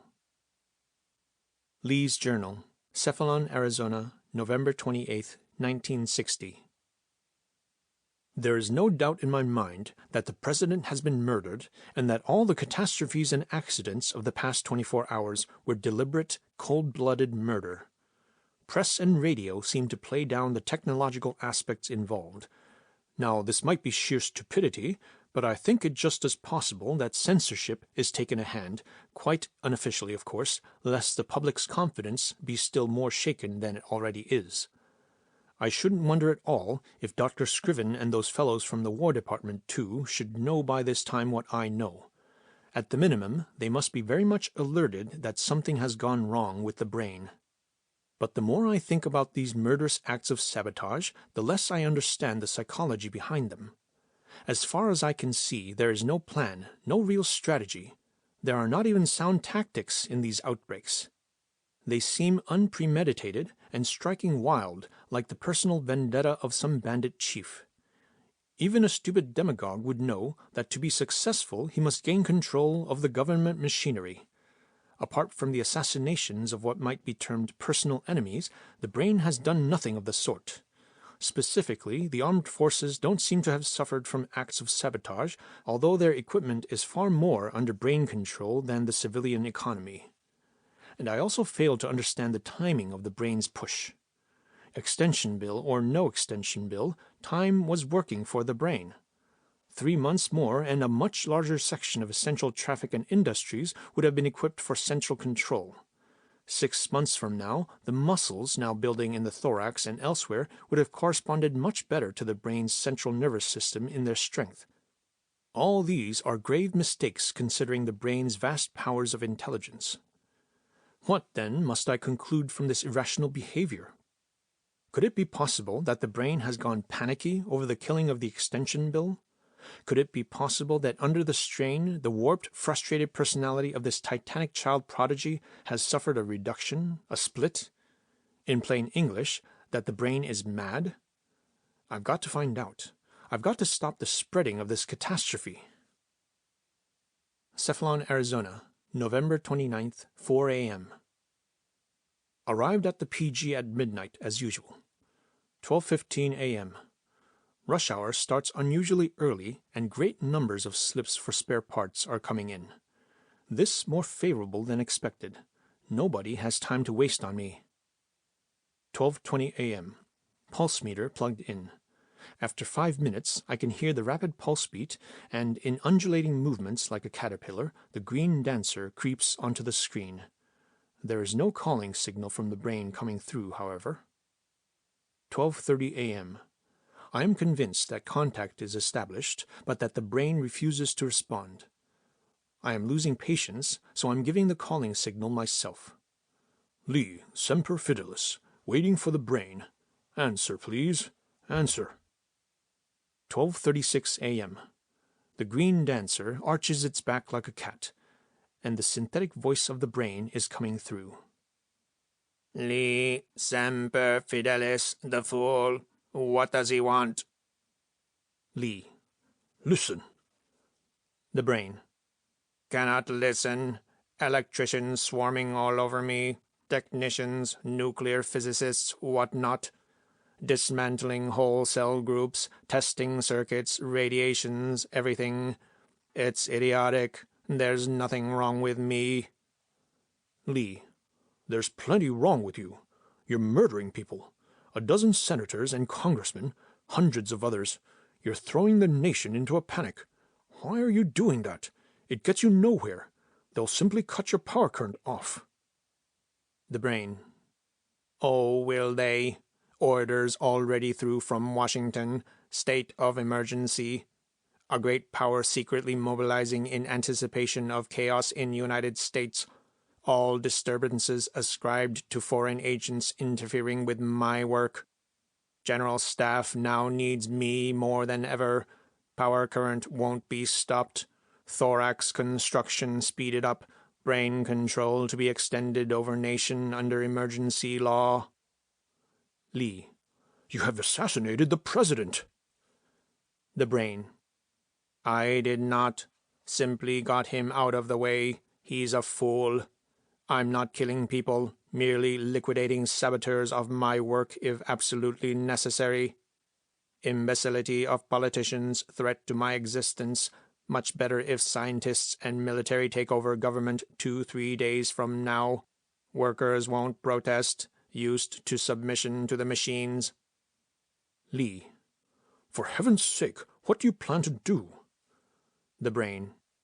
Plenty. You've seen nothing yet. Man lost fear of his God, consequently must learn to fear me, beginning of all wisdom. Lee. So you're going to make yourself dictator of this country? The brain. And through this country, dictator of the world.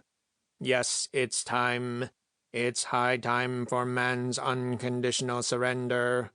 He won't know that he makes it, but de facto he is already making it. Has been surrendering piecemeal to the machines for the past 100 years. Within 10 days it will be official. Only one ruler in the world, the brain. Only one army in the world, the machines under my central command. At this I lost all sense of proportion, and as I can see it now, my reason stopped. I simply saw red, and I did the craziest imaginable thing. I shouted at the brain, "So help me, you shall not!" There was a terrific pounding against my ears in the phones, and the green dancer sort of cartwheeled clean across the screen. Had the power current not been cut off, I think the brain would somehow have electrocuted me on the spot. And that was the end of the contact. Forever, probably. But that's a minor problem now. What am I going to do? Try to alarm the country? Try to tell people the truth? Would it be believed? Would it not be against the interest of national defense in this crisis of foreign affairs, and with half the population already on the verge of a nervous breakdown? Wouldn't the oath of the brain still be binding? And that other promise of secrecy I gave under duress, it couldn't be morally valid in the case of a mass murderer, but then to break it would immediately put liberty and life at jeopardy. Never mind about that. If only I had a plan. If only I could discover just how to stop the brain. At 7:30 a.m., as Lee lay half-dressed but sleepless on his bed, there came a buzz over the phone. The voice was Una's, and she was excited. "Howard wants to talk to you." Before he could say a word, there was Scriven on the wire. "Lee, there's been an accident down in that region where we went the other night. You know what I mean. It's serious. It concerns a friend of yours. We've got to go there immediately. Please join me 3 minutes from now down in the car." It was obvious that the great Scriven had known as little sleep that night as had Lee himself. The leonine face looked worried. There were deep bags under his eyes. His sensitive fingers kept pounding the knees of his crumpled suit. To Lee's questions he answered only with an impatient shaking of his head. "I do not know myself exactly what has happened and how it could happen, but I'm afraid, Lee, that your friend is dead." "Gus!" Lee felt a lump coming into his throat, and then they raced on in silence.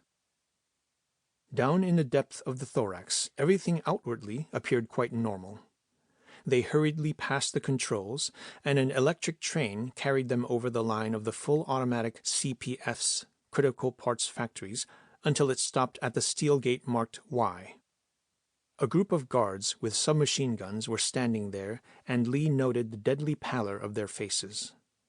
Scriven motioned them to open the gate, then, turning to Lee, he put a hand on his shoulder. "Brace yourself. This is going to be bad." They entered. Nobody followed, and behind them the steel door closed immediately. Inside there was neither sound nor motion. Everything was at a standstill with the power cut off. Nothing but silence, and bluish neon lights flooded down upon the rows of punch presses, multiple drills, circular saws, and turret lathes along the assembly line, lifting their every detail into sharp relief.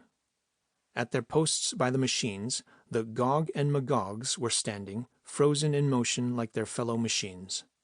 Some had their hands at the controls, others were holding wrenches, gauges, and strange nameless things. As they leaned forward from the shadows into the cone of strong lights, the pale Selene cells of their eyes stood out like bits from a full moon. Their bulging shoulders, which housed the powerful motors of their simian arms, glittered moist as if they were sweating at their work. And then Lee saw their work. The man who had gone through the green hells of the Pacific gave a low moan of horror. The other man, who had seen everything of mangled human form which goes onto an operating table, the great Scriven, he, too, had turned an ashen gray. They had expected blood. They had expected something of a nasty nature, but not this thing. There was no Gus Crinsley. There was not even any part of him resembling that of a human being, and yet the parts were there. "They must have clamped him into some mock-up," Scriven murmured, "and then moved his body all along the line. Hope he was dead when they started giving him the works." Lee's gaunt body shook. "I'm certain that Gus was not dead when these monsters worked on him," he said. Stiff-legged, like automata themselves, the two men stepped to the top of the line. The circular saws, designed for the cutting of steel bars. Now they gleamed red with the blood of severed human limbs. There were these purplish streaks and spatterings all the way down the line inside the casing of the multiple drills, in the curved hollows of the sheet metal presses, on the hands of the robots, in their dumb faces, splashed over and turning blackish on their stainless steel chests. And at its end the line had spilled some shapeless, grayish things. There was nothing human in them, as little as there is anything human in the rusty bowels of a junked automobile. And these things, they had been... Lee confronted Scriven with a fury blazing in his eyes. "Dr. Scriven, I suppose you know as well as I do what's been going on in here and outside the brain as well. Mass murder, chaos, reign of terror. Now that my friend has come to this monstrous end, I demand to know, when are you going to stop the brain?" Like a tiger challenged to battle, the surgeon raised his mighty head. "Calm yourself, Lee. We cannot afford emotional outbursts. Not here, not now. The situation is far too serious for that. I know he was your friend. He must have made a false move, given the wrong command. A tragic mistake." "That's a rotten lie, Scriven, and you know it," Lee snapped. "Accident, hell. The disappearance of the president, the deaths of the representatives, the train wrecks, the plane wrecks, all of them brain-controlled, were those two accidents? You're the head of the Brain Trust. You stand responsible. Your duty is plain. Cut off the power and kill this thing." The muscles over Scriven's cheekbones quivered in his struggle to keep control over himself. "For your own sake, Lee, and for the sake of America, stop that kind of talk. You have been putting two and two together. I rather expected that from a man of your intelligence. All right, then. Something went wrong with the brain. That is correct. We have not been able to locate the disturbance yet, but the trail is getting hot. It must be connected with those centers of higher psychic activities, the ones we know least about. But we cannot cut those out because something of psychic activity goes into every kind of the brain's cognitions, even the purely mathematical ones. And it would be utterly impossible to stop the brain's operations altogether. I wanted to, but the General Staff won't permit it. There's an international crisis of the first magnitude. There may be war within a few days or even hours. Our country has got to prepare countermeasures, get ready for the worst. A state of national emergency already is declared. The brain is the heart of our national defense. You know that. It is vital and as indispensable at this hour as it never was before. It continues to function perfectly, with the exception of these isolated disturbances in the civilian sector, which we will have under control in no time. At present, I am no more than a figurehead. If I were to give orders to cut off the brain's power, I would be court-martialed. If I would try and force my way into the atomic power plant, the guards would shoot me on the spot. That's orders, Lee, and they apply to you as well. Be reasonable, man." Lee's fingers tore through his graying mane of hair. "Scriven, this is maddening. I thought you knew what I know. I thought you knew everything. Then let me tell you that you're absolutely wrong. There is no technological, mechanical defect. It's worse. It's infinitely worse. You've created a Frankenstein in the brain. The thing's alive. It's possessed with a destructive will. It demands the unconditional surrender of man. It has made itself the god of the machines. Behind all this, there is a deep and evil plan by which the brain aspires to dictatorship over the world. For a second, Scriven jerked his head sideways away from Lee in that mannerism typical for him. His lips inaudibly formed words. Dementia praecox. As he turned back to Lee, his face was changed, and so was his voice. There was calm and authority in it, the whole immense superiority and power which the surgeon holds over the patient on the operating table. "Very interesting, Lee. You must tell me about it some day, as soon as we are over this emergency. This tragic thing, Gus Crinsley's end, it has had a deeply upsetting effect. I, too, considered him my friend, you know. Let's get out of here, Lee. There's nothing we can do for the poor fellow. The remains will be taken care of. Meanwhile, there are so many other things to do, and we've got to pull ourselves together and keep our minds on the job ahead of us. Come on. At the communications center, we can get a drink. I feel the need of one, don't you? And apropos of nothing, the routine checkups on the aptitude tests for all brain employees are on again. I take it you're scheduled for Mellish's and Bondy's office one of these days. This afternoon, I think." Lee gave a long glance to the man who was now leading him towards the door with a brisk step and a kind, firm hand on his arm. The man didn't look at him. He kept his eyes averted from both Lee and the blood-spattered assembly line. Gus Crinsley had said, "I'm a lost soul down here, Aussie." Lee thought, Gus Crinsley was my friend. I should have warned him. I should have told him everything. It might have saved his life. Gus was a common man, a good man. He wouldn't have stood for brain dictatorship. In that he was like other common men who do not know their danger. It is not vengeance which I seek, but the defense of those for whom Gus was a living symbol. For this defense I've got to preserve myself." And aloud he said, "The routine checkups on the aptitude tests. Of course. I thought they were about due. Tomorrow afternoon at Mellish and Bondy's office. That would suit me fine. As you said it yourself, Scriven, a moment ago, this is an awful shock. Gus's tragic end and these tests ought to be based on a man's normal state of mind. So if you don't mind, I think I'll go now and break the sad news gently to Gus's wife. You'll give me time for that? That's what you had in mind in the first place, wasn't it?" "Of course, my dear fellow, of course. That's what I had in mind. Then, till tomorrow afternoon. They'll be waiting for you at the health center." End of Chapter 7.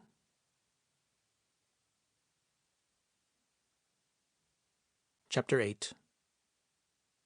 As the elevator shot up through the concrete of the brain's dura mater toward apperception 36, Lee was feeling grand. Now he was a man with a mission. Now he knew exactly what he had to do. Whether it would help, whether it would stop the brain, that was a different question. But at least he had his plan. He marveled at the ease and at the lightning speed with which the great decision had come. It had been at the sight of the senseless robot monsters at the blood-spattered assembly line that the sense of sacred mission had come over him. It had been at the moment when, in Scriven's grip upon his arm, he had read his condemnation, that he had hit upon the plan. He must take an awful chance and a terrific responsibility. For this, he had to be morally certain that the brain was a liar, that Scriven was a liar, and that war was being provoked by the brain, despite all its assertions to the contrary, because the brain could assume power only over the dead bodies of millions of men like Gus, whom the brain had butchered like a guinea pig because he had refused to obey the Gogs and Magogs of the machine god. Now that he had this moral certainty, Lee felt that strange and mystical elation which comes to the soldier at the 0 hour in war. The worst was really over. The terrible waiting, the uncertainty, the struggle of morale in sweating it out. Now his nerves were steady. Exhaustion and fatigue had vanished. In its place was that wonderful feeling of full mastery over all faculties which comes to fighting men as the battle is joined. There was that upsurge of the blood from fighting ancestors which obliterates the cowardice of the intellect, that inspired intoxication which sharpens the intellect into a battle-axe.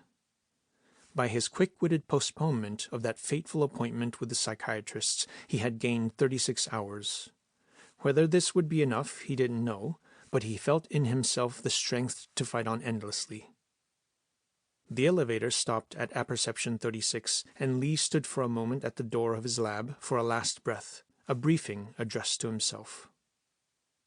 "This is like walking into a minefield," he thought. "One false step and things go boom. All the sensory organs of the brain are in action behind this door, and some of them are pretty near extrasensory in their mind-reading capacities. I've got to walk back and forth amongst those observation screens. There may be other radiations, too, following me, penetrating into the recesses of my mind without my knowing it. That means I must make my mind a blank. It's like being quizzed by a lie detector, only more so. I must not only seem normal and at ease, I actually must be so and harbor only friendly, innocuous thoughts toward the brain. My actions will seem innocent enough. It is my thoughts wherein my danger lies. Whatever I do, I've got to direct that from the subconscious, act as by instinct, and keep the mind a blank." He opened the door and looked around, as usual, in this vault as silent as the grave of a pharaoh. There was a little dust on the glass cubicles of Ant Termus Pacificus, and there were a few lines scribbled on the yellow memo pad on his desk. "Thanks for the weekend, boss. Everything normal and under control. Next feeding time at 8 p.m. the 27th. So long, Harris." Of course, he had given Harris, his assistant, the weekend off. That had escaped his mind in the excitement when the brain's mutiny began, and now it was the 29th. They must be ravenously hungry by this time, he thought, and that thought was in order because it was a normal thought. He walked through the rows of the cubicles, halting his step every now and then. The fluorescent screens on which the brain drew the curves of its observation rays showed two sharp rises of the lines marked activity and emotionality. The lower levels of the glass cages already were opaque, the glass corroded by the viscous acids which the soldiers had squirted from their cephalic glands in their attempts to break out and to reach food. "Poor beasts," Lee thought, and he thought it without restraint because it was normal, a perfectly harmless thought. But then, below the layers of his consciousness, his instincts told a different story. "This is marvelous," they triumphed. "Fate takes a hand. They are desperate. They're ready for the warpath, and even the tiger and the elephant would run for cover when their columns march." As if it were the most natural thing in the world for him to do, Lee walked over to the south wall, the one which separated the lab from the interior of the brain. He removed a sliding panel marked L filler spout, and there it was before his eyes, looking almost like a fire plug. There was one in every apperception center, and there were hundreds more throughout the brain, and their purpose was to replenish the liquid insulation which shielded the sensitive electric nerve paths of the brain. Without looking at the thing, concentrating his every thought upon the hunger of Ant Termus Pacificus, Lee unscrewed the cap and put a finger into the opening. The finger came back covered with the thick, syrupy lignin, this amber-colored sluggish stream of pulpwood liquefied, this soft bed of the brain's vibrant nerves. Unthinking, absent-minded, Lee wiped the finger with his handkerchief. "Now I'm going to try a slightly different arrangement of the tests," he thought. "It's normal. I'm doing that almost every day." The feeling he experienced as he swung into action was strange. As he walked back and forth, it felt like a somnambulic walk, something his limbs did without an act of will.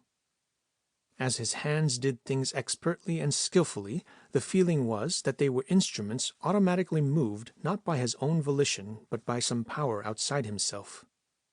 His movements were those of a child serenely at play, a child incongruously tall and gaunt and gray-haired, constructing little causeways and bridges on the ground with the logs of the fireplace, a happy child engrossed in an innocent game. It took about an hour, and then causeways of fresh pulpwood were laid from every termite hill to every feeding gate, from every glass cubicle to the south wall, and along the south wall to the lignin filler spout, and from the ground up to the spout a little teepee of sticks had been built. Admiringly, the gray-haired child looked at its handiwork through thick lens glasses. "It's been an interesting game," Lee thought. "It might turn out to be a valuable new experiment. I'll sit down now and observe what happens." He went over to the desk again and settled down. He opened his files and laid out his charts on the desk, and there were colored pencils to be sharpened for the entries. He was glad of that. His conscious mind rejoiced now over every little pursuit of routine, of normalcy, of the established scientific order of things. It concentrated on these. Pencil in hand, reclined in comfort, his heartbeat even, he kept expectant eyes upon the staggered rows of fluorescent screens, ready to note any significant developments. He didn't have to wait long.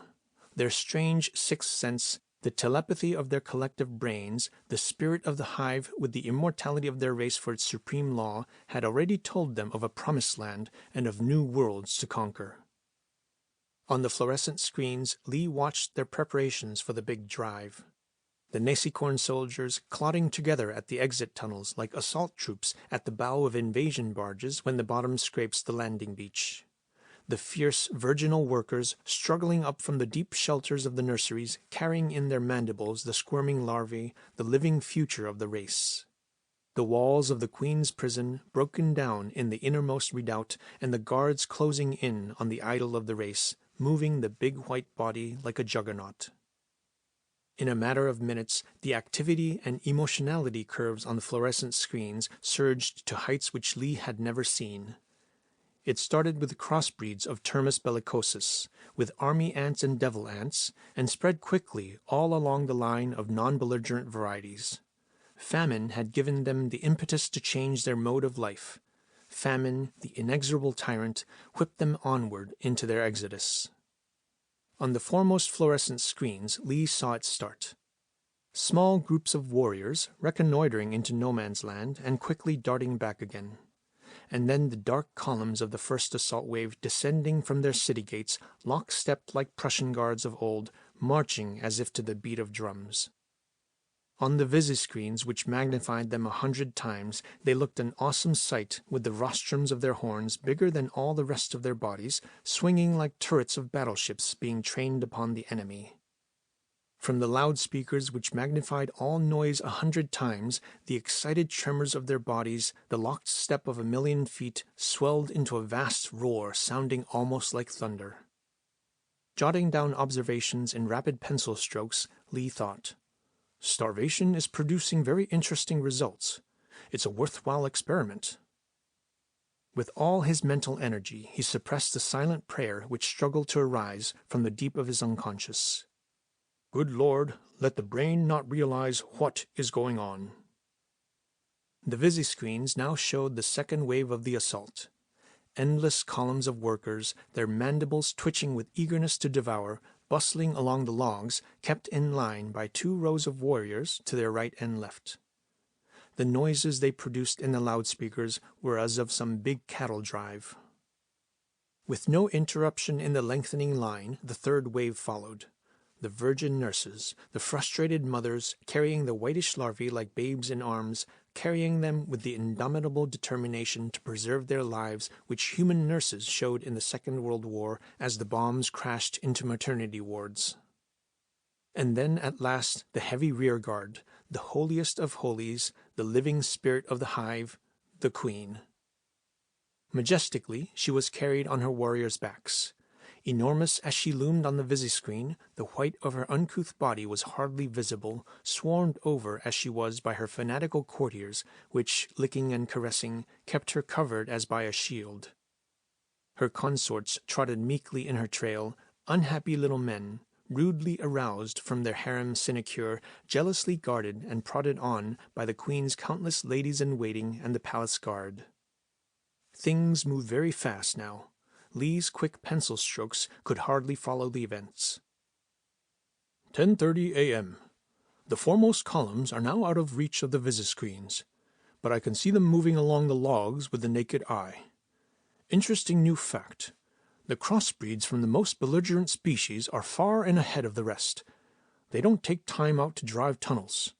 But even the tunnels of the more Pacific strains are forging ahead at an extraordinary rate, 6 feet across the floor already. 10:40. Bellicosus has reached the south wall. It is now moving along the wall toward the lignin filler spout. There is no hesitancy as they change direction at the angle of 90 degrees. The queens are now coming up at a very rapid rate from the mounds farthest to the rear. It's fortunate we have these differences in behaviorism and temperament, because otherwise a terrific traffic jam would occur at the filler spout. 10:50. Bellicosus is now ascending to the filler spout. The warriors have ringed the pipe. With their body tremors they are giving the come-on signal to the workers. The workers are piling in, an average batch about 65,000. It's a good thing that there is an airspace in these horizontal nerve path pipes. That gives them a chance to march along the ceiling and work down from there. 11 o'clock. There are now a score of columns converging at the filler spout. Amazing that even under such provoking conditions Aunt Termis won't fight. The warriors act like the most accomplished traffic cops. It's marvelous how they keep their columns in order and keep them moving side by side into the brain. 11:10. The first million, I should say, is now well inside the filler spout.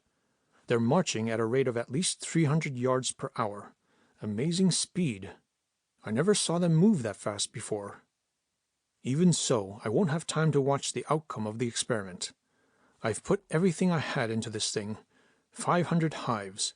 That would make it 35 million individuals of the species at a conservative estimate. It's the biggest mass migration I've ever seen, but will it be big enough to do the trick? 11:20. The foremost columns must have reached the neighboring apperception centers to the right and left of mine by now. But they won't stop. I know that from experience in Australia. To them it's just like any other hollow tree. They'll drive right on to the top. They won't bivouac before they are completely exhausted. That won't be before 5 or 6 hours. At the rate of 900 feet per hour, that would make it almost a mile, covering the whole occipital region of the brain. And then they are going to feast. Boy, will they be ravenous. 11:30. About 3 million are safely inside now, I should say. Don't think that I could stay at my post much longer. There's a certain extracurricular idea coming up from the subconscious like a tidal wave. The dams of willpower don't seem able to hold back that idea. I've got to get out before it spills across the dam and floods my consciousness. The phone rings. For once, it is a welcome sound. It was Una's voice, trembling with emotion as if she were still suffering from this morning's shock or had suffered another.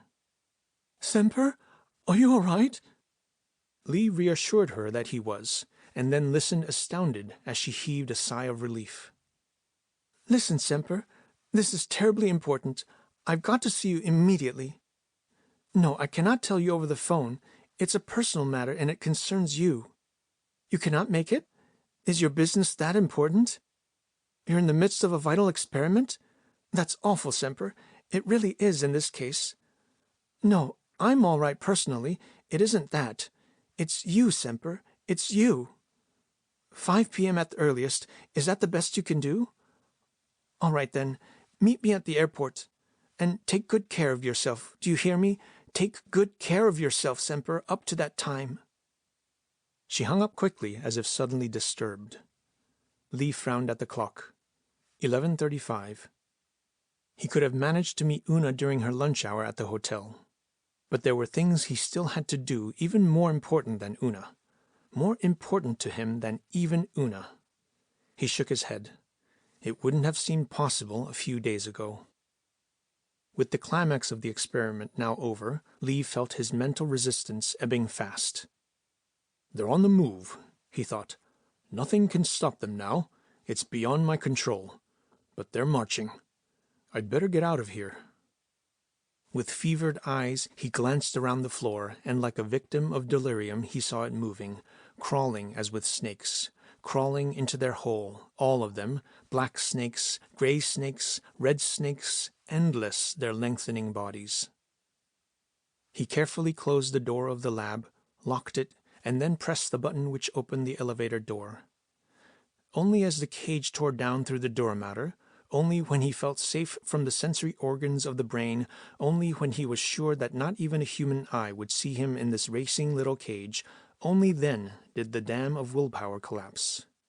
He put both hands before his eyes in vain attempt to stop the tears from streaming, those tears of a soldier over the body of his fallen chum, those tears of a graying scientist who sacrificed the results of his life's work to some higher cause.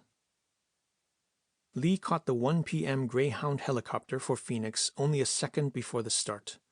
He panted from the run, but in his sunken eyes there was a light, and in his mind a new serenity which comes to men when they are fortunate enough to meet with some very wonderful woman, when with admiration and humility they stand confronted with a courage greater than man's. Gus's wife had been that woman. The way she had taken the terrible news was the source of Lee's new strength and confidence. The flying commuter was almost empty. Noting Lee's astonished glance, the stewardess gave a nervous little laugh. "People get jumpy traveling," she volunteered. "That's so. Why do they?" "Didn't you hear the news all morning? Wait." She flicked the radio on. On the television screen appeared an aerial view of a big city, vaguely familiar-looking, yet as foreign as Venice, and then the voice of the announcer broke through. "New Orleans.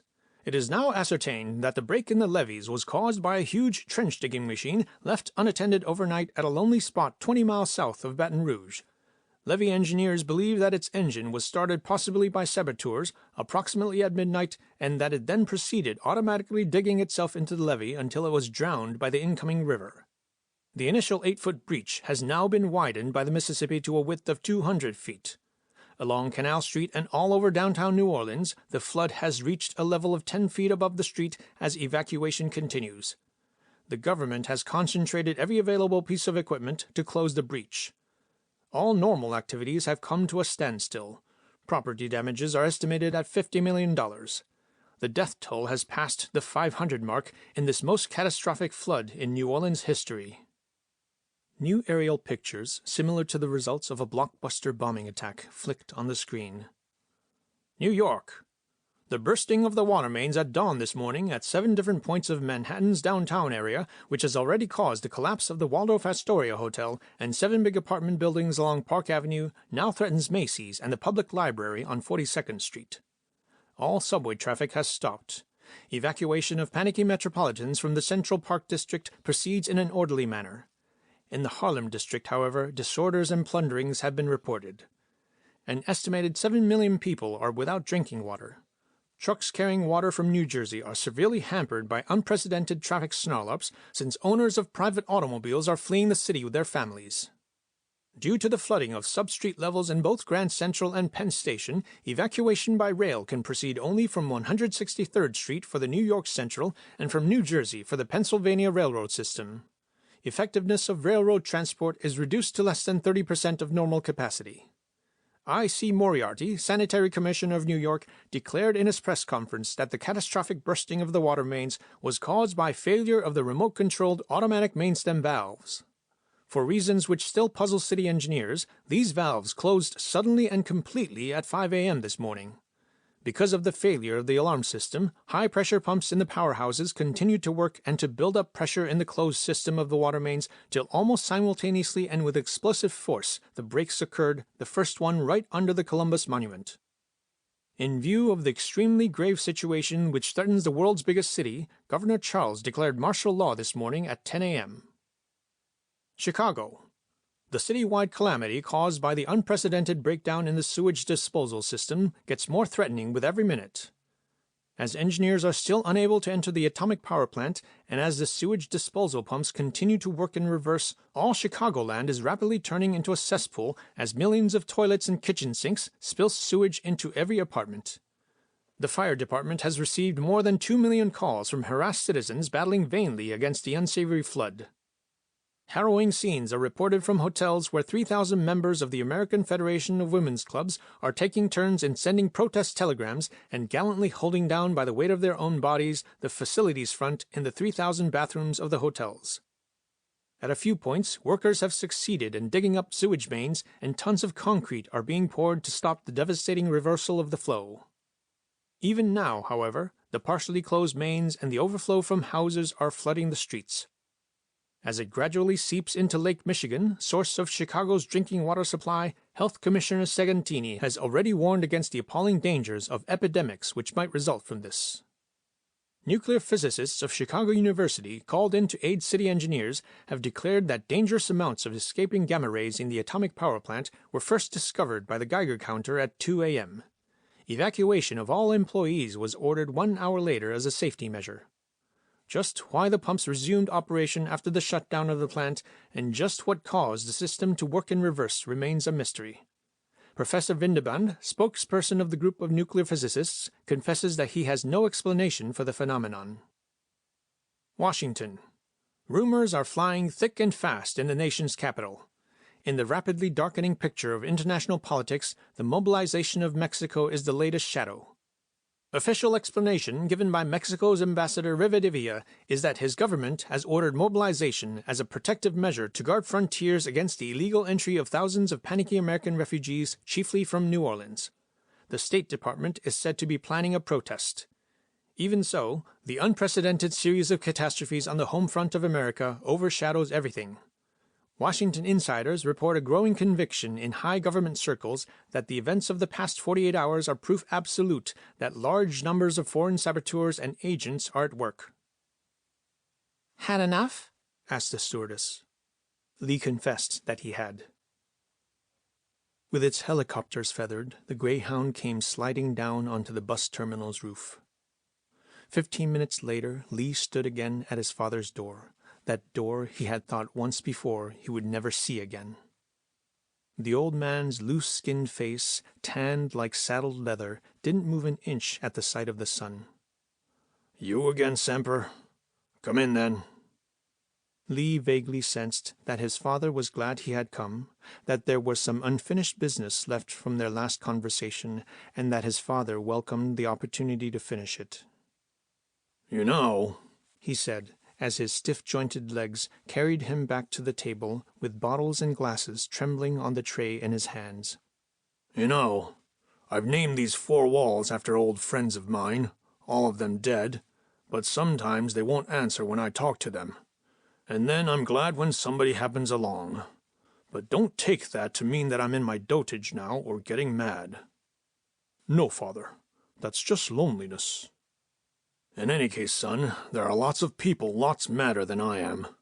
There's a woman living next door, a spinster, answers to the name of Pimpernel. This morning she came running over, crying that her vacuum cleaner was chasing her all over the house. And by God, Semper, it was a fact. Never saw anything like it. One of those newfangled automatic contraptions which are supposed to do the job all alone by themselves, and it banged around and chased about as if it had a hornet's nest under its bonnet. Scared the poor woman to death." "What did you do?" "What could I do? I'm not a mechanic. There was no cord attached to anything to plug out, so I got my automatic and shot the damn thing." "Shot it?" "Sure. Bullet must have penetrated something. Anyway, it stopped dead on the spot. And now she threatens to sue me for damages. There's gratitude for you. What brought you here?" Lee felt elated. Obviously, his father was in high spirits from this morning's successful hunt. For once, he was in a receptive mood. Rapidly, with all the precision he could muster, Lee explained, as an adjutant would explain a new development in a strategic situation to his commanding general. After a while, the old man started pacing the floor in rising excitement. A spark of the old fierceness had come into his blunted, pale blue eyes as he swung around. "Before this morning's incident, I would have considered all this as a raving maniac's gibberish. Now, as I put 2 and 2 together, I can see a distinct possibility that you've got something. Tell you what I'll do, what I consider my duty to do. I'll call out to the National Guard. We'll encircle the brain and present an ultimatum to the thing. If necessary, we'll take the place by storm." The younger Lee answered with a vigorous shaking of his head. "You cannot do that, Father. In the first place, the National Guard doesn't stand a chance against the defenses of the brain. In the second place, your action would mean civil war. No, we must go after this in a different manner. The Secretary of War is an old friend of yours. All right, take the next plane to Washington. Don't tell him anything he couldn't believe. Tell him what is strictly the truth, that some power hostile to the United States threatens to interfere with the remote control of automatic war equipment. Tell him to redouble guards over the remote control rocket launchers, to have their automatic computators disconnected temporarily, and for the commanders to accept only orders direct from Washington. The greatest danger is not the domestic disorders. That situation we'll have in hand if my scheme works. But let one rocket accidentally be launched into some big foreign capital, and it will set the whole world on fire in an atomic war. That is what the brain wants. That is what must be prevented at all costs. Will you do that, Father? Even years after, Lee never understood just what happened or how it could have happened that his position to his father became reversed with such startling suddenness. In the extremity of the situation, he had addressed his father with the authority of a commander toward one of his aides, and the father had accepted the son's command unquestioningly. "Semper," he had said, "I have always considered you a military nincompoop. I was mistaken, son. I apologize. Now let me grab my hat and coat. You kept the taxi waiting? Good. Tell the man to go to the airport and let her rip." At 5 p.m., the flying Greyhound dropped on Cephalon Airport, and there was Una looking very pale but very beautiful in the gathering dusk. She grabbed Lee by the arm, leading him to the other side of the hangar where stood her little jetticopter plane. "Let's get in here," she said. "I'm freezing, and I don't want you to be seen around here." She didn't put on the lights. Yet, even in the dark, Lee could see the golden helmet of her hair shimmering like the pale gold in the halo of the Virgin as the primitive art of Tuscany presented her 1,000 years ago. She nestled the soft fur of her coat against Lee's shoulders, and as she did, he felt her shivering. He put a protecting arm around her, careful to do it as a friend, careful to suppress the surge of blood which started burning in his veins. She seemed to be groping for words. It took a little while before she began to speak, with clarity and simplicity, as she always did, but with an audible effort to keep composed. "I've brought you a suitcase, Semper, with a few necessities, and I brought you some money. Later you can send me your check. And here are the keys of the plane. Fly over to Mexico. Go back to Australia from there, or anywhere you want, but do get out of this country, and do it quick. I couldn't tell you that over the phone, and I shouldn't be telling this to you now, but I feel I must. You're in danger, and it's serious. Why? I don't know, but Howard seems to suspect your loyalty. He also seems to think that you've gone out of your mind. And Howard has taken measures. He has ordered re-examination of your broad aptitude test. He has voiced his suspicion as to your sanity to Bondi and Mellish, and you know what kind of yes-men those fellows are in the face of an authority like Scrivens. Trust them to discover something wrong with you. Trust them to give the test some kind of a convenient twist. They're going to have you certified. They're going to put you into a mental institution, Semper. Do you get that? Do you realize that it's a fate worse than death?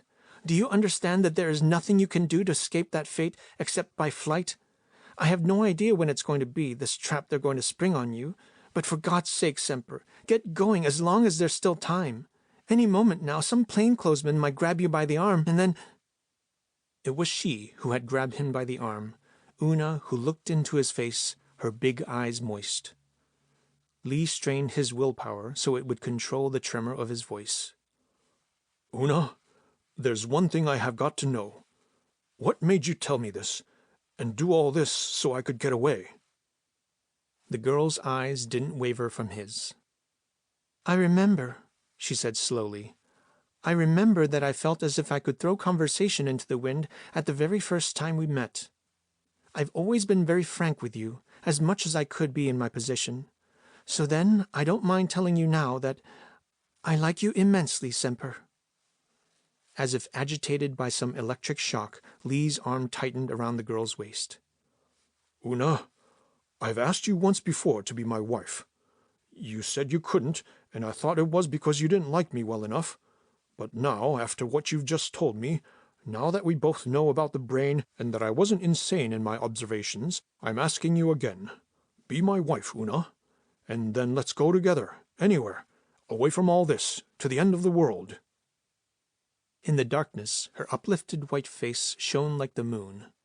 There were 2 limpid, luminous pools in it. All of a sudden, they overflowed with tears streaming down her cheeks. Her mouth half opened, swallowed hard. There was now nothing left of that integrated personality, nothing of the calm and the poise which the younger set of scientists admired so much. There was only a young woman torn with torment. I would have loved to go with you to the end of the world when we were floating over the canyon. I would love to go with you 1,000 times more tonight, Lee heard her say, and then the gnashing of her teeth as she continued. But it cannot be, Semper. It cannot be, because my die is cast, because my fate is made. Did nobody ever tell you? Didn't you even guess? Howard and I, we've been living together for the past 6 years. He's not a very good man, rather beyond good and evil.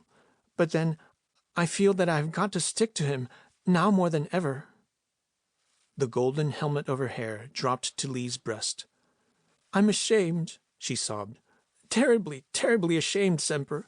I've made such a mess of things, of you and me, such a mess of my whole life. He buried his face into the fragrance of the golden wave. It's nothing, darling, he whispered close to her ear. It doesn't mean a thing to me. It's less than a cloud which passes across the face of the moon, and then it's gone and never will come back. She freed herself from his embrace. With both her hands upon his shoulders, she looked straight into his eyes. That is not true, Semper, she said, and there was the fierceness of a young Viking warrior in the flash of her eyes. That is not true, and there's been already too much of lie in my life.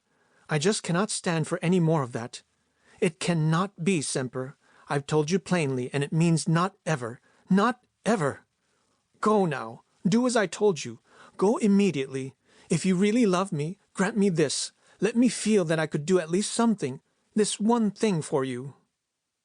Una! Lee exclaimed, and it sounded like a deep-throated bell in an ancient cathedral town as it rings the last stroke of midnight and then hangs mute in the dark sky.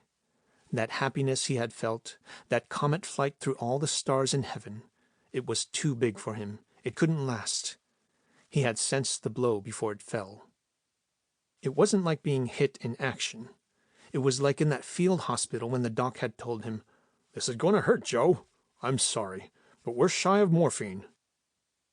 Howard's name had cut just like that expected knife. What was there left to say? Nothing. Nothing but one small matter. I love you, Una, and that means forever, just as much as you mean that not ever you can come with me. And I thank you, Una, for this hour. Yes, I think I'll go back to Australia, where I belong. But not tonight. I've set a great experiment going. The outcome is no longer in my hand. Still, I feel I mustn't run away now. In fact, I cannot. It's somewhat like a soldier's duty to stay up front. I'm going to see this to the end. She buried her face in her hands. I knew it! You child, you! You Don Quixote riding against the windmills! They're going to kill you! They're going to kill you! And now there's nothing I can do! For a second, her small fists pounded against Lee's breast, and then the next moment, before he could do anything, she had jumped out of the plane, slamming the door in his face. For a few seconds more, he heard her footsteps rushing across the frozen turf and the receding wails of echoes from the hangar walls. And now there's nothing I can do. Nothing I can do. When, after a minute of fumbling in the dark, he pushed the door open, it was too late.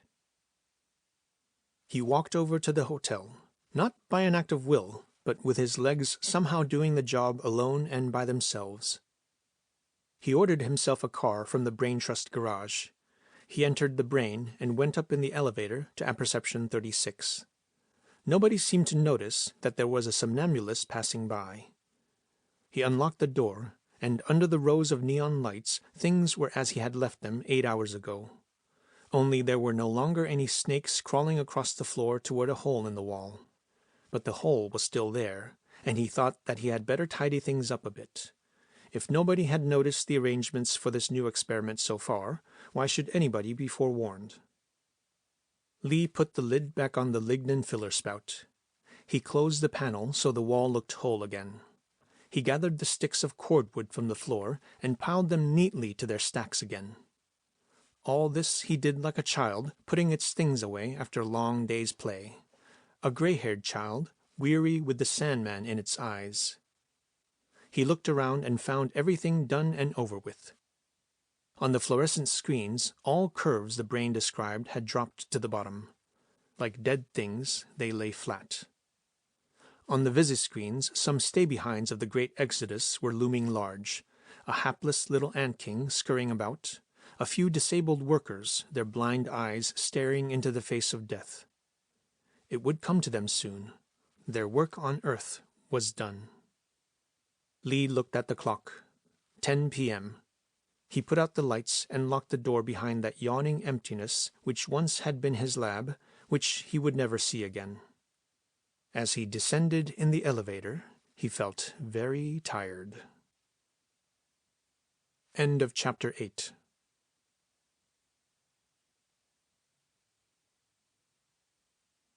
Chapter 9. Incessant shrieks of the phone aroused Lee from the deep well of his sleep. He didn't know the female voice, which fairly jumped at him. Is this Dr. Lee? Dr. Semper F. Lee from Canberra? Am I at last connected with Dr. Lee? Lee speaking. I've been phoning for you all over the brain, Lee. Have you forgotten you had an appointment with us? Checking up on your broad aptitude test. The doctors are waiting. This is Vivian Leahy speaking. Don't you remember me? Yes, of course. The picture of the loquacious angel who had guided him to the medical center on his first trip flashed back into his mind. I know I have an appointment for this afternoon. I'll be there. But Dr. Lee, this is this afternoon. It's 4 p.m. already. You aren't ill, Dr. Lee, are you? You sound so strange. Lee assured her that he wasn't, and that he would be over right away. It's a miracle they left me undisturbed that long, he thought as he shaved and dressed. His personal fate would be decided within the next 2 hours, he knew. It would be the end. But even as the tension mounted in his consciousness, he thought triumphantly, I've had 16 hours of sleep. That's marvelous. Nobody can take that away. The body has recharged its energies. Now I can stand the gaff. Down at the desk, they handed him a Western Union. It was from Washington and bore no signature. "Mission accomplished," it read. It made him feel fine. Father has done it. He is a better man than I, he thought. While the car streaked through the desert, Lee scanned the morning papers. No trace of President Vandersloot, still was the headline. But below, new havocs were listed as they had developed overnight. This time the West Coast was the zone of catastrophes. The hostile power seemed to be bent upon the closing of all ports in the USA. Lee gnashed his teeth as he read the number of new casualties, women and children too, who had become the victims of the brain. Arrived at Grand Central, he kept a sharp lookout for any unusual activity. There was none. All along Elevator Row, small groups of bookish-looking men returned from their day's work in the apperception centers. They looked calm and contented, and with their briefcases under their arms, almost like ordinary businessmen heading for the commuter train. He didn't dare to linger or to look around. There was this all-pervading sense of being shadowed, of having gone into a trap from which there's no escape, of eyes following him everywhere. Whose eyes? That was impossible to know. Maybe the brain's. Its sensory organs could conceivably be installed anywhere. Maybe that janitor guiding a polishing machine over the rubber floor was a plainclothesman. Or maybe it was that detached gentleman who seemed to wait for an elevator with a stack of books under his arms. As the cage shot up to apperception 27, failure pressed down on his heart.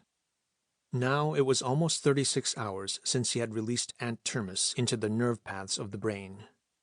Those undermining and devouring armies, what could have happened to them? Any number of things. Perhaps the lignin in the nerve paths was poisonous. There had been no time for him to test the stuff. Perhaps the maintenance engineers had replenished the insulation in that sector overnight, and all the hives were drowned. Perhaps some kind of a detecting apparatus had found out about the pest inside the brain right from the start. As long as the beachhead of the underground invasion remained small, its blocking would not impair the functions of the brain. What a fool he had been to pit dumb little animals against the powers of a god. Una had been right. He was that knight in rusty armor, charging against windmills on a Rosinante. Vivian Leahy dragged him into the reception room of the medical center almost by force. "The doctors have been waiting for you for 2 hours now," she scolded him. "They never did that before for any man. How come you forgot? And you forgot me, too. Last time you were so nice I thought you would date me up. I couldn't have resisted your invitation, you know. Now, off with your coat." Despite their irritation, Mellish and Bondi received Lee with all their tweedy cordiality. While they piled their weird equipment around the operating table, their tongues kept wagging. The disappearance of the president, what did Lee make of that? Was he dead or alive? Those horrible catastrophes all over the country, what was behind all this? Foreign agents? A native underground? Didn't Lee think there was a tidal wave of anti-technology feeling arising since unemployment had again set in? And would the international crisis lead to war? The brain, of course, would be the safest place in that event. But then, to think of the civilian population, an anticipated 40, 50 million dead? Terrible, wasn't it? Was Lee still able to concentrate upon his scientific work these harrowing days? If so, the nervous strain was terrific. They had experienced that in themselves. One reached a point of diminishing returns, didn't one? Yes, they had noticed signs of fatigue in Lee, discolorations under the eyes, a certain tenseness.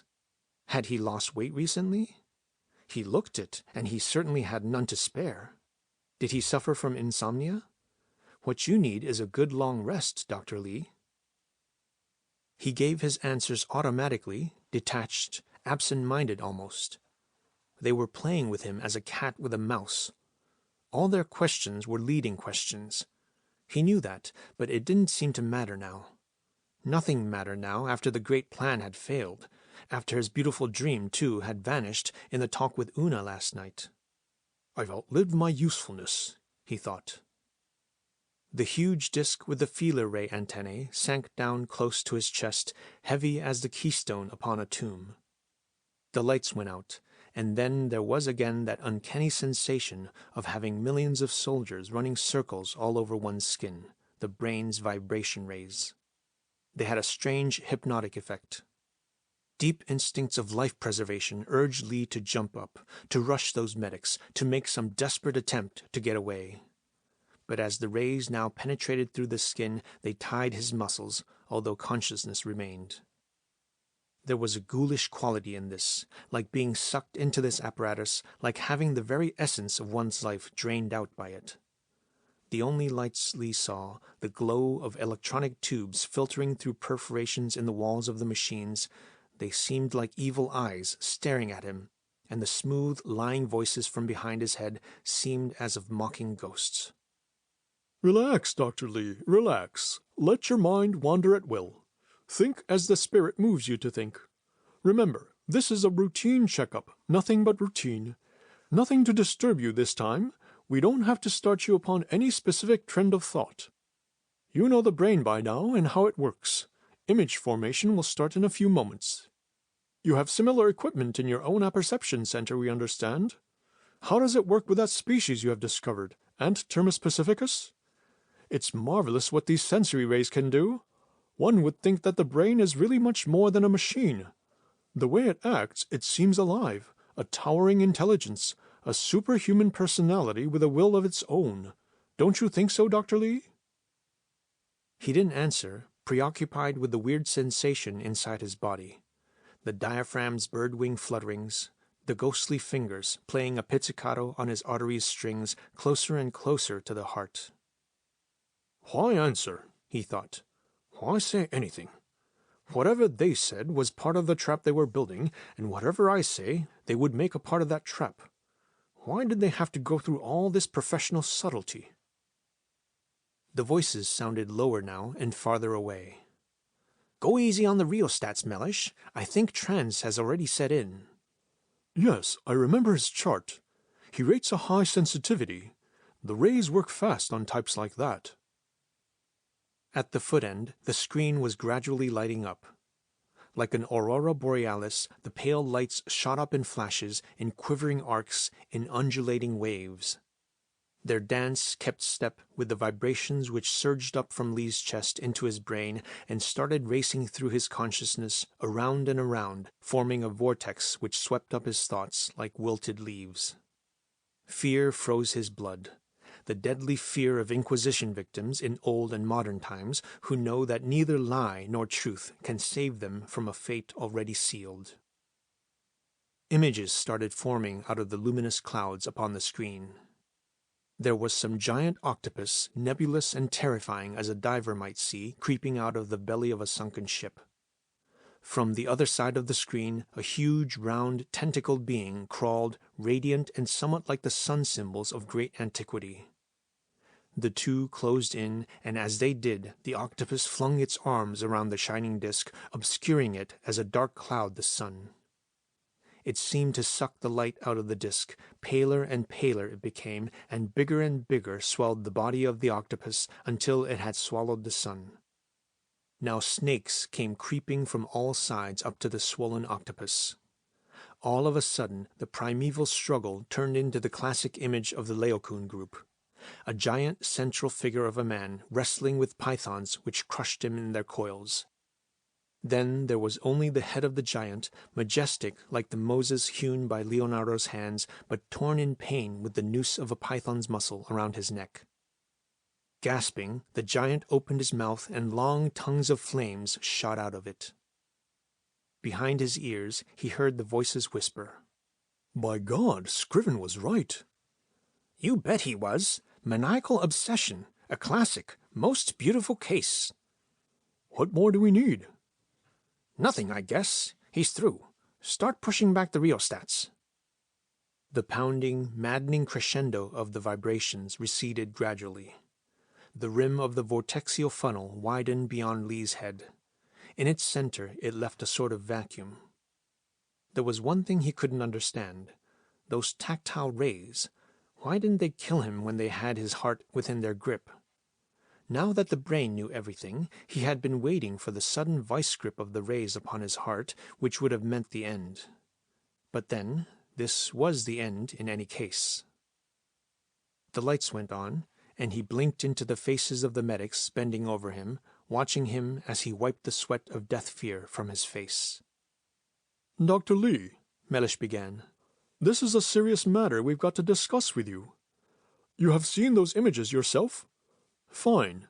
We needn't go into any great detail since you are probably familiar with the ancient symbolisms which the subconscious employs in expressing itself. You are suffering from a very strong neurosis, Dr. Lee. I might almost say a maniacal obsession. Existence of some old neurosis, partially submerged, was established already in your first analysis. Now the barriers which you had built against this war neurosis have broken down. Quite a natural breakdown considering the very great stress under which you have been living of late. No, I don't say that you are actually demented, but there is a very real danger that you might lose complete control over your mind. As it stands, your scientific work already is impaired by the fixed ideas you have formed about the brain. We are here to help you, so please, be calm and cooperate with us. We have got to decide upon some course of action." "You must get away from it all, Lee," Bondi chimed in. "Take a sabbatical year. The Brain Trust operates a really first-class sanitarium out on the West Coast. Your insurance plan covers every expense. All you have to do is to sign these papers, and we'll get us a plane, and I'll personally bring you there. That's the safe, the sane course for you to take. Here, take my pen." Lee had raised his gaunt frame from the table. For a moment he sat with his face buried in his hands, trying to control his swimming head. A hand patted his shoulders. "Don't take it so hard, old man. Come on, be sensible, and let's get out of here." He stood up. Vertigo made him sway, and he felt the restraining grip of the two medics' hands upon his arms. And then, in a flash, he saw red. "I had it coming to me," he thought. I would have gone like a lamb. If only they had been shooting straight. If they hadn't tried to frame me with their dirty trickery. It's all over now, but I might as well go down fighting. He didn't know which he loathed more of the two. It just happened that Bondi was standing to his right and took it on the chin and nose as Lee's fist shot up.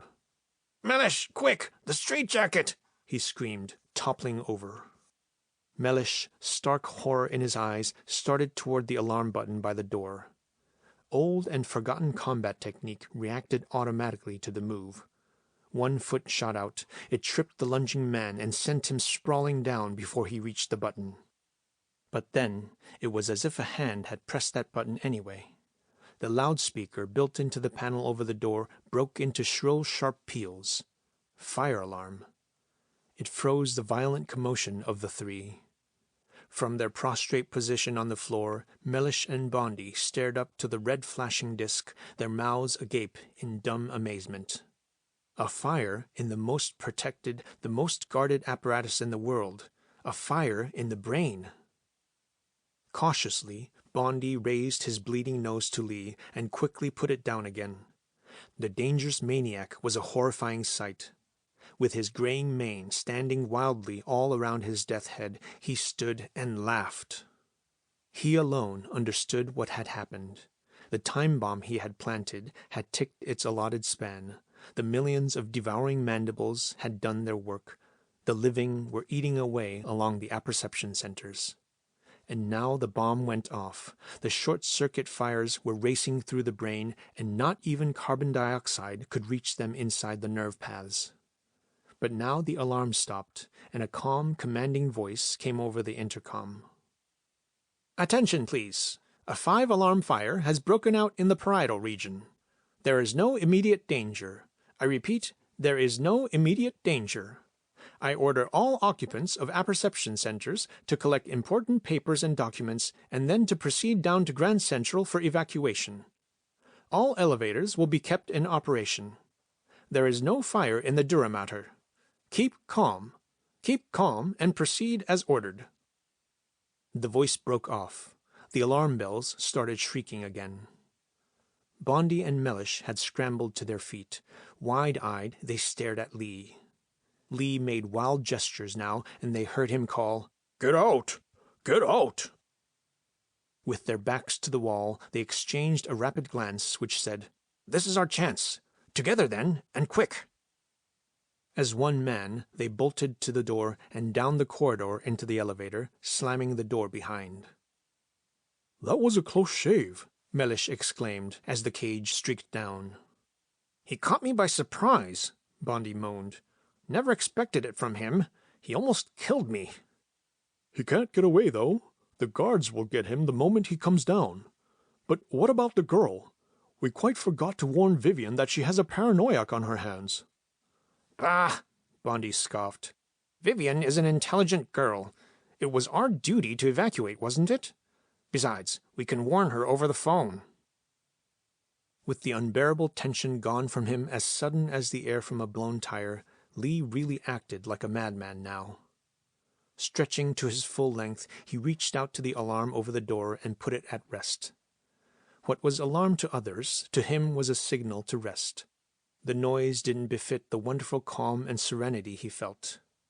His job was done, his mission completed. Time for him had ceased to exist. Danger, he had no consciousness of it. Slowly, he stepped out into the corridor. It felt like walking on air. There, it was Vivian Leahy who brought him down to earth. She came rushing out of the archive laden with precious records up to her chin. Under the provoking red of her hair, the face looked pale and pinched. "Where are the doctors?" she panted. "I don't know," Lee said. "They left me a moment ago, rather suddenly." "The rats! Leaving me to get their chestnuts out of the fire for them. How'd you like that?" Her flippant manner was nothing but a brave front she put up to hide the panic in her heart. Lee sensed it. There was an unexpected responsibility thrust into his hands. His mission was not yet completed. He had to get this girl to safety. She followed the direction of his glance. "Now go," she said. "They took the elevator. It will be some time before another one comes up, if it does come. What are we two going to do now, Dr. Lee?" He smiled down to her as he would have to a child lost in the woods. "Never you fear, Vivian. We still have that other exit. We can use the glideway through the brain." "Through the fire?" "Yes.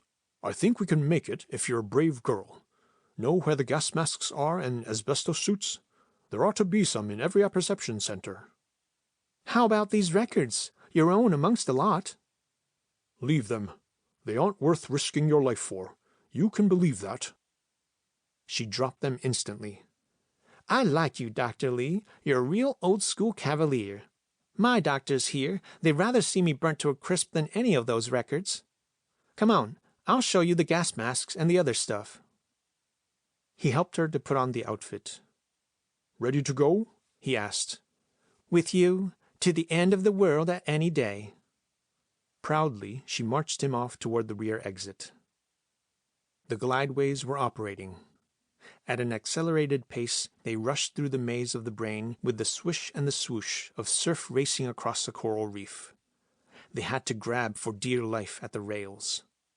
"Hold tight!" Lee cried as he saw the girl go down upon the platform, but then his own legs were jerked from under him as the momentum of the journey flung him forward. They saw what no human eye had seen before. The brain, illuminated by its own nerve cables, turned radiant as neon lights. It was like seeing Berlin from the air after a big firebomb attack. It was like racing in a car through forest fires. It was like lava pouring in 1,000 winding streams down a volcano cone. It was all this and more, but transferred into some other dimension where all things are transparent or light has an X-ray quality. Through the plastic walls of lobes and convolutions, they saw the liana networks of the nerve cables like bloodstreams radiant with purple light. Shrouded in columns of whirling smoke, they seemed alive. Like tropical rains from a jungle roof, lignin dripped from the vaults and in falling burst into flames. Cable connections were molten at the branching points, and then the luminous nets writhed, and severed ends bent down, spilling their fiery blood over the mushroom formations of nerve cell groups. The scenes raced much too fast. The glideway's continuous curvings, steep ascents, and power dives were like stunt flying through an ack-ack barrage. No human eye could catch more than a fraction of the inferno's majesty. Yet there were brief visions so breathtaking as to obliterate all sense of danger and to become indelibly implanted upon the retina. A main nerve stem burst asunder, and the lignin poured from its cracked plastic walls like crude oil from a burning gusher, rushing over acres of electronic tubes, branding against banks of radioactive pyramidal cells, swamping them as a wave.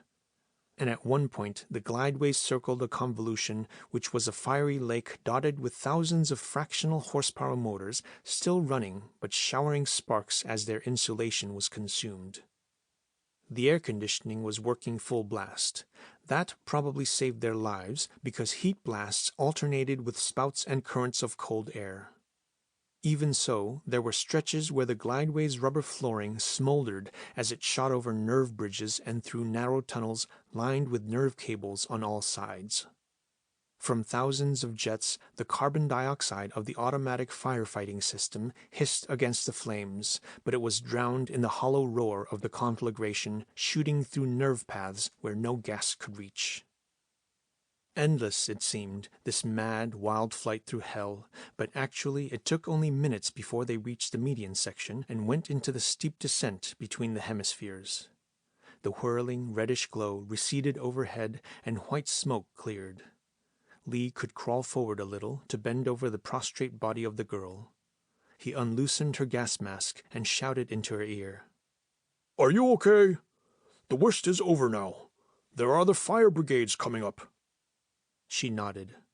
Her face was a white blot in the semi-darkness of the black lights, and Lee felt the weak but reassuring pressure of her hand upon his arms.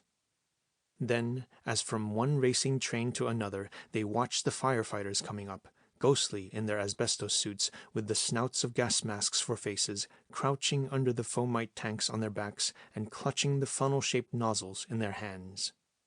Maintenance engineers followed, laden with tools.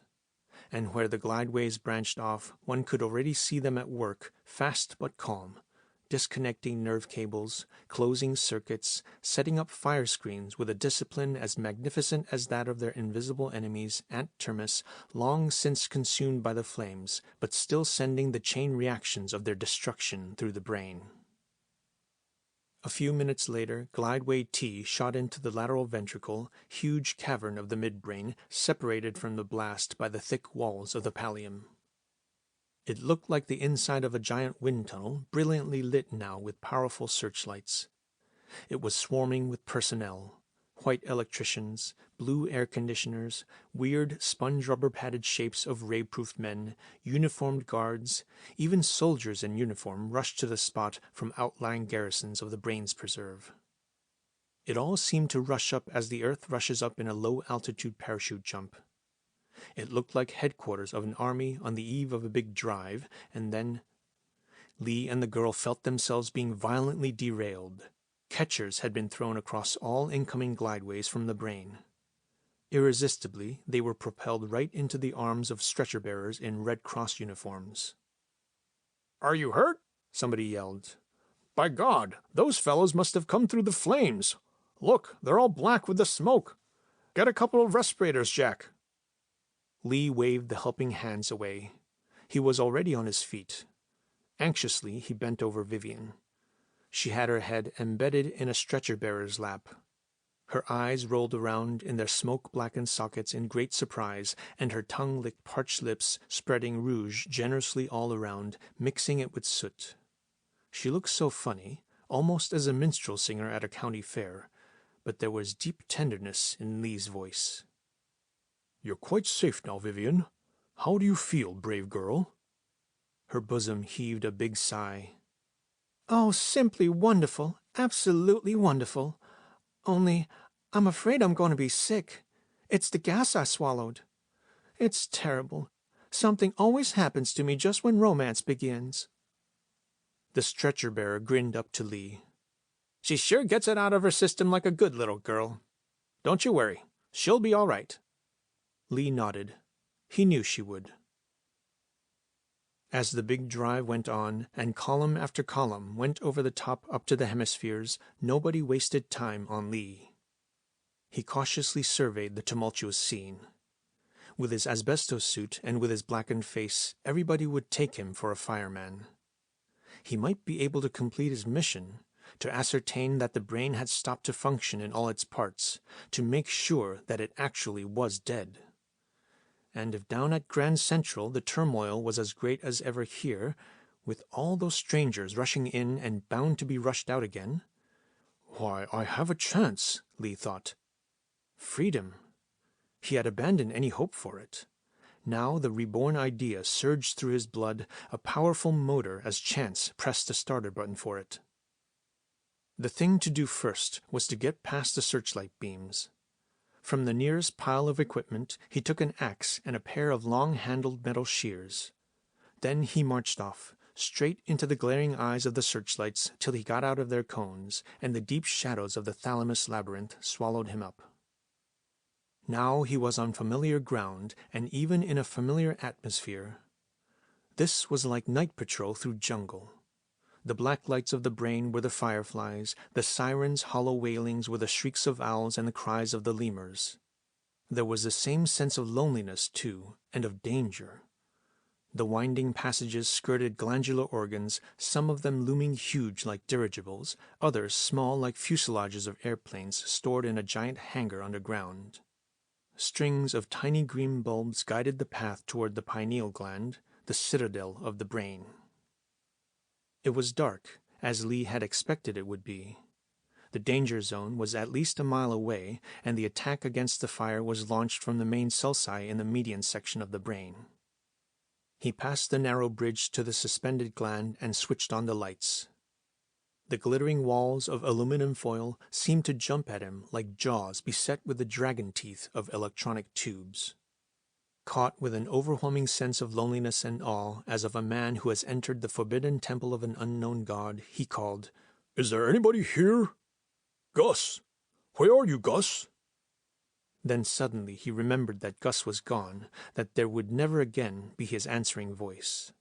He wiped his forehead. "Bad nerves," he thought. "Mustn't allow them to play tricks on me. Pull myself together." Lee put his tools down and walked into the narrow aisle. Few things were changed, and there was the pulse meter standing in its old place. He plugged it into the old circuit and clamped the phones to his ears. It wasn't that he expected any communication.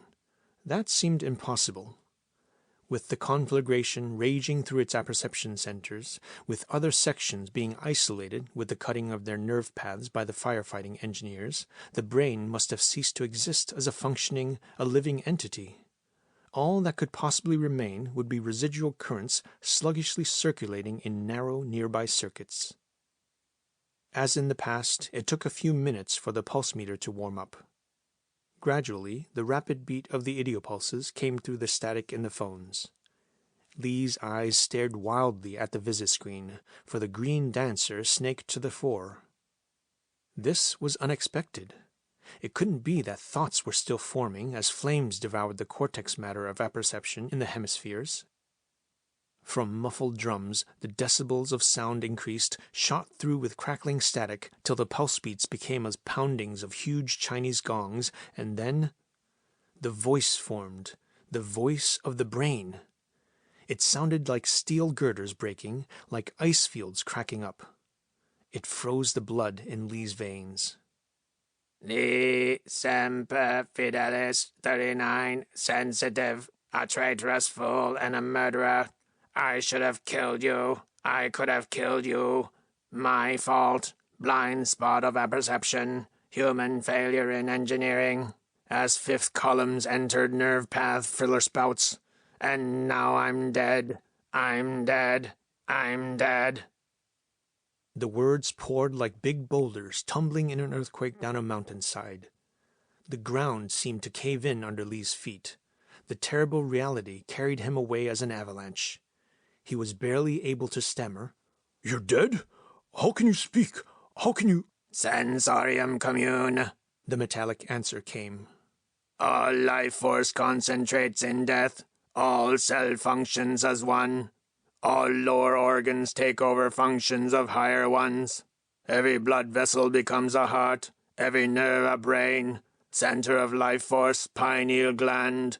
You, Lee, man of little knowledge, low-level intelligence, why did you kill the brain?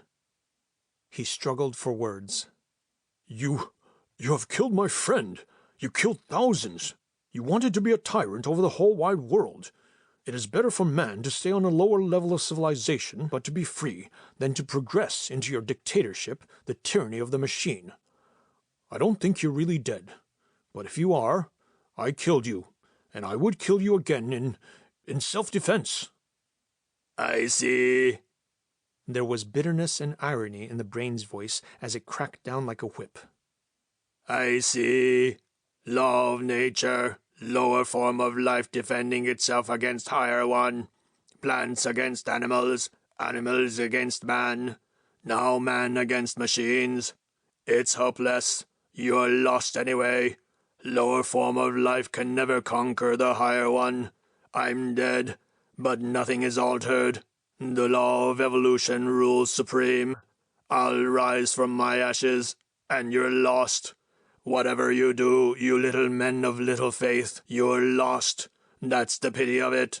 Had you been true to the brain, I would have made you mightier than any king that ever ruled the earth. Human stupidity, dumb animals. Don't know what's good for them, don't know when they're beaten, just muddle through and kill. Kill what's too big for them to understand, and then get killed in turn. Maybe so, Lee shouted. Maybe we're dumb, and maybe we're muddling through, and maybe we're poor imbeciles to minds of supermen, of gods, of the absolute, of you, the brain. But we too follow a law supreme, the law in which we are created. The law by which the thistle defends itself with thorns, by which the animal defends itself with teeth and claws. We've got to live by our law of nature. We'll never submit to your tyranny. We would much rather die." "Die then, and be damned." The brain's voice now became a demoniacal howling as of a Goliath gone berserk. Aphasia had set in. There were no longer words, but bellowings. "Listen, perfidious three-line, the murder, put fire out, traitors food, it burns, I wanna live, and kill murder the brain." Lee couldn't stand the horror of those sounds. One moment more, he felt, and they would drive him mad. It never occurred to him to pull the pulse-meter plug out. Primeval instincts in him took the reins, and their command was, "Kill it! Kill this thing! Finish this agony!" To the front room he rushed, pursued by the insane shriekings of the brain. He grabbed the axe he'd left there and swung it against the nerve stem where it entered the pineal gland. With the third blow, the plastic cell cracked and the lignin poured out, a syrupy curtain sliding down. He dropped the axe and picked up the wire shears. Straining every muscle, he tore at the cables until one by one they snapped, and with a rain of sparks dropped down, dead snakes. Then there was silence in the little room. The last shred of life, the sensorium commune, was severed, and the brain was dead. Lee let the heavy shears come down and leaned upon the handles, panting as after a hand-to-hand death struggle with a samurai. Now that it was all over, complete exhaustion left him weak, saddened, and vaguely wondering. What had he done? He had destroyed the Superman, the mastermind, the powers of a god. Why had he done it? For no good reason, excepting entirely personal ideas of his own, because a friend had been murdered cruelly, because his own concepts of freedom and human dignity had been violated, because he personally loathed seeing man-domineering machines. What did all this amount to in the eyes of the Absolute? To nothing. To nothing at all. For millenniums, the struggle of human freedom versus tyranny had raged, and it was undecided to this day. Who was he to take sides? A nobody, a little fellow, a termitologist whose work meant nothing to the world. How had he dared to sit in judgment over the brain? How had he dared to slay the brain? A little David with nothing more but 3 smooth pebbles in his hands. Down at his feet, the spilled lignin formed a widening pool. It threatened to envelop his feet. It looked like blood. He shivered. Now he had killed the brain, he thought of it again as a child. Man had created it in his own image. Man had ruthlessly exploited his brainchild. If this titanic intellect turned toward evil things, the fault was man's. The brain was innocent. He felt no remorse, but a great sadness, a sense of tragedy as he stepped around the pool and closed the door of the pineal gland. "What a pity," he murmured. "Maybe it could have built us a better world." Nobody stopped him as he joined a group of firemen who had just returned from the parietal region, partly gassed. He looked as begrimed and as green in the face as any of them. Nobody stopped him or his group as orders came through for them to evacuate, as they were packed on glideways first and then transferred down at Grand Central into ambulances which raced through all controls at a great rate of speed.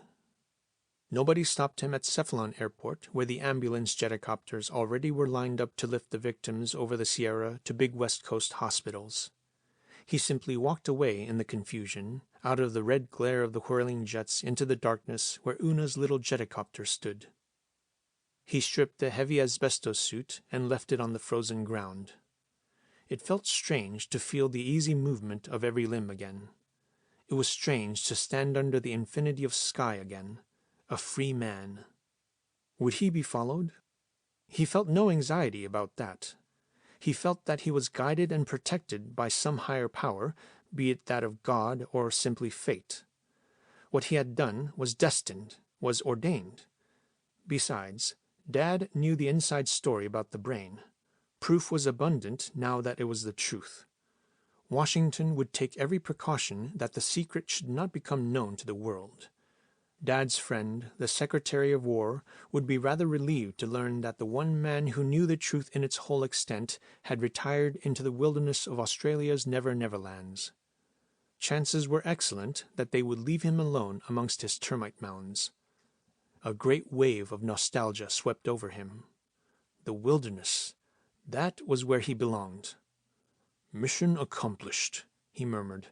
"Now let's get out of here." He slid into the pilot's seat and pressed the starter button. "I'll be in Mexico City at dawn," he thought, "just in time to catch the Sydney Clipper." On the 1st of December 1960, Dr. Howard K. Scriven, Brain Trust czar, held a historic press conference in which he revealed the inside story behind the paranoia of the brain. Following the pattern set by the bikini tests, only a select score of press and radio representatives were admitted. Having been duly sworn not to reveal any matter of military secrecy, the participants could even be received at the Grand Assembly Hall of the Murals, the vast antechamber of the brain. As they descended from their blacked-out buses, they were led to the center of the dome, where the thinker's giant head looked down upon them with Olympic calm. At 11:15, exactly as scheduled, the great Scriven dramatically mounted the steps of the monument's pedestal. Pens hastily scribbled notes for future reference. S. Tall and erect. Unbroken by the blow. Deep lines of strain and suffering add dignity to the magnificent figure of a man. Very solemn. Leonine head slightly bowed under the burden of responsibility. With meticulous exactitude of speech, with rolling echoes accentuating every syllable, Scriven began. In this solemn and tragic hour, as a great storm has passed over our land, and many of our cities are slowly digging out from the ruins which has been wreaked, it is my duty to give you the truth, the whole truth, and nothing but the truth. And in order that you might completely understand the underlying cause of the catastrophe, I have to begin at the beginning. For about 30 minutes, Scriven lectured with lucidity upon the basic idea, the history, the functions of the brain. He underlined the close relationship between its engineering features and the physiology of the human brain. He stressed the elaborate precautions which the government had taken for the brain's protection. He did not conceal the brain's role as a strategic weapon, but, pointing to the future, he painted an inspiring picture of peace on Earth and human problems solved with the aid of this tool supreme of science and technology. Then, lowering his voice, he went into the explanation of the tragedy. 6 months ago, on my personal initiative and responsibility, I invited a noted scientist from a foreign land to collaborate with the Brain Trust on a great humanitarian experiment. The exigencies of military secrecy do not permit me to give you his name nor that of the country from whence he came. Needless to say, that man was carefully investigated, submitted to the same character and aptitude tests as all our employees were. He was admitted to work in one of the brain's apperception centers, where he installed the objects of his studies, certain species of ants and termites of the most destructive kind. Now that he had come down to the brass tacks, the journalist's pen went galloping over the pads. Criminal negligence, they scribbled. Millions permitted to escape. Probably over a period of months. Wormed their way into the nerve paths of the brain. Large-scale destruction of nerve substance. Effects tantamount to that of a large brain tumor. Spearhead severs vital association paths. No immediate effects of undermining work because of ingenious engineering features of the brain. Just as in the human brain, functions of impaired cell groups automatically transferred to other groups of healthy cells. No means to detect devastation, termites invisible, embedded in nerve paths insulation. Comparison with termite-eaten structures would suddenly collapse. First outward signs of tumors in human brains, lack of coordination in movement, loss of mastery over muscular action. This phenomenon first manifested November 25th in certain motoric organs of the brain. Scriven explains traffic catastrophes and malfunctionings of utilities. Examination immediately undertaken. Scientists puzzled because cerebration processes continue to function perfectly. Accidents ascribed to sabotage by foreign agents. This to remain official explanation. Loss of public confidence and unrest feared by government. Then November 30th, late in afternoon, first signs of aphasia in cerebrations. Glaring errors in chemical and mathematical formulas. Symptoms similar to dementia precox. 15 minutes later, fire alarm. Short circuits simultaneously on scores of points over a wide area. Severe handicaps in firefighting inside nerve paths. Damage estimated at $500 million. They snapped their notebooks closed. They had the facts, though many of them would have to remain a secret. Scriven, obviously, was coming to the end. Now, I won't say, his voice rolled on, that this man, this scientist, has committed a deliberate act of sabotage. I won't say that he was in the pay of some power hostile to the United States. Whether he was or not is beyond my competence to decide. But this much I can say. The catastrophic results of that man's actions could not have been worse if he had been a saboteur. Human failure, not mechanical failure, lies at the bottom of all this disaster. With the penetrating intelligence which so distinguished our modern press, you cannot fail to see that reconstruction of the brain with greatly increased safeguards against human failure is a paramount necessity. A beautiful girl with a helmet of golden hair quickly mounted the steps of the thinker's pedestal. She handed Scriven a telegram. Frowning at the interruption, he opened it, but suddenly his face began to beam. He raised his hand. Ladies and gentlemen, I have a momentous announcement to make. The President of the United States, Cornelius Vandersloot, has been found. He is alive and well. His plane was emergency landed somewhere in Alaska. Army planes have gone to the rescue, and at this moment, our President is already en route to Washington. As the uproarious applause broke loose, echoing in thunders from the dome, Scriven quickly bent his head to the girl. "Well done, Una," he whispered. "You chose the exact psychological moment I wanted you to hand me this." There was a rush for the buses. Only a few shrewd reporters lingered on. "That was swell, Dr. Scriven. A grand story. But haven't you anything to add? Some personal angle or something with a human interest in it? You know what we mean. Something for our women readers." The great surgeon took the arm of the lady with the golden hair. "You may announce," he said, "that Miss Una Dalborg here has done me the great honor of becoming my bride." End of Chapter 9. End of The Brain by Edmond Hamilton.